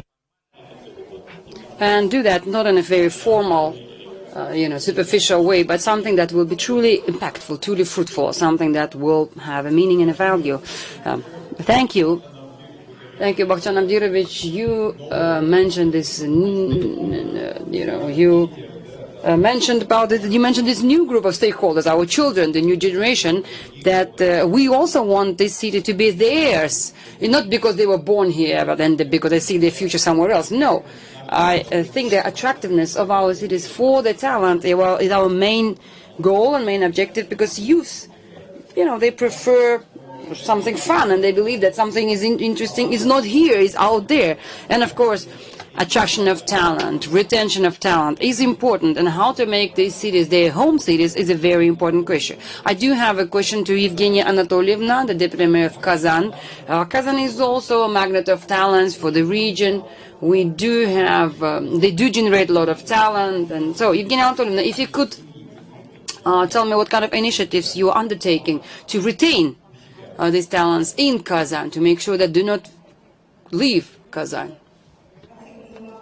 Thank you for your question. Yes, I fully agree that all the cities are the cities that work for the future, for our future. And we spoke a lot about our current activities and current efforts, and every mayor thinks of the future. Kazan today is a city of students. 30% of our demographics are students, and as our mayor says, 30% of the students means 100% of in the future. So the city is for them 100%, and it is the right thing to do. We are the member of the UNESCO network of the teaching cities, educational cities. We do have plenty of universities and different educational institutions. We even have this great university that was established under the Russian Emperor. It was the second university established and founded after the Moscow State University. And it is important to keep our youth, to make sure that they're motivated to stay in the country, that they get used for the benefit of the country, of the city, and of Tatarstan. And I do agree that keeping them entertained, keeping them, engaged, is very difficult if we don't listen to TikTokers or bloggers or those who rule the youth minds. Then they will have to socialize with each other, and they will listen to each other, and they will not listen to what we have to say to them. So a couple of years ago, we have initiated an international university. We plan to build it with the Russian Federation's help, and we want to turn it into a huge international university with the best specialists, so that we could have, best schools of architecture or city designers or urban designers, urbanists, some of them who could work internally. So creating these opportunities for young people, inexperienced people sometimes, I think is important, because sometimes they bring some great new fresh ideas that they can implement later. Yeah, they may make mistakes, but they are not blocked by the standards that most of the cities have. I think that is important. We need to have this kind of refreshing attitude. So availing myself of this opportunity, I would like to say that in June we will hold the 45th session of UNESCO cities. I do know that all the cities that are represented here have a rich history of interacting with UNESCO, and these cities are very important. And going back to our Silk Road discussion, I think we could have a round table of the Silk Road mayors under that UNESCO's 45th session. I think that would be very interesting and promising, and that initiative, I think, would be supported by UNESCO Global Council as well. And, you know, it's one thing when you have mayors speaking, but I think it would be important to organize similar roundtable for the businesses, because that will also be very interesting. And that is an initiative that we could also support and tell that business along Silk Road could benefit from these kind of discussions. And then I agree with a colleague from Istanbul that yes, we could come up and invent a number of sessions, including for youth, young youth, the talented youth, and learn from them and listen to them. Yes, I believe that all these kind of initiatives needs to be supported. Excellent. That is simply excellent. Evgenia Anatolievna. Apologies. Well, Evgenia Anatolievna, youth, they already have this very close contact. Really, there's nothing, you know. So I think it's a good initiative. Mr. Sagentayev, they wanted to present that the Silk League. I think it was somehow borrowed from the Ivy League at the east of the United States, when they have established this kind of connection, this network of universities where students began collaborating, competing with each other. I think that's a very good initiative, and that would help, and young people learn each other, get closer with each other, and ensure a better intergenerational integration, because they now focus on the new centers of integration without somehow understanding what our cities have to offer. I mean, our Almaty, our neighbors. So it's great that you are bringing this initiative. You brought this initiative. Vikram Vasilovich, what do you think about this? The Silk League. Samarkand used to be the center of the region and one of the influential ones. And there are lots of young students of the universities. What do you think? How can we interest? How can we engage? How can we interest and, you know, retain the youth in our region?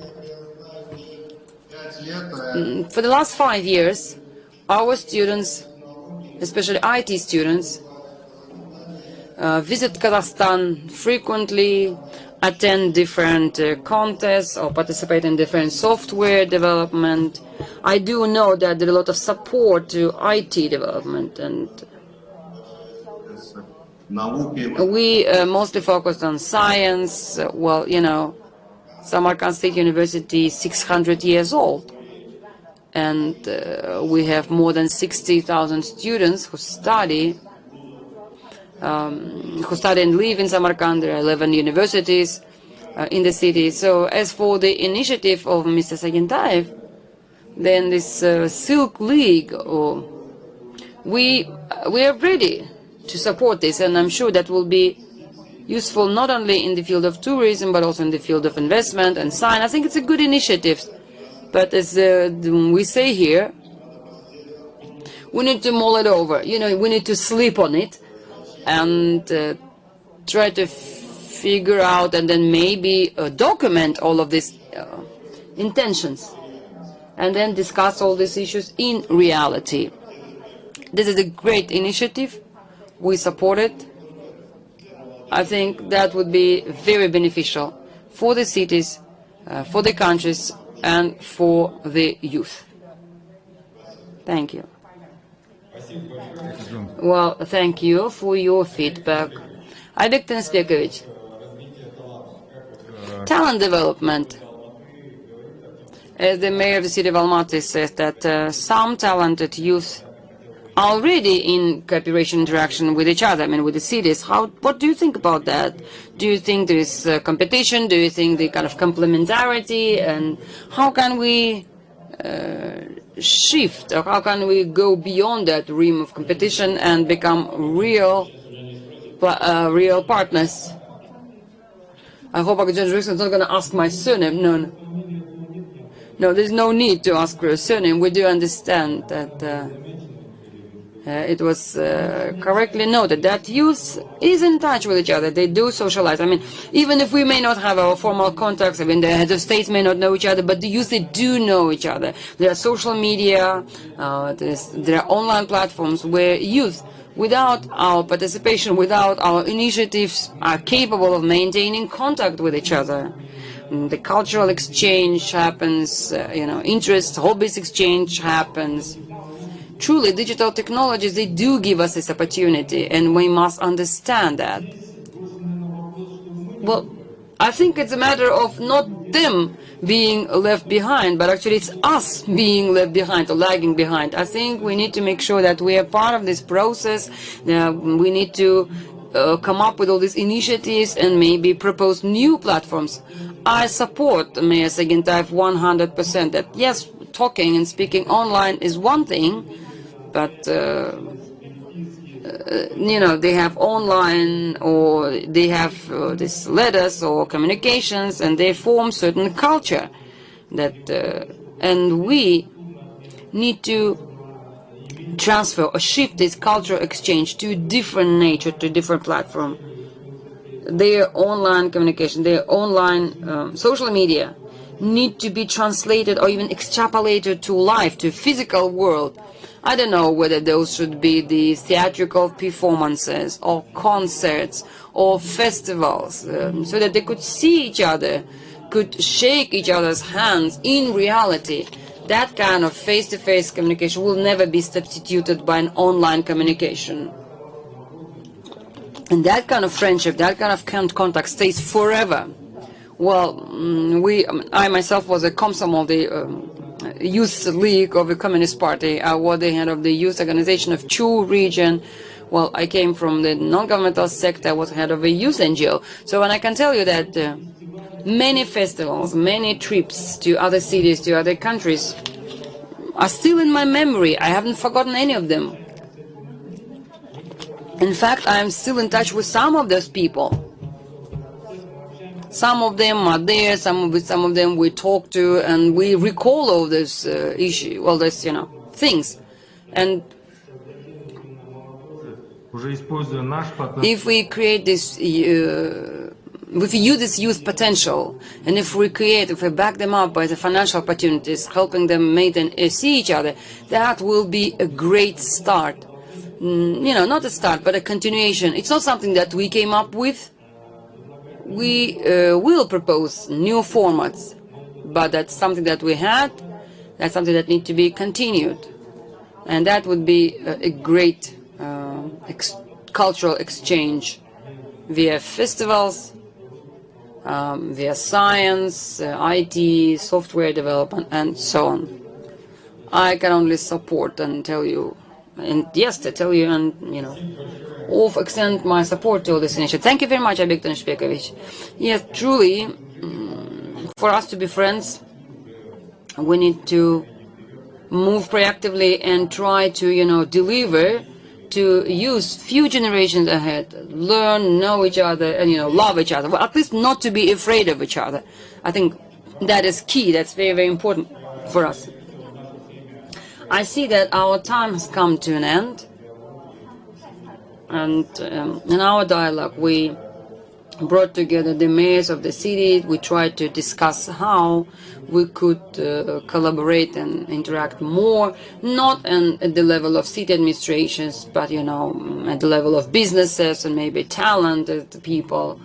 And as Bukcharm says, the stomach to stomach, so cuisine to cuisine. I think that's a very good initiative as well. Yes, we welcome this kind of initiatives. Well, Mr. Sagintayev, if I could ask you to conclude our discussion, or conclude this session with the colleagues, if you could express, your attitude and opinion. Thank you. Yeah, time flew, and we had a very interesting discussion, and filled with conversation and exchange. And I see that everyone is very enthusiastic. enthusiastic about development, about communication, socializing, and that will help us take this context to the next level. It's not by random that we say, okay, Silk Road before and after. I mean, imagine how many years Silk Road has already. The main goal was to connect people via trade, by wars and no wars. Nothing was able to stop the Silk Road from existing. That was the laws of nature. That is the people's intention, always to find people, to reach out to people, and to be with people. You know, once something new happened, they come up with new silks, new ideas, new commodities, new goods. And just like that, everything changes every year. COVID also introduced some changes into our interaction. So what was good yesterday is no longer good today. And people want to get something in return. You know, people, we want socializing, communication, we're all human contact, they want to travel around. If that's the case, then we need to provide them safety and security. And if we're saying that we need to move along this path, then we need to use trade along Silk Road to bring new technologies. The new technologies should be relied upon when addressing all of these challenges, and we should not be afraid of using new technologies and introducing new technologies, and then only we will have a breakthrough. And the level of this uninterrupted trade will go from trading and selling dates to something else that will be used as our startups, and then will become our startups and will turn into billion-dollar businesses or unicorn businesses. Last year, we had only one unicorn in our city. I was so proud of it, with this, so pride. And once they went to IPO, they started 6 billion. Now they're 25 billion, and that growth was secured in 1 year only. And oil and gas companies, extracting companies, resource-dependent companies, they didn't expect that. They took them off guard. Now, no one uses cash. We try to find ways to rid people of cash money, but now, thanks to this new unicorn company, people voluntarily got rid of cash. So there are many companies like that, and I think through them we need to get in touch, we need to grow closer. And yes, trade is important, but everything is inside trade. That's, that as soon as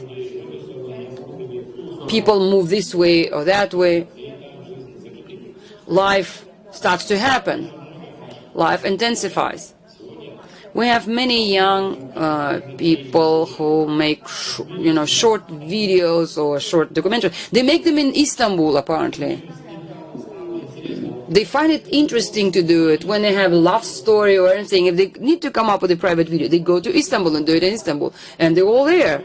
But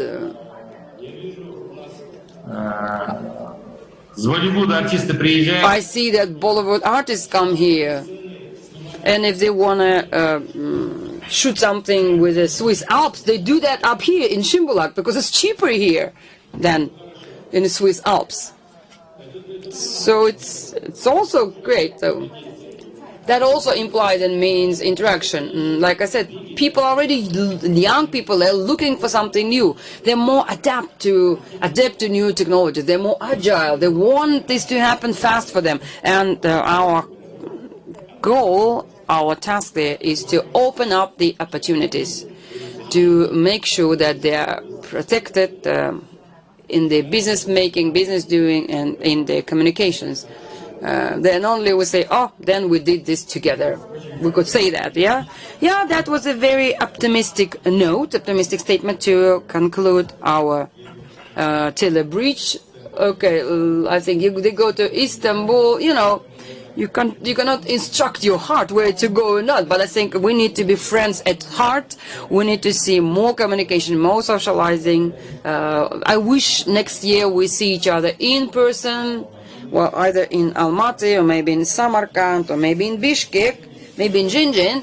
So we look forward to seeing you in person. We want to see more of you. We want to see lots of talent, young talent, and business, of course, because we are a business platform. This is an Invest Forum, after all. So good luck and have a good year. Thank you. One thing to clarify. Mehmet Bey said, let's start from Istanbul. Let's start the meeting in Istanbul. Well, Mehmet Bey, okay, we now look forward to a specific, concrete proposal, okay? Well, let me share a story with you. Because all dear mayors participated almost everything, but I want to share, it's a very interesting. We hosted the president of Floransa, mayor of Floransa, as the president of Eurostis, Dario Nardella, in Istanbul, of course. He mentioned from a story, and the former mayor passed this story to him, and he passed to us, of course, and I passed all of you. As we mentioned social issues and Europe and Istanbul's special role, of course, our brothers, Turkish brothers, we are together, and this story is very easy, but very important. A mayor should concentrate on two levels, on both strategic level and tactical level. For example, a mayor is responsible for street lamp, is a very tactical level, but citizens are waiting from the municipality, from the mayor, this service. But at the same time, on strategic level, the most important job of a mayor is contributing to peace in the world. That was great. I was very affected from this little story. Because, as you are familiar, the founder of Turkish Republic, Mustafa Kemal Atatürk, there's a very famous quotation, peace at home, peace in the world. Now, from the state diplomacy perspective, I want to paraphrase this quotation, and I want to say, peace in the state, peace in the nation, peace in the region, and peace in the world. So, on that level, we can cooperate. And you mentioned, for example, this was another important question. How about cooperation areas and how about competition areas? It was a great question, and of course the answer is very simple. So, for example, against Corona, we should act in a cooperation matter. Against climate change problems, we should act on cooperation areas. So, if we succeed to escape from competition areas to more cooperation areas, so we can bring the peace, first of all, in our cities, then in the region, and then in the world. Thank you. Thank you, Mehmet Bey. Поэтому мы, к сожалению, должны продолжать. Unfortunately, we need to continue with the work of the forum, of the conference. We have yet another session. Regretfully, I will have to stop this work, but I'm very happy that we have gathered such a set of mayors of cities. We want to continue seeing you and wish you success in your important works. Thank you very much.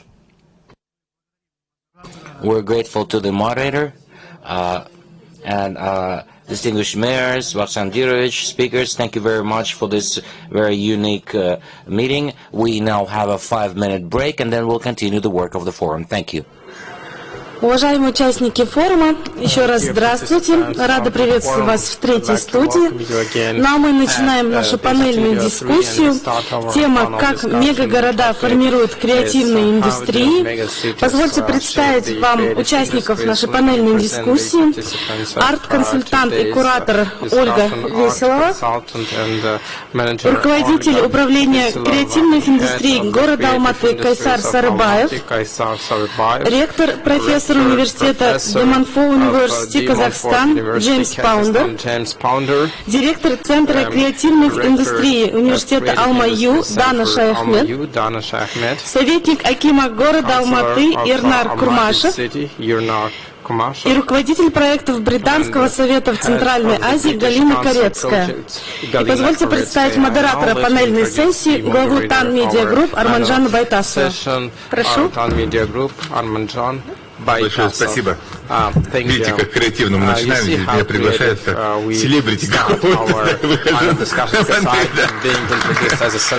Очень рад быть модератором на этой сессии. Хотел поблагодарить организаторов форума, лично Эльдара Чабдразакова за его энергию, за его энтузиазм. Такие форумы очень важны и очень полезны для того, чтобы прояснять ситуацию, как развивается экономика, как развиваются города. На эти форумы я с огромным удовольствием хожу, потому что всегда, общаясь с интересными, яркими спикерами, получаю какую-то новую информацию. Вот. И тем более сегодня у нас еще и тема такая интересная, креативная индустрия, с легкой руки вот Бахджан Абдировича в 2019 году, когда восстанавливали работу делового совета, Бахджан Абдирович предложил, Арманджан, неплохо было бы внутри делового совета, чтобы у нас в Алмате был прямо отдельное направление по креативным индустриям. Если честно, я вот даже сейчас признаюсь, что еще в 2019 году я, конечно, слышал, что такое креативная индустрия, примерно представлял себе, но даже не мог себе представить, что именно благодаря вот этой работе внутри делового совета по креативной индустрии я открою для себя целый океан. И креативные индустрии, я их познаю, до сих пор еще не познал. И вот один из первых вопросов, который я хотел бы задать всем спикерам, всем участникам нашей сегодняшней дискуссии. А наша дискуссия, конечно же, о креативных индустриях и о том, как города формируют креативные индустрии. Но все-таки вначале я хотел бы поговорить и задать вопрос очень простой и в то же время очень сложный. Что же такое креативная индустрия? Потому что сам термин появился не так давно, он появился только в 21 веке, и это с легкой руки, как всегда произошло, самых креативных людей, журналистов. Я тоже журналист по образованию. Вот, и они вдруг запустили вот этот вот тренд. Всего лишь 21 год только появилось название. И каждый раз это расширяется, дополняется. Но все-таки давайте коротко, каждый, как понимает, что такое креативная индустрия и что же входит внутрь креативных индустрий. Ну, честно говоря, я бы этот вопрос в первую очередь адресовал бы, наверное, Галине Корецкой, вот если честно, да, с Галиной тоже мы очень много работаем, к сожалению, 20-21 год больше в офлайне, но Галина, она все-таки руководитель проекта Британского совета в Центральной Азии, а креативные индустрии говорят, что почему-то некоторые называют, что Лондон, чуть ли не Лондон, родина всех креативных индустрий, где это все зарождалось. Галина, вам первое слово. Что такое креативная индустрия? Добрый день, спасибо за вопрос. На самом деле термин, канонический термин, который сейчас больше всего по всему миру используется, его действительно придумали в Великобритании, придумали его в 1997 году, когда правительству пришла партия либералов во главе с Тони Блэером, они выбрали для себя такую политику своей партии и решили заниматься непосредственно теми секторами экономики, которые, в основе которых лежат идеи и креативность. И к этим секторам относятся в разных странах по-разному, от 9 до 13 секторов, туда входят все, что касается дизайна, моды, телевидения, архитектура, театральное искусство, музыкальное искусство, где-то это еще и антикварное искусство и так далее и тому подобное. Я не буду сейчас повторять полный список, потому что действительно это хороший вопрос. Я думаю, что в Великобритании достаточно хорошо понимают, что означает креативная индустрия у них в стране, но эти дискуссии ведутся до сих пор, потому что мир очень сильно развивается, и креативная индустрия тоже развивается так же быстро, еще тем более плюс с новыми технологиями. Я думаю, что вопрос очень важный для нас, для Казахстана, понять, что такое креативная индустрия у нас, потому что мы не можем пользоваться теми определениями, которые были выбраны не в нашей стране, мы можем к этому опыту прибегать, брать от него что-то, но в Казахстане нужно нести something from this idea. I think this discussion in Kazakhstan must be the place to define what creative industry is in the Republic of Kazakhstan. I mean, but I can't give you a clear answer to that.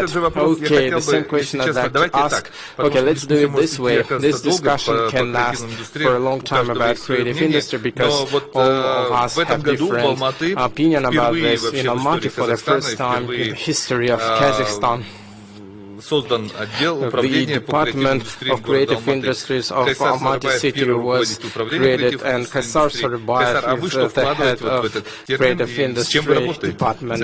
What is your take on that? What do you contribute in this term? I think this term is quite rich, it's overwhelming, and on the first side, if you look at that, creative industry and culture are interdependent, but here, the creative industry, I'd like to know, includes the culture, because the culture also includes some part of creative industry, because the same way like culture, the creative industry, it's important for creative industry to have individuality and identity and self-expression, and this identity and self-expression is something the components of other products are based upon.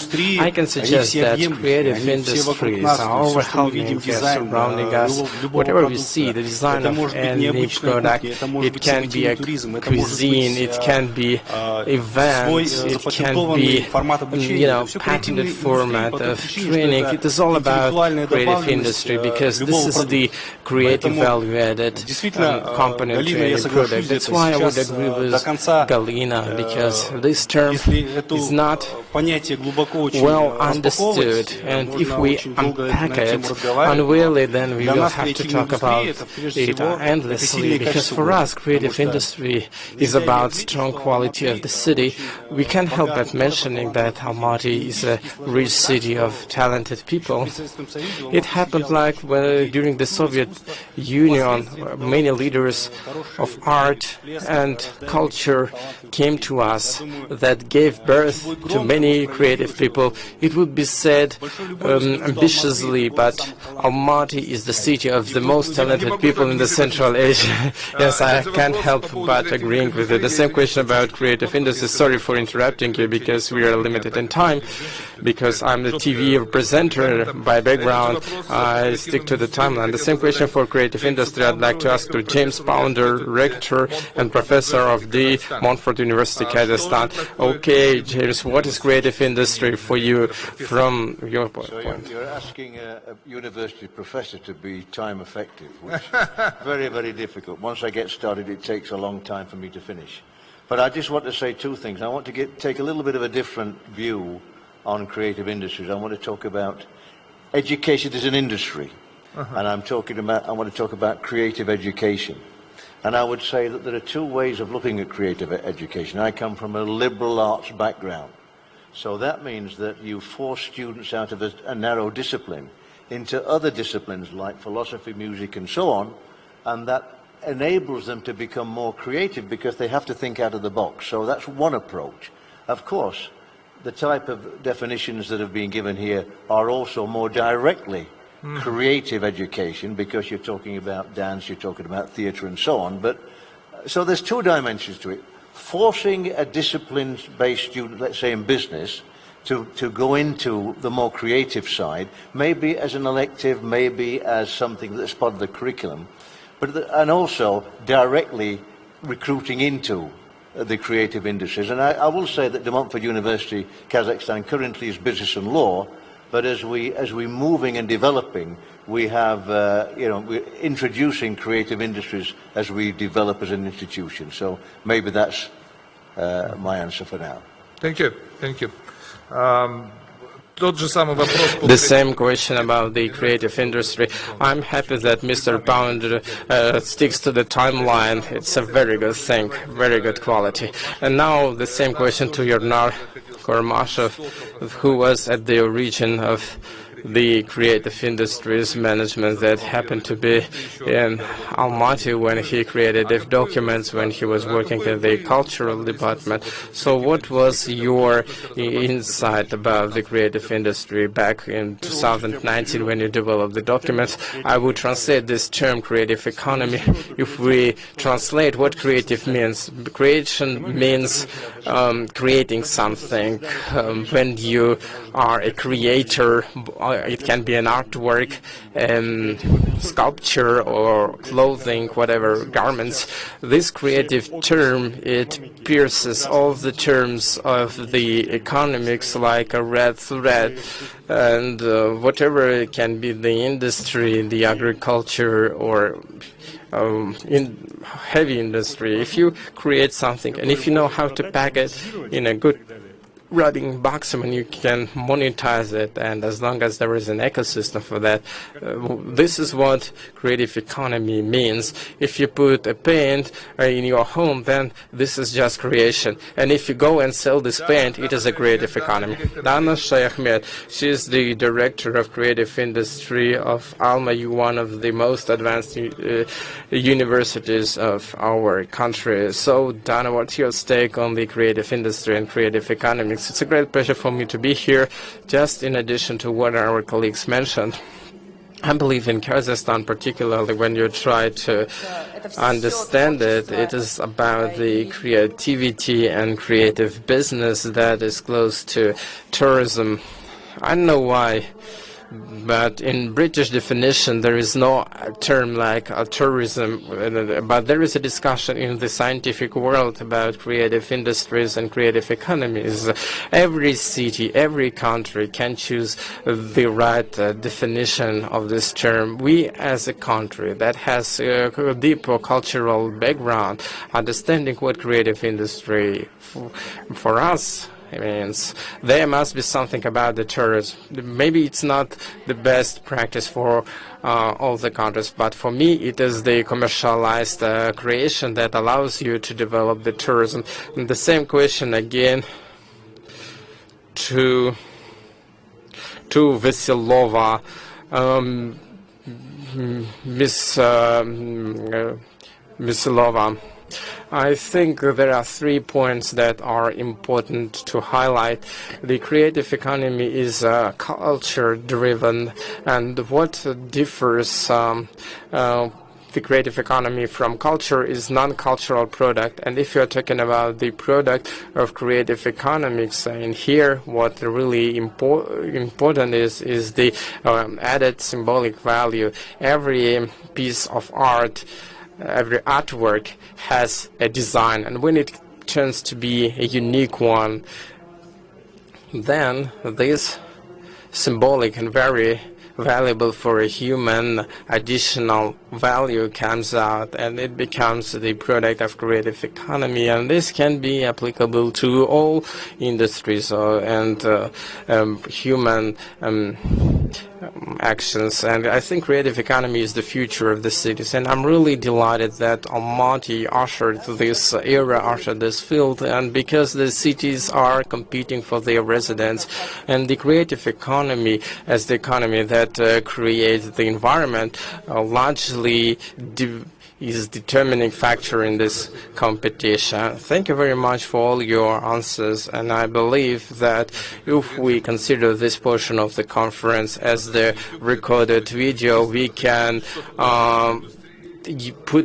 upload it in YouTube for those who want to understand what it is all about, like Creative Industry for Dummies. Your panel discussion will be very useful. And now we come to the topic, how do cities create and shape creative industries. We see that the urbanization process globally and in Kazakhstan particularly demonstrates that the cities are growing. More than 2 million people are living in Almaty, million in Nur Sultan, million in Astana, and people will be more and more concentrated in the cities, and it leads to the employment problems. Almaty was the first city city where Creative Industries Department was created, because the employment issues are the issues. I think we wouldn't build even more plants or oil rig, or we will not be able to construct facilities like this, but main people who are working there will be the representatives of creative industries, and we need to realize how to provide them the employability and job opportunities. And just to highlight my speech with the figures, and creative industries is indeed contributing the economies of the countries. We have a brilliant example of Korea. They earn well, and only one BTS group alone allowed for 3% of GDP growth. It's very significant, not to mention the soft power and creative industry development as a whole. Well, so creative industry can have many positive effects. And now let's talk about how do cities shape the creative industries. And I think the first is Kaysar Sarbayev, who can answer this question better than others. Okay, I think that every city is unique in its own way. Almaty is unique in the human dimension, in our nature dimension, and what the strengths and power of creative industry is to find the strengths, and every city must find the strength. For example, in Japan, the national cuisine of Japan is considered the sector of creative industries. Every city must find their strength and to build their creative industry upon. Like you mentioned, we don't have an oil rig in here, so what's the point of working here to create an oil rig, to build an oil rig here? Because our strength of the city is nature, the human capital, and the culture development potential. We see that our artists earn good rewards and awards internationally, and we can't help but mentioning that the world community is attracting their investment to us. It's not our merit, and it's not the merit of the state, but we want to ensure that the people we can be proud of, through which this city is getting more notorious, and the GDP would inflow to us, rely on the creation of the system. That's why Creative Almaty was established to develop the creative industry in here, and I think you are familiar with this strategy and the roadmap, and we will be moving as per this roadmap. So yes, you are right. What's the point of having an oil rig if we can develop the tourism? But the biggest tower is located in Chimbulak, and tourism is an inexhaustible source of money. The creative industry is not like inexhaustible, but it's renewable. Like Nar mentioned, that the more you invest in the creative economy, the more return on investments you have because of a multiplicative effect. I think the same question goes to you. How do mega cities shape the creative industry? For Almaty, for the metropolis, the creative industries development only provides the goods and benefits, because the creative economy is considered as humanitarian economy.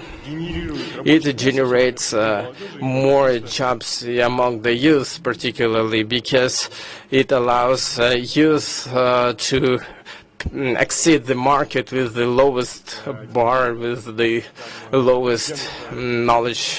For example, the president of telecommunication holding from the UK told that it's easy to become the entity of the creative economy. You might only have the smartphone and brains, and you don't want to have something else, for example, as compared to construction business or to other industries, for example, car assembly, yes, when you need hundreds and millions of dollars as investment, no matter where you born, no matter who you are.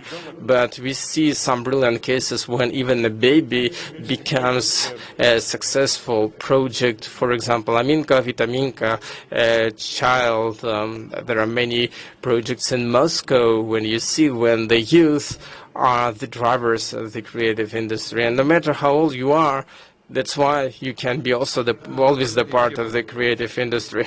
And I think this tourism is your favorite topic, and maybe you have even some suggestions about it. I believe that we will have the flashback before we talk about the development of creative industry and creative industries developing the tourism. I think we have the capabilities to creative majors in Kazakhstan. I'm working in the university, and when elderly populations send their children to foreign universities, and then they don't know what majors they would like to choose, and they are not sure, and send to creative majors, because we have a stereotype that poor artists will always become as a poor artist or poor painter. We see the brilliant example of children when they earn tons of money.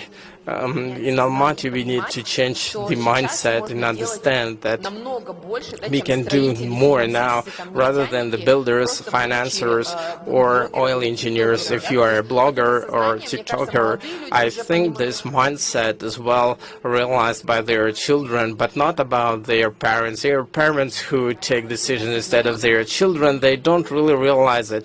And I believe that the parents who will realize that quicker and send their children to the majors and universities they want to, their heart lies there. They will ensure the better development of the creative economy and their children. And I would also like to add one thing, that the pandemic demonstrated to what extent our global community requires culture, emotions, feelings. We felt it ourselves, and over the past years I realized that people of creative industries are getting more distinguished, more respected, and more welcome in the society. Like Dante, the painter or musician, used to have different non-respected status, but this life changes and the attitude to them is changing, and it's a great achievement that these professions are becoming appreciated and respected in the society. It's the great move ahead. You have touched upon a pandemic. I think pandemic has influenced the growth of creative industries. Many people have started thinking about it, changing their living standards, profession. They started to earn their living online on creative arts and jobs. They have received new emotions, new money, new realization how it works. Do you have anything to add on? Yes, I have a very cool case for Almaty. Guys started 2 TikTok houses, and in the period of pandemic, they started it in the beginning. They 2 TikTok houses became #1, #2 in the world. In the world or in CIS? No, globally. They are from Kazakhstan. They ranked #3 and 4 when we met them 1.5 or 2 months ago. And Bojan made a meeting with them, asking them how they live and so on. And now they rank #1, #2. They are head of 2 TikTok houses from America. So among 10 TikTok houses globally, these are not in Seoul, in London, or America. In here, 20 young people who have 10. As you said, the most popular in CIS is Homyak blogger. She is the most popular in CIS. It's not for me, it's for all the people. We have adult people here. What is TikTok house? Is it safe? Is it normal? How do they work? What is this, in fact? I know that you are involved. That I have seen the content. Of course, there is some content which is not really good, but I have checked their content. It's okay, it's normal. They sing, they dance, they arrange some challenges and so on and so forth. I've heard one story when one of the residents of this TikTok house, the parents, they were concerned. They said, you go and work as a waitress or whatever. He had 10,000 subscribers. He could not monetize this work. He had to work for 50,000, 60,000 to get to help his parents during pandemic period especially, but he tried to continue that work. Finally, in 2 months, he had 6 million subscribers, with a salary 350 to 400,000 tenge per month. This is not a big salary, honestly. This work is quite hard for a TikToker. I thought it is much easier, but this Homyak, this is the name of this TikToker. The name is known and he is earning more.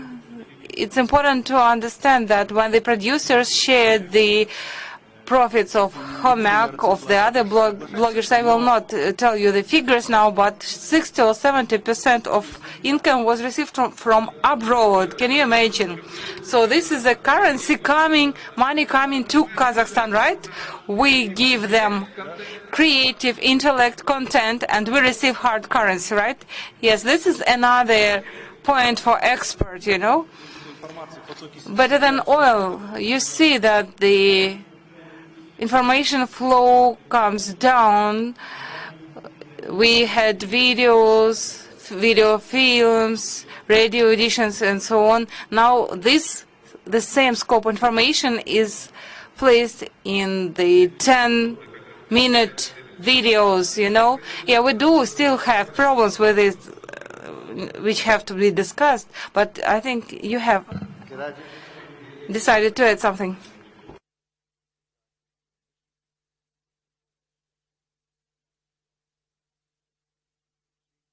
That's one of the most creative.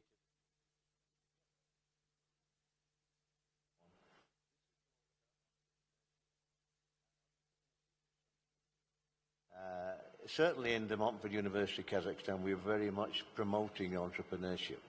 And it's interesting because a few weeks ago I was teaching a class, and I said to the students, I said, look, I'm going to give you 20 minutes to come up with a new idea. So they beavered away in groups. In 20 minutes, 7 or 8 groups came up with a really good set of innovative ideas. And I think that this is something which we really need to promote. So yes, all these things are great, but you know, really the foundation of this all is to have an entrepreneurial mindset. And that's where I think education really comes into its own, where we have, you know, we stimulate entrepreneurship by practice. You can't teach entrepreneurship in theory, but you can certainly get people to practice a mindset which is an entrepreneurial mindset. And I think that's the foundation of all creativity, in fact. So that would be my view on the education contribution to creativity. Thank you. Спасибо. Thank you, Galina. My question is to you about the creative industries development in the cities. We would like to hear your comments as well. The British Council several years in a row held a large conference, Central Asia Conference, and every year we try to discuss about this topic, how the creative industries are connected with the cities and how cities influence the creative industry development. And the opinions we have come to, they are not unique. These are global trends. The cities do grow. We cannot do anything with this. No one wants to live beyond the cities, outside of the cities. Nevertheless, in parallel with this, there is an active process of decentralization, because the main sign of creative industry is uniqueness and decentralization. When, for example, in a big city where the population divides, say, 10 million people, this city becomes a country. Another interesting discussion we had on the topic that the countries do not have such a significance because the cities become more important. When we talk about Berlin, London, Istanbul, we talk about specific conglomerates, not about Great Britain, Turkish, Germany, but inside of the cities there is an active process of decentralization when each district becomes a unique hub where there is something specific, something special to distinguish this district or to determine this district among the others.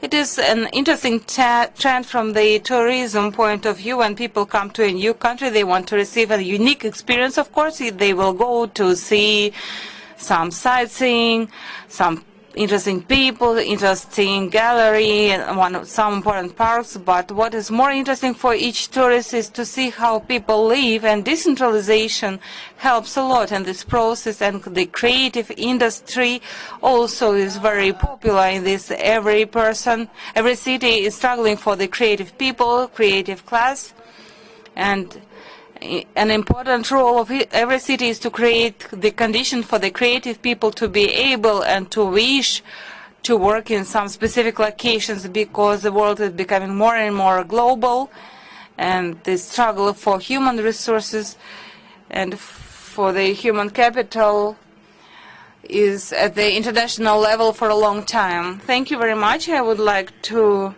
ask the next question. Almaty is a beautiful city. People want to come here, want to live here. They want to be a tourist here. Still, there is a trend that our creative people leave the city of Almaty and the country. We called it outflow of brains. Now we can say that the creative people can be more efficient in the other countries. What the city could do to be more attractive for the creative people? What do the creative people need to come to the city? For the city to be sort of magnet for the creative people, what could we do? This is my question to you. I would like to hear your opinion. And the first question is to Olga Veselova. Thank you for your question. Yes, indeed, this is our pain.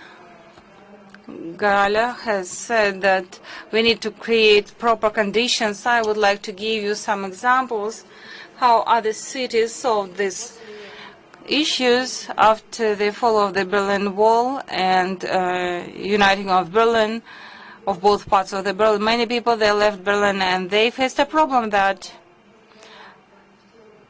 there were a lot of empty buildings, and how the Berlin mayor's office solved this problem. They invited all creative people from the whole Europe into those premises, into those buildings. They provided those premises for free, and they could arrange studios for themselves. And now Berlin is a global hub for the creative community, first of all for the artists.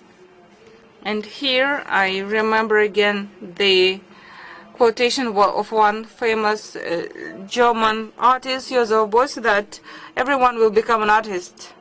And now we come to this, and we live in the post-industrial epoch when the cities are not industrial centers any longer. In Almaty there are no large producing facilities, and the main economy of the city becomes the leisure time arrangement. And this is supported by the fact that we will have reduction in the working week, and more time will be available for relaxing, for leisure, and we will have to fill it with something. This will be an opportunity for the creative economic growth. And here we need to emphasize that the creative economy may be introduced in any business. For example, we have a project with the restaurant network ABR restaurants, where the artists prepared their front walls for the new year. This is a wonderful collaboration and opportunity to see how the creative economy can coexist with the normal economy and being based on that. And the global companies like Google and others pay attention to this. Also, Google, they have a certificate for their employees to visit museums. So the corporate economy, the culture, this is about environment as well. The environment to create a sort of creative atmosphere where you will not only be pleased to be there, but also it promotes, it inspires you to do something new. This is an environment which should be developed in Almaty. We do have it, but we need to stimulate its development by creation of some creative clusters and platforms for self-realization. We will have a museum of modern arts, the center of modern culture. Maybe this would be my answer. Yes, I would like to add something here to Olga's words. This atmosphere is very important for the creative people. The creative atmosphere is very important, but financial and economic and legal environment is very important here as well. I will create creative content. I need to be sure that no one will steal it, and even if it is used, I will get some cash back from it.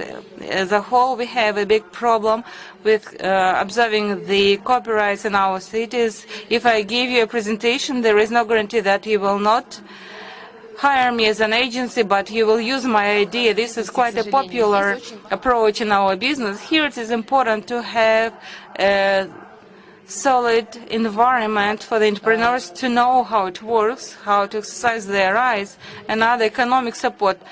This is not a must to provide some grants or to make investments. We say that there are few investors who say that, okay, I will invest in your video film, for example. Not many people are ready to do so because they do not understand the economics of the film and they cannot understand the profits. It's important here that sometimes the creator by themselves, they should understand the economics of their ideas and creations, what will be the cost, what will be the profit. Here we need to have a healthy environment. This is not a problem. In fact, creative entrepreneurs is a small, even micro business, not big companies. There are very few video studios who make films. These are mostly micro, small and medium businesses. So we don't have a stable economic environment to provide transparent conditions for the creator to feel comfortable himself or herself in this atmosphere. Yes, the micro-entrepreneurs and creative people, they feel discomfort because there is no legal framework in the state against the raider attack when the idea is stolen.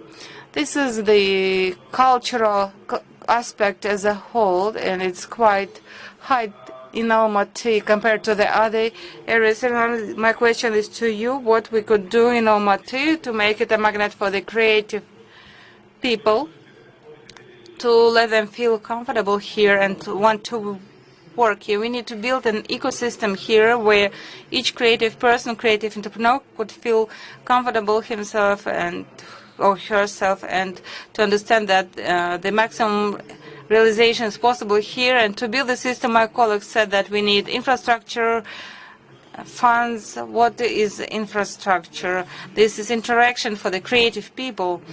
They scientifically, it was proven when they are together, the animators together with the architects and artists, they can generate a lot of products of the intellectual property. This is sort of synergy. This is something like collaboration environment. Yes, the development of the creative economy in Almaty, as we have been elaborating that, the first of all, the need is for the infrastructure of a creative economy in the city to modernize the libraries. Out of 25 libraries, 18 have been modernized already, updated. They have become the public spaces. A lot of work has been done in this direction. The libraries, they are small in the space, in the area. They can host different master classes and other events to perform sort of functions for creative hubs. As Galina said, there is a decentralization. So in the agenda, we have an agenda called A City Without Borders. In the remote areas, the creative hubs should be established in every district of the city, in the industry parks, in the tram depots, in the former prisons, in the museums. The creative quarter will be built up, a creative block will be built up, and the conditions will be so comfortable that it will be a magnet not only for the creative people from other cities of Kazakhstan, but also from the other countries. This is something we need to achieve, we still have to achieve. To add something to the words of my colleagues, we need to solve the question of links for the creative people. The creative people do not really understand how they can sell their products of intellectual properties, especially if it has an export potential.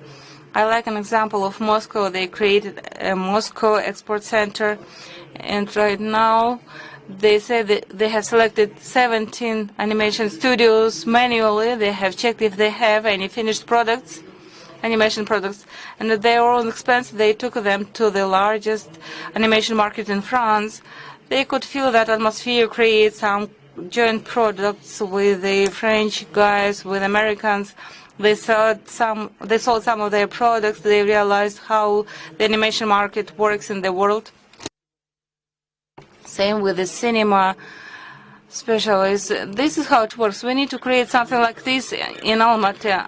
I'm sorry, we are having time, Kaysar. You will have the floor at the end, because we will ask this question to you, mostly what should be done in the city. Now I would like to invite James Ponder to answer this question, what Almaty should do to become even more attractive for the representatives of creative industries. So the floor is yours. Just tell you a little story, if I may, not a long story.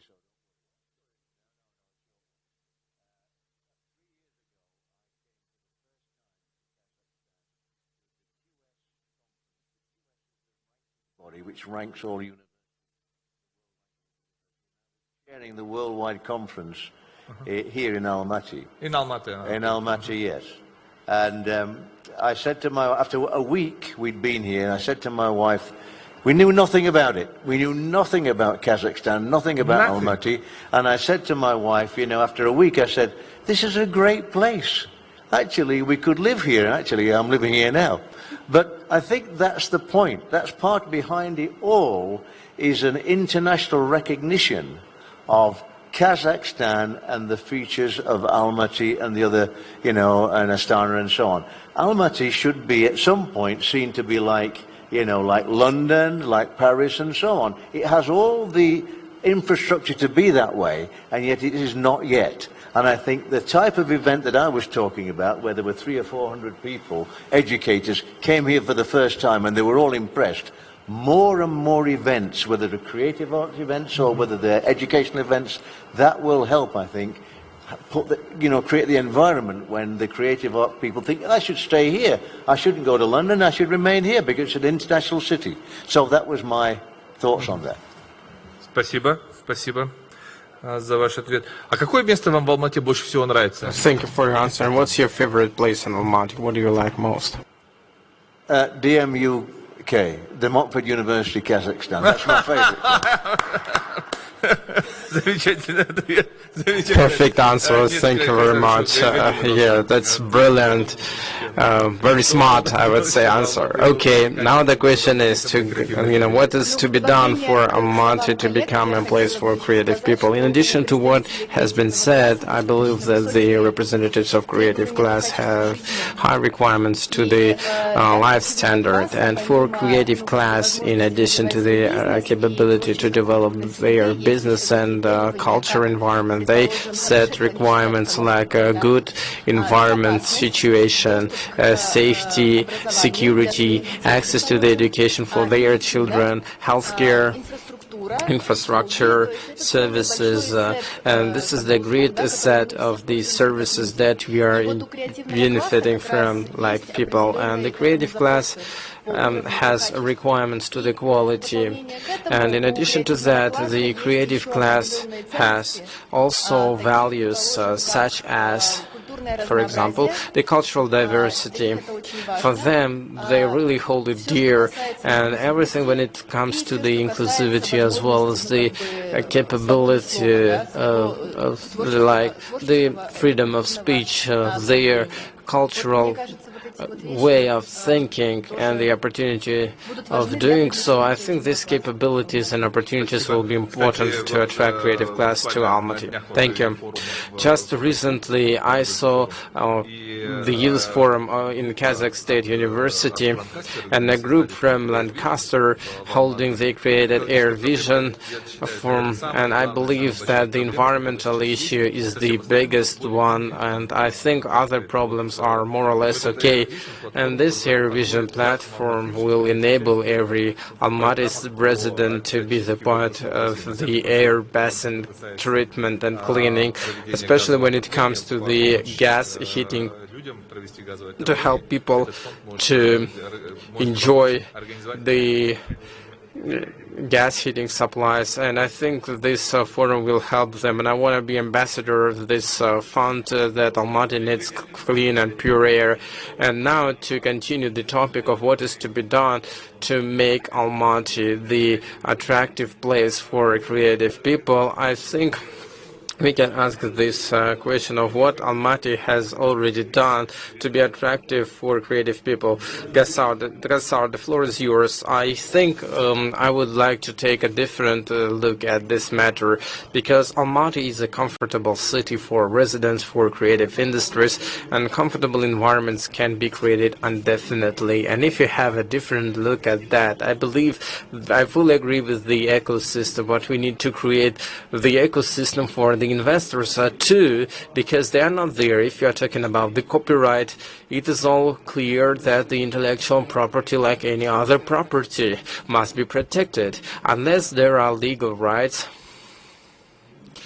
there is no legal support for that. So we need to create the ecosystem for the investors in the forefront as a priority, and that's why we will take a systematic look at this matter. And this year we initiated the inauguration of copyright department in the university, and we are elaborating on this matter with the Ministry of Education and Science. And in here we need to improve the qualitative and quantitative level of the specialists in this sphere. And I think people need to take a look at the creative industries differently. I think this is one kind of non-material support, and if we're talking about the tangible support, a lot of assets and investments were allocated. Almaty Finance had more than 5 billion KZT invested, and what was the way of financing? It is the subvention, crediting and funding 30 projects worth 100 million KZT. This is the grant, the subvention line from 1 to 5 million for every project, and every entrepreneur, as he shows the attractiveness, and not only from the investment standpoint, when he demonstrates a business plan, he can get the grant, the subvention. So many entrepreneurs are explaining the terms and conditions manually, and this year we will also launch the Creative Entrepreneur Support Center based on that, when there will be a person in charge in every creative hub who will explain how to get the financial support or legal support, and this state support is important.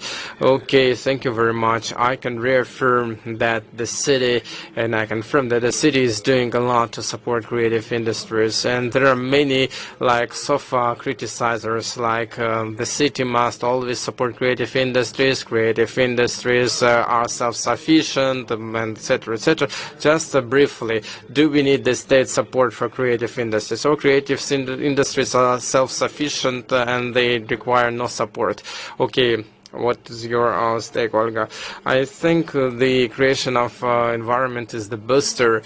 It can develop, but in 10 years or in 5 years, it is the matter of time how fast we want them to develop. Of course, we need support. And Mr. Pounder, what do you think about state support?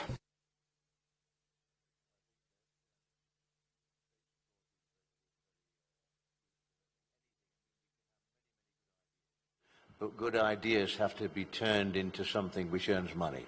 And usually, and from my experience, the problem with any innovative ideas that come forth in an education situation or anywhere, the problem is not with the generation of ideas, but with the funding of those ideas. So I believe that funding is absolutely important, either through the angel investor, the institutional funding, or the government.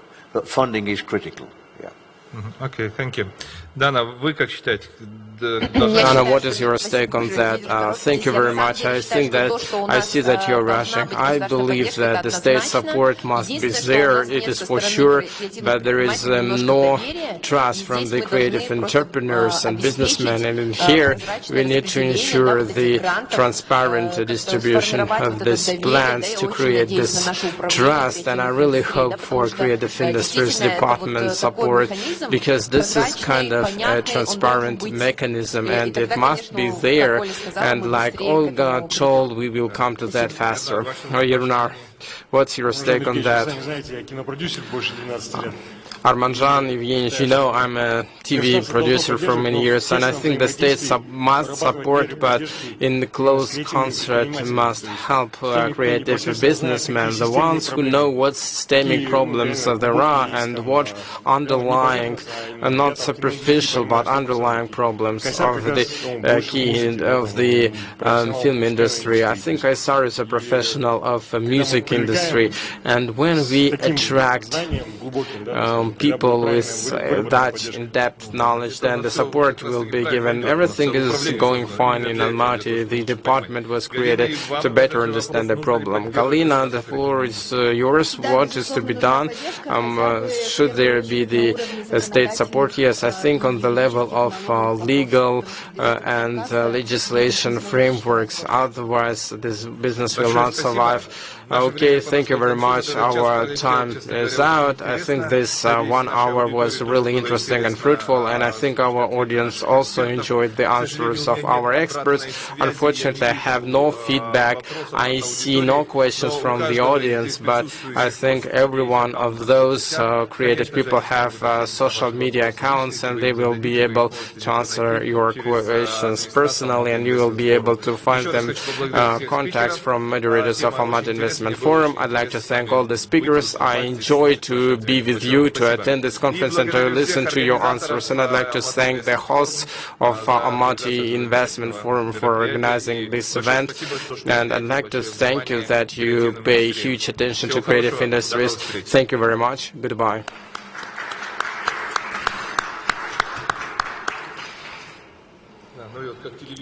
And like TV presenter, I just fit the timeline very carefully. Thank you very much, dear participants.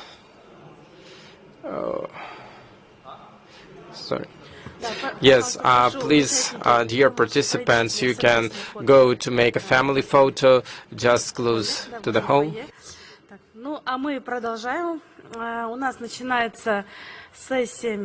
But we continue, we start the next session, the mega trends. The first speaker of this session.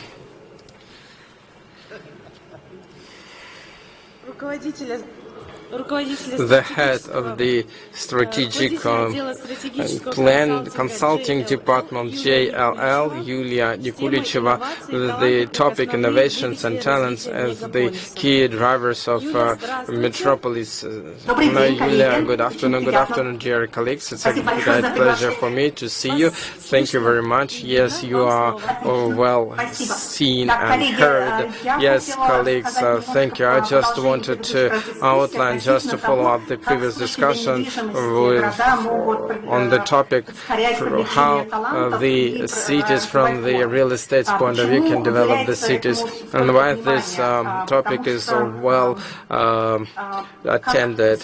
Because, you know, as we can see on the example of the cities are the drivers of the economy and most value added. And the new innovations are happening in the cities on the one hand, and on the other hand, if you're talking about large cities, they are competing for the others, and we can see the competence on a global level when we take a look at such metropolises like Paris, London, New York. and other larger cities, including Asia, Singapore, or Hong Kong.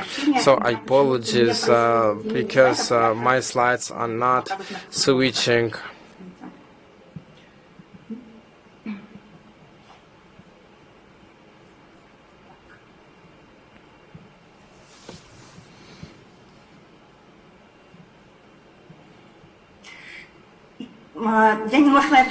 So I'd like to repeat the same idea that previous speakers mentioned. What defines the metropolises to develop as the creative class?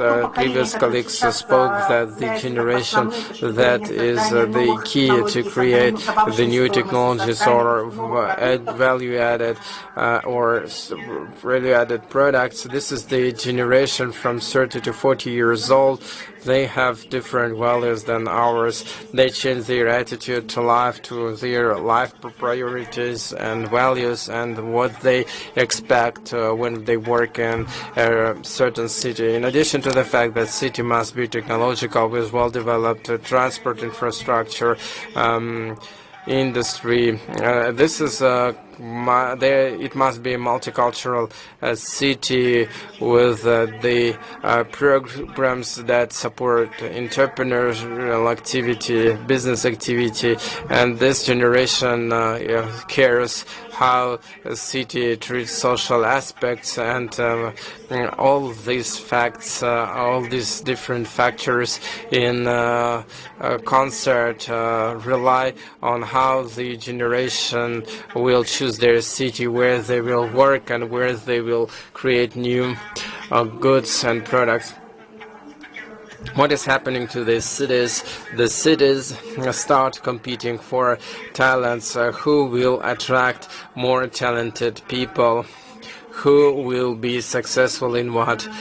So in here we can see three main pillars of cities changes. They are related to the fact that the structure of demand changes from the consumers. It poses the limitations on the real estate market, and at the same time there are changes from the city management. The main core factor of the city management is the digitalization and communication, which has to do with the interaction between the city residents and administration, and also from the standpoint how people enjoy services and which parts of life are digitalized. And I think many leading cities in this sphere are the most attractive for living. And the next aspect is what we call the localization. On the one hand, we can see that there are global processes in terms of the new platforms are emerging, like car sharing or the delivery services. And on the other hand, there is a great demand from the creative cluster that everything would be in a walking distance. We want to enjoy the global products, but we want to have them right here and right now. The same goes to food delivery. Development is related to that. Related to the logistics development, that all products and needs are satisfied closer to the residents. Green areas and parks must be in walking distance, and the districts that can provide this service may be attractive. And as consequence of this process, we can see that the priorities and values of different districts in the cities are developing. And what is also taking place on a global level is about the development of all the technologies that are related to the careful attitude to the environment, careful attitude to what is there already. And if the city keeps on growing, I think the residents of the city expect that the administration will take care of the environment and will use the advanced environmental technologies when implementing new projects. If we talk about the fact how the movement goes on, how the innovations are being implemented in the city, there are two key trends. The first is that we have been observing when it comes to innovation is the investments in the technologies and venture capital funding, R&D costs, as well as the patents that are being registered by the companies and people that are residing in the city. And the other important trend is everything that has to do with the development as well as the concentration of talents in the city, because we are all realizing that everything that has to do with the growth of the emerging economy is related to the people, and unless there are talented people, there is no growth of the urban economies. So that's why the cities are paying great attention to the higher education and to the education topic in general. And like I told, the main focus is to 20 or 40 years aged people. And now I'd like to show you how the property management impacts these trends. If we are talking about the property management in terms of how they attract talents, here we can see how different locations and different cities are developing. And I'd like to start with the locations that are already well known. These are the Silicon Valley in California, Shibuya district in Tokyo, and Marcus Street in San Francisco, just loaded to the 1000 part the names of these projects, and we can call them like the inertia, the projects that are developed by inertia. Another city around Stanford University that gave birth to the group of a small group of companies, then they started developing everything that related to computers and software coding, gave birth to giant companies, Apple, IBM and others, and other companies emerged. Stanford and Pike became the centers where everything was developing. We don't see a sustainable, substantiated support from the state. And if we look on the left-hand side from the schedule, we see that the attitude of the state is changing, and another group of projects that coming out from them that started in 1990s used to be the projects related to the rethinking of the large-scale territories that, due to the fact of the economy restructuring and the needs of people and the companies' needs, these territories lost their value, and this is exactly where the state undertook this duty to develop these territories, and the master plan was developed to implement the strategic plan by involving these strategic developers. Kingston territory in the UK, and the Software Union in Seattle took this way, and one of the initiators was one of the shareholders of Microsoft who initiated this idea. So of all these projects, we see that there is a unified approach when there is a master plan, and the master developer is there who started implementing this project, is implementing it with other developers. But in here I'd like to know the following thing.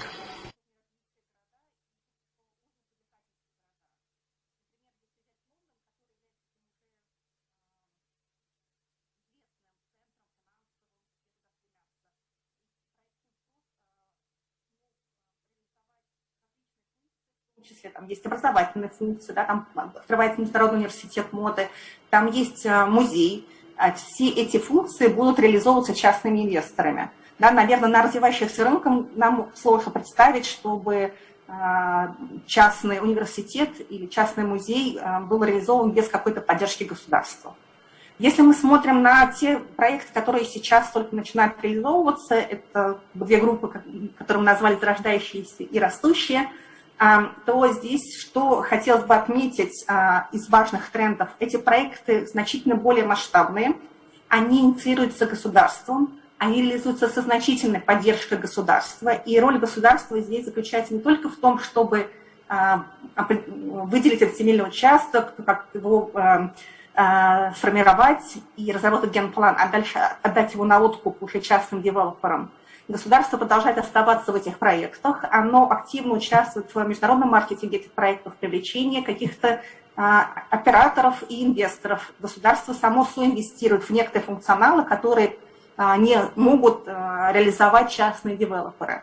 Взять, для примера, проект Мадрид-Норте. Это очень крупная территория на севере Мадрида, которая расположена вдоль железных дорог, порядка 2000 гектар. И вот здесь как раз государство разработало генеральный план, и дальше оно участвовало в проекте путем создания университетов, каких-то пространств для стартапов, для бизнеса. И благодаря этому такая большая территория сейчас активно развивается. Или совсем новый проект недавно был начат в Берлине, Urban Tech Republic. На самом деле это бывший аэропорт Тегель, на территории которого реализуется как раз такой смарт-сити. Там будет открыт на этой территории новый университет, и также создается такой хаб для стартапов, который будет, собственно говоря, работать совместно с университетом по созданию каких-то новых технологий, новых идей и так далее. Да, то есть мы видим, что города, которые, может быть, в какой-то момент начали отставать, да, от лидеров, либо которые имеют очень большие амбиции стать лидерами по привлечению талантов, они делают такие масштабные проекты, и они в том числе именно на городском уровне инвестируют в такие проекты, в привлечение талантов, и это инвестиции касаются как студентов, так и уже людей, которые закончили университет и могут стать базой для создания каких-то новых бизнесов или создания новых технологий. И таким образом эти проекты развиваются существенно быстрее, чем то, что мы видели для проектов, которые начинались в 80-е, 90-е годы. И, соответственно, они помогут городу быстрее вырасти. Подводя итог тому, что я рассказала, хотела еще раз, да, как бы сказать, что именно талант является сейчас, наверное, самым как бы, таким движущей силой, за которой конкурируют городские власти различных городов. И для того, чтобы привлекать эти таланты, если мы говорим про недвижимость, то проекты, которые реализуют города, становятся все более масштабными, они становятся более сложными с точки зрения состава функционалов, потому что это все требует жизнь, и как бы они пытаются ответить таким образом на ожидания этого молодого поколения, для которого реализуются данные проекты. И роль государства, как мы видим на примере проекта, становится все более значительной, и это не только финансовая поддержка, это и маркетинг, и, соответственно, для развивающихся рынков, таких как, например, Алмата, наверное, как бы роль государства будет еще более важной, и должна быть еще более значительной для того, чтобы такие проекты были успешными. Это все, что я хотела рассказать. Большое вам спасибо. Если у вас будут вопросы, вот мои контакты, буду рада ответить на все ваши вопросы. Спасибо большое. Spasibo большое, Юлия. Так, ну а мы продолжаем. And we continue. Thank you very much, Julia. Our next topic is tools to support the small and medium businesses. Let me introduce you the next speaker, Chairman of the Regional Council of the National Chamber of Entrepreneurs, Atomikin Baryshev, Maxim Anatольевич. The floor is yours. Good evening, good day, dear audience, dear participants of the forum. For me, this kind of forum, this format of forum is for the first time in the whole of my life. This forum is held online and offline. I would recommend you right now to participate in such forums in online format. Why? First of all, you will not spend time for traveling. Secondly, you can control your visits. You can visit several modules at the same time and see everything you need to see. And the future is here, is behind that. I think online is a format which will be fixed in our life and which will become sort of normal, something normal for us. I will present to you a report on the work performed by the National Chamber of Entrepreneurs called Atomic ENG. What are the results of Atomic ENG for development of entrepreneurship and support of the small and medium business entrepreneurs in Kazakhstan, and in particular in Almaty? The main objective of Atomic ENG is to promote creation of favorable conditions for business conducting in the city and help to all the entrepreneurs in our country. It should be noted that the business has managed to adapt to the current crisis period due to the pandemic. Here in Kazakhstan, we had 3 waves of pandemic. In the other countries with the pandemic, they had a worse situation than here. We had the policy adopted and decisions made by the state of Kazakhstan. They have allowed to resist. They allowed our citizens to resist coronavirus. According to the Statistics Bureau, the number of existing entities of small and medium-sized businesses has increased recently by 27,000 and made up more than 1.3 million entities. In the first half year of 2021, more than 21,000 limited liability partnerships were registered. This means that the economic efficiency, economic interactions, they did not stop, they do not stop, and the economy of Kazakhstan continues developing and existing. Atomic ENG on a permanent basis conducts polls among the businesses to determine the situation of Kazakhstan business and in order to form the proposals for the government to suggest the measures for the further development of entrepreneurship. In August this year,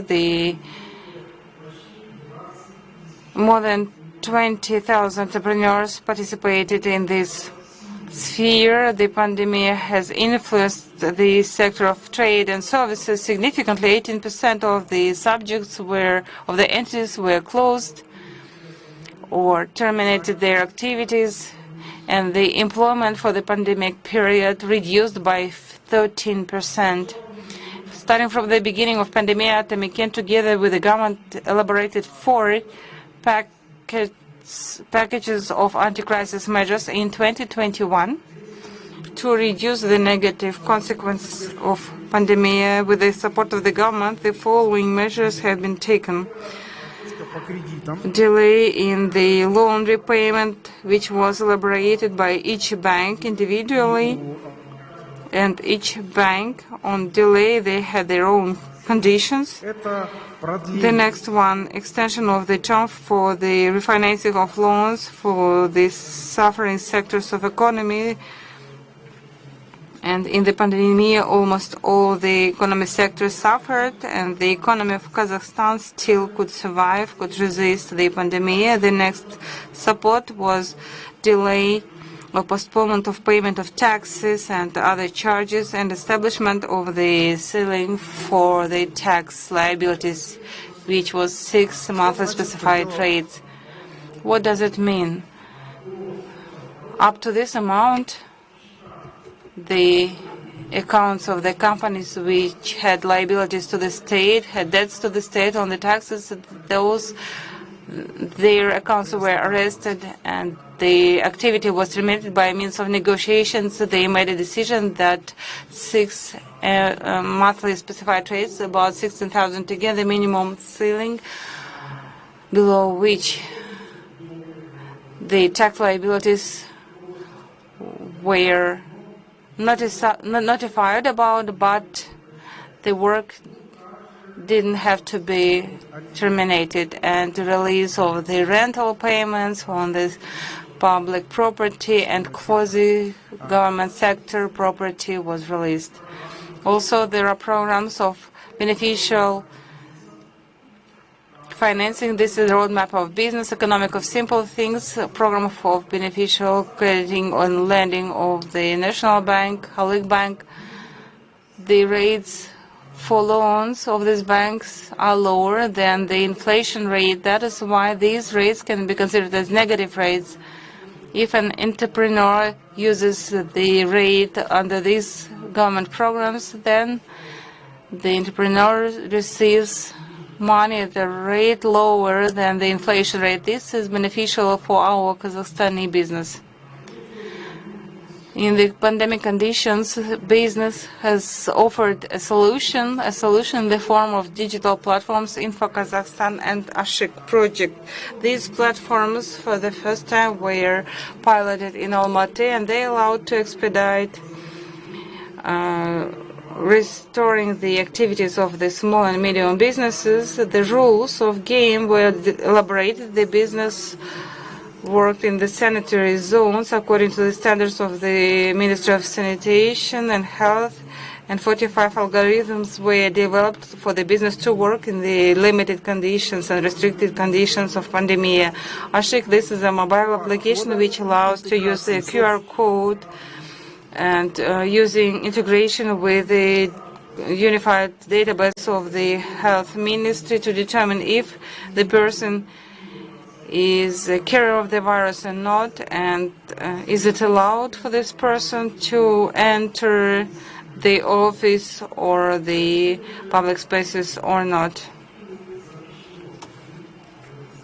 or if there is a restriction to visit these places.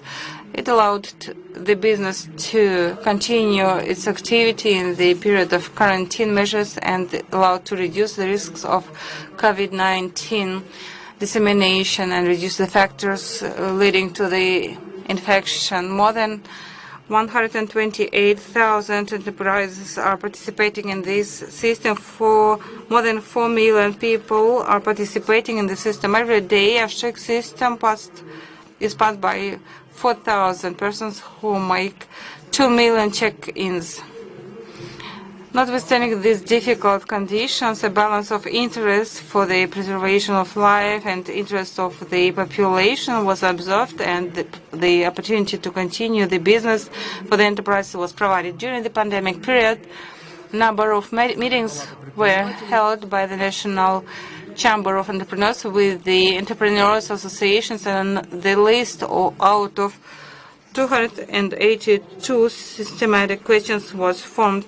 103 questions have been already solved, and the work is being performed on the solution of the other questions in cooperation with the stakeholders, and there are agreements on solutions of these questions. The business is paying attention to the relevant issues like taxation. First of all, this is about proposal to cancel moratorium for the inspections for the micro and small businesses. That was an acute question which was raised in the beginning of September, and this question was resolved in a positive way for business. The moratorium for the inspection remains in force. It is forbidden to inspect small and micro businesses.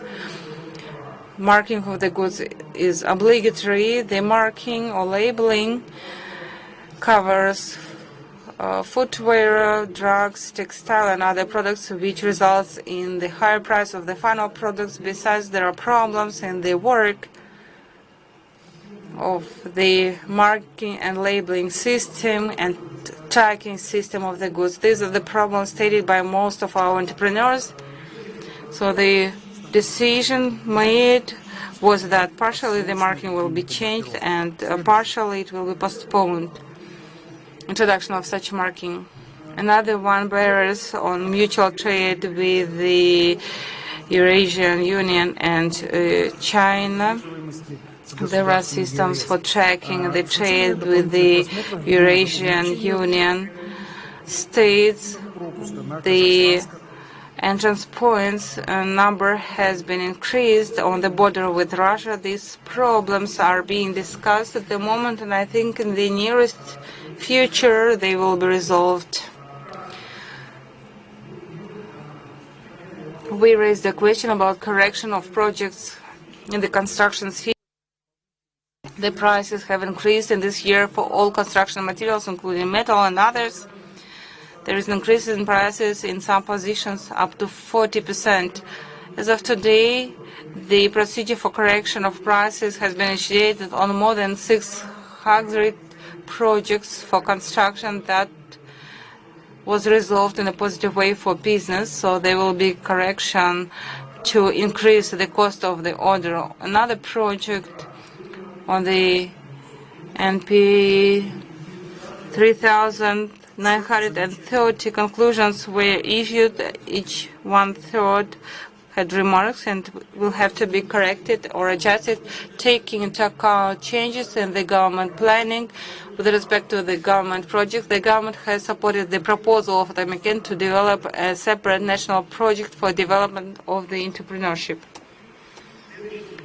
The next slide is mass entrepreneurship. This year, 5-year university is celebrated by Bastavo business, which allows the entrepreneurs or the population with an entrepreneurship initiative to start a business. It includes education for the people who would like to deal with entrepreneurship. More than 184,000 people were trained in the previous year who started their own companies.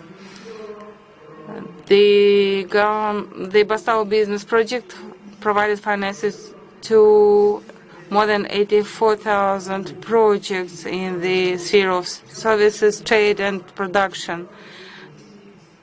A network of 15,000 micro enterprises, 2,145 applications were considered to the amount of 12.7 billion tenge. It is planned to finance 5,000 projects until March 2022. The total amount is planned for 22.5 billion tenge. Together with the Uchot KZ, based on our initiative, we started a platform called Atomican Business Club. It is a free of charge webinars on the relevant issues of maintaining business, which now cover 10 branches, including HoReCa, tourism, and trade. Starting from June 2021, we have conducted 18 training sessions and provided education to 15,000 enterprises. We cooperate in this sphere with the international holdings like Amazon, Wildberries, Satu, Yandex.Go, and others. Support of the domestic manufacturers. On the 14th of May, there was an extended meeting of the Commission on Control of the Local Content. This commission was held in the industrial zone. So the commission was attended by two deputies of the mayor, Mr.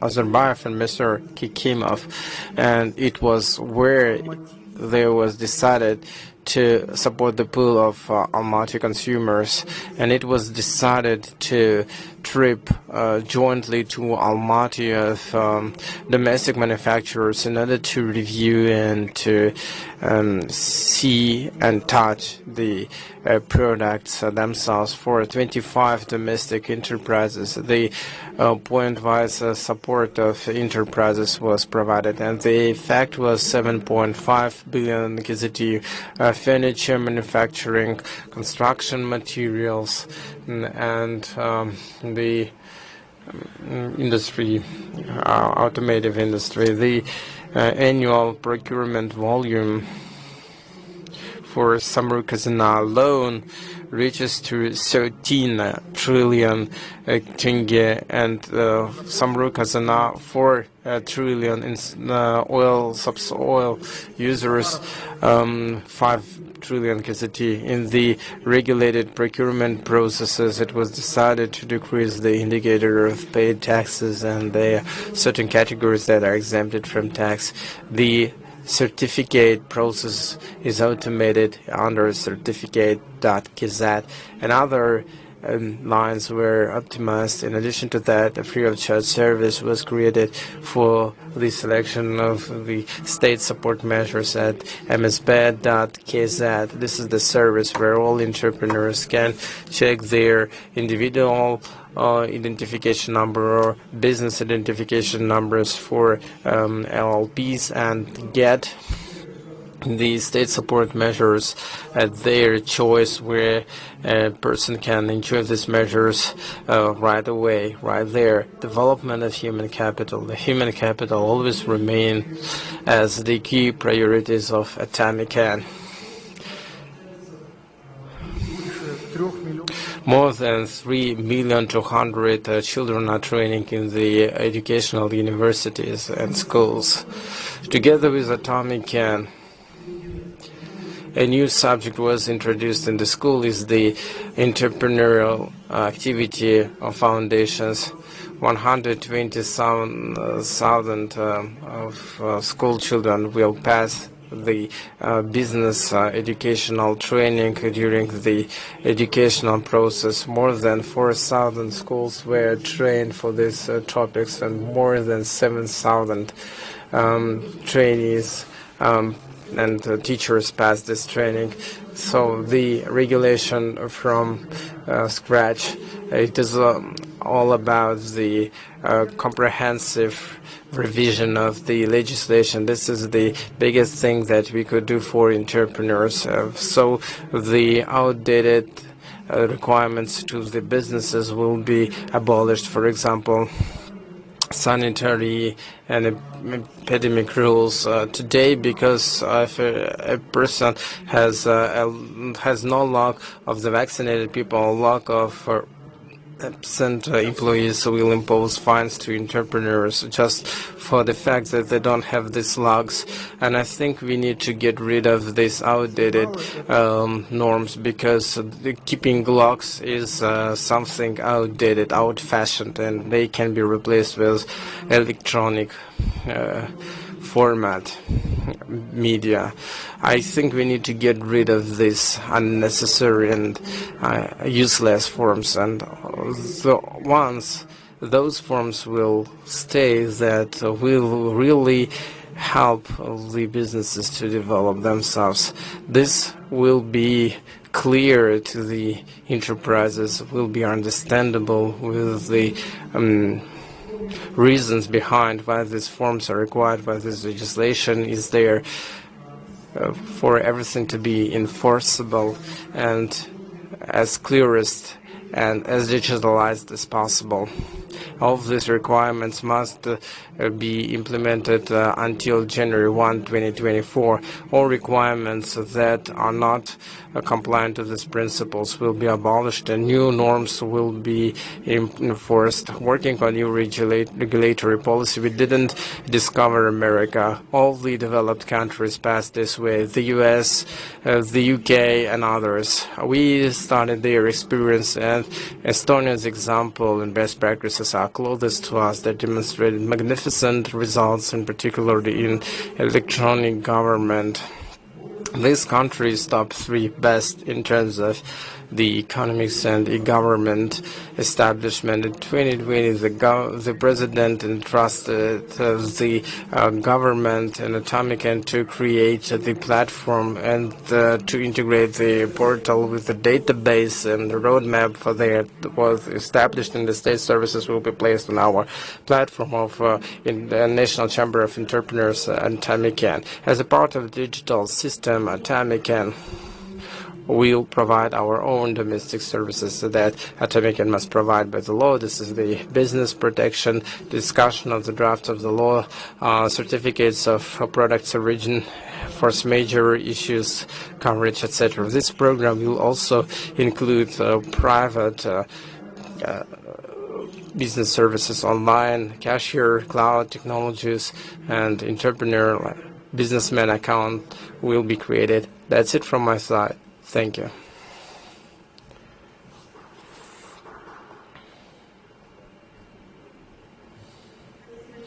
Thank you very much, Maxim. And now we continue.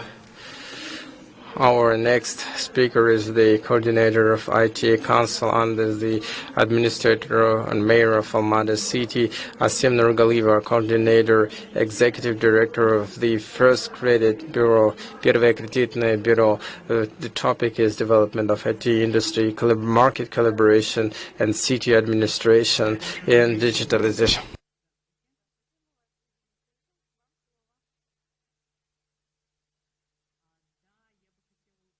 Yes, I'd like to start sharing the screen. Shall I do it myself?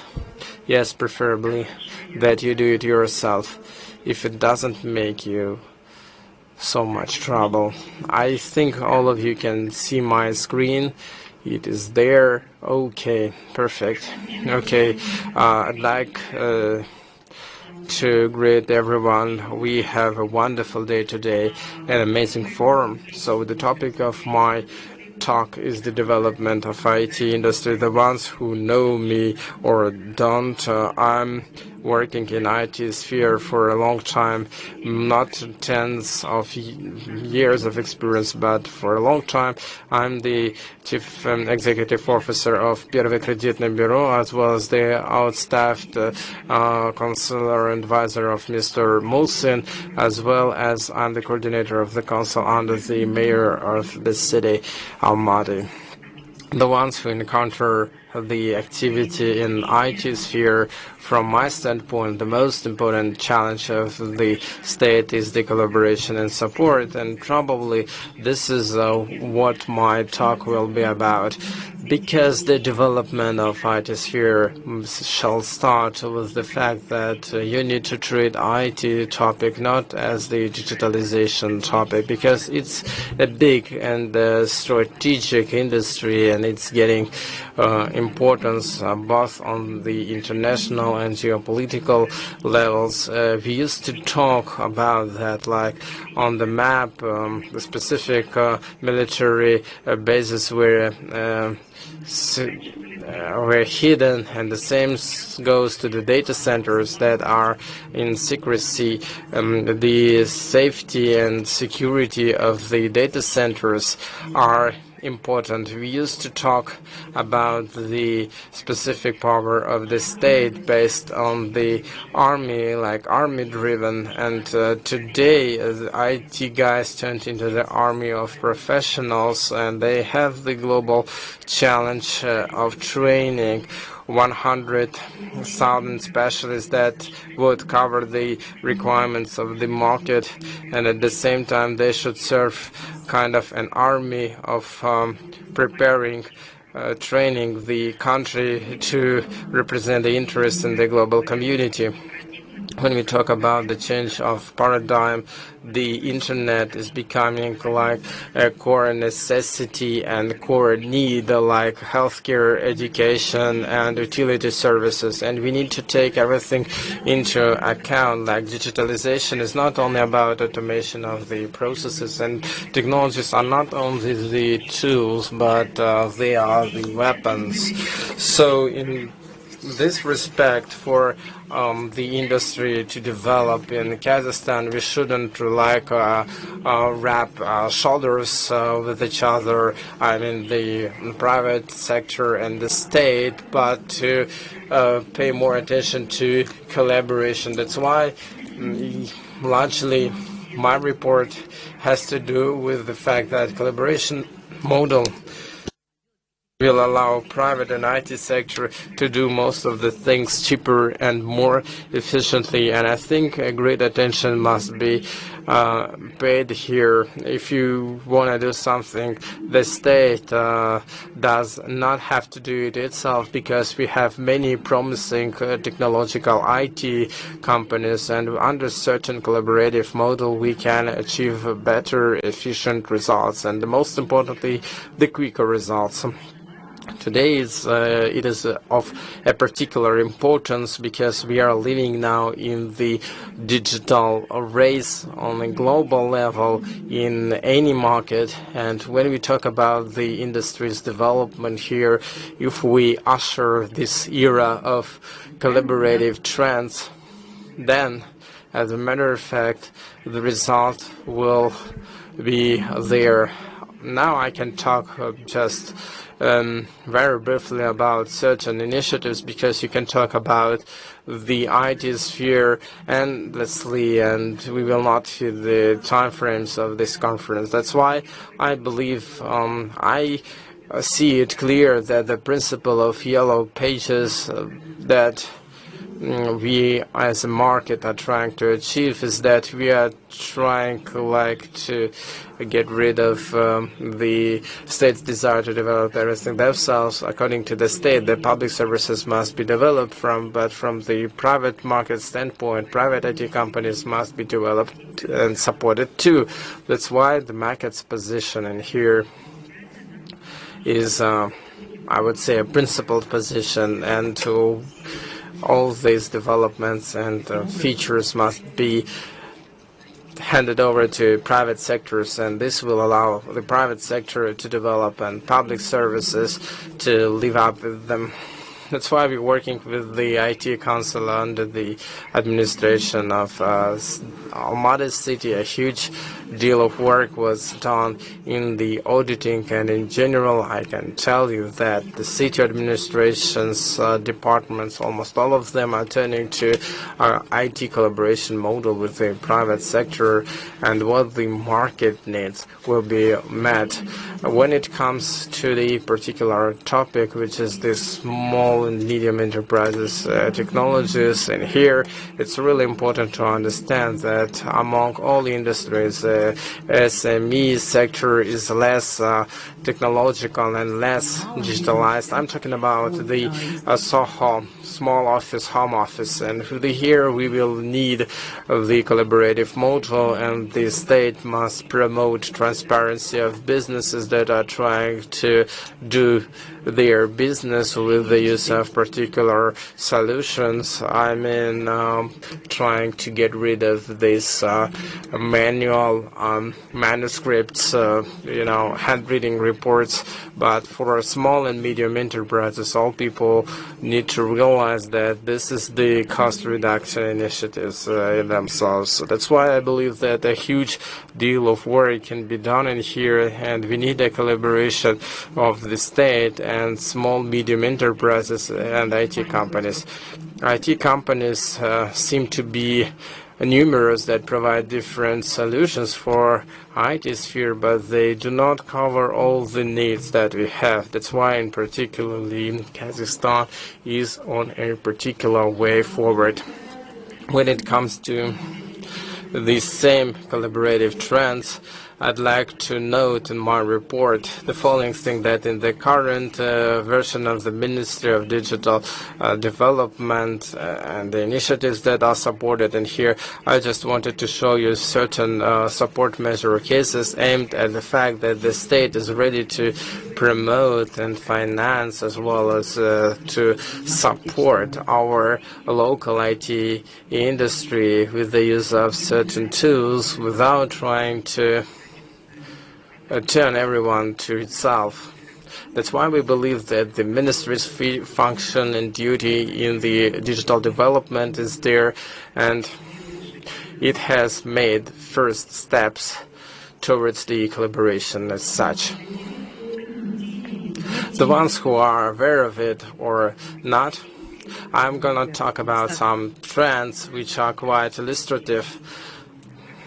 there is already the cost subsidizing for exportation. All of us understand that there are certain target indicators for the export potential development for our IT companies. There are indicators for the development of IT specialists, and in this respect, the ministry is pulling huge efforts to support IT industries and to support exporters. And one of the initiatives is subsidizing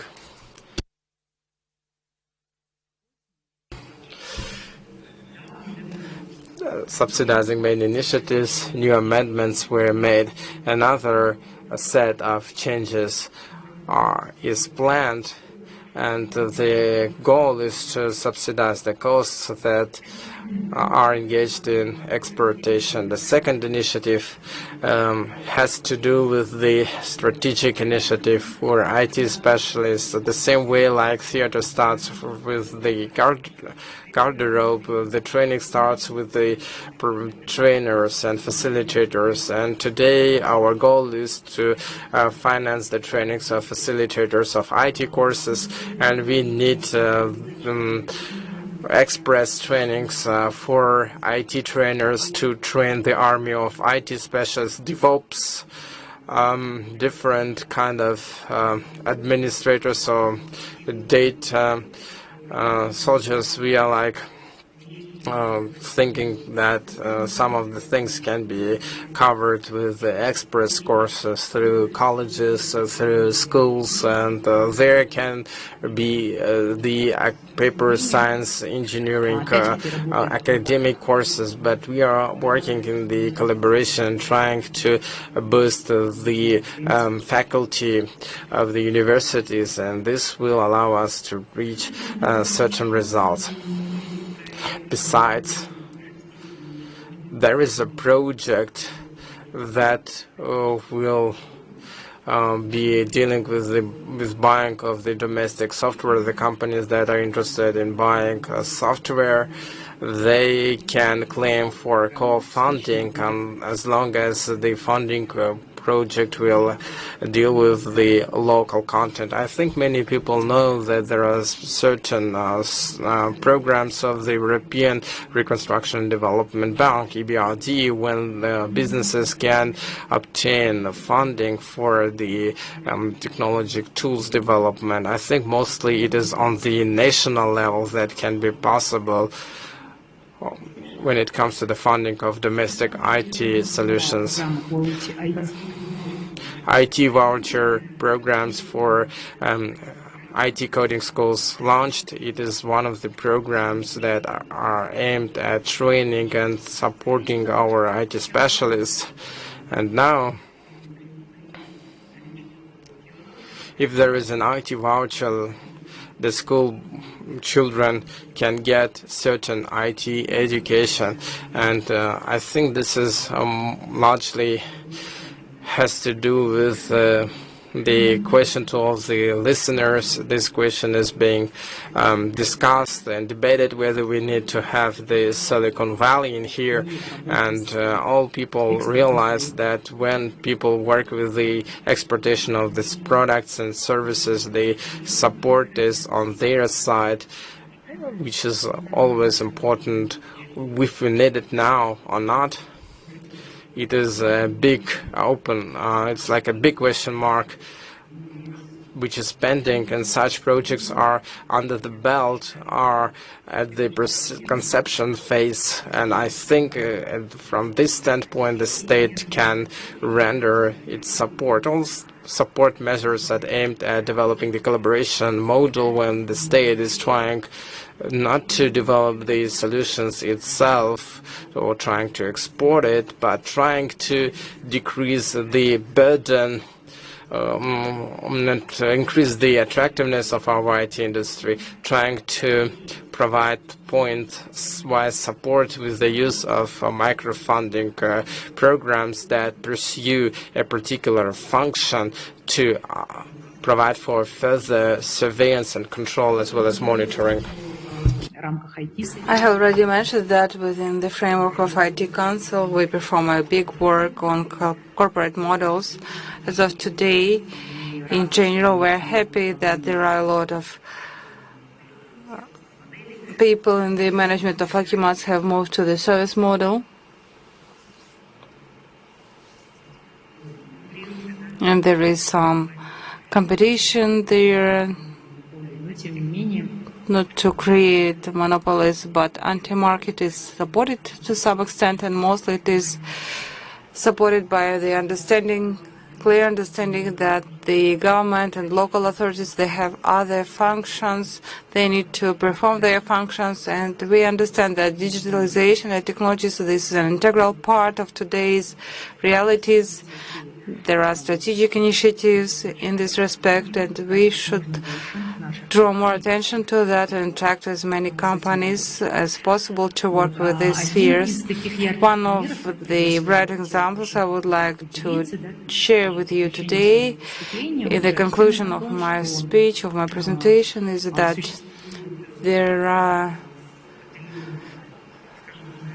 is sort of industry like OC or the utility service. There are a lot of suppliers of solutions, and we met with the suppliers and vendors to understand that there is a good proposal in the market of IoTs, and we say that now to start such systems at the systematic level, at the mass level,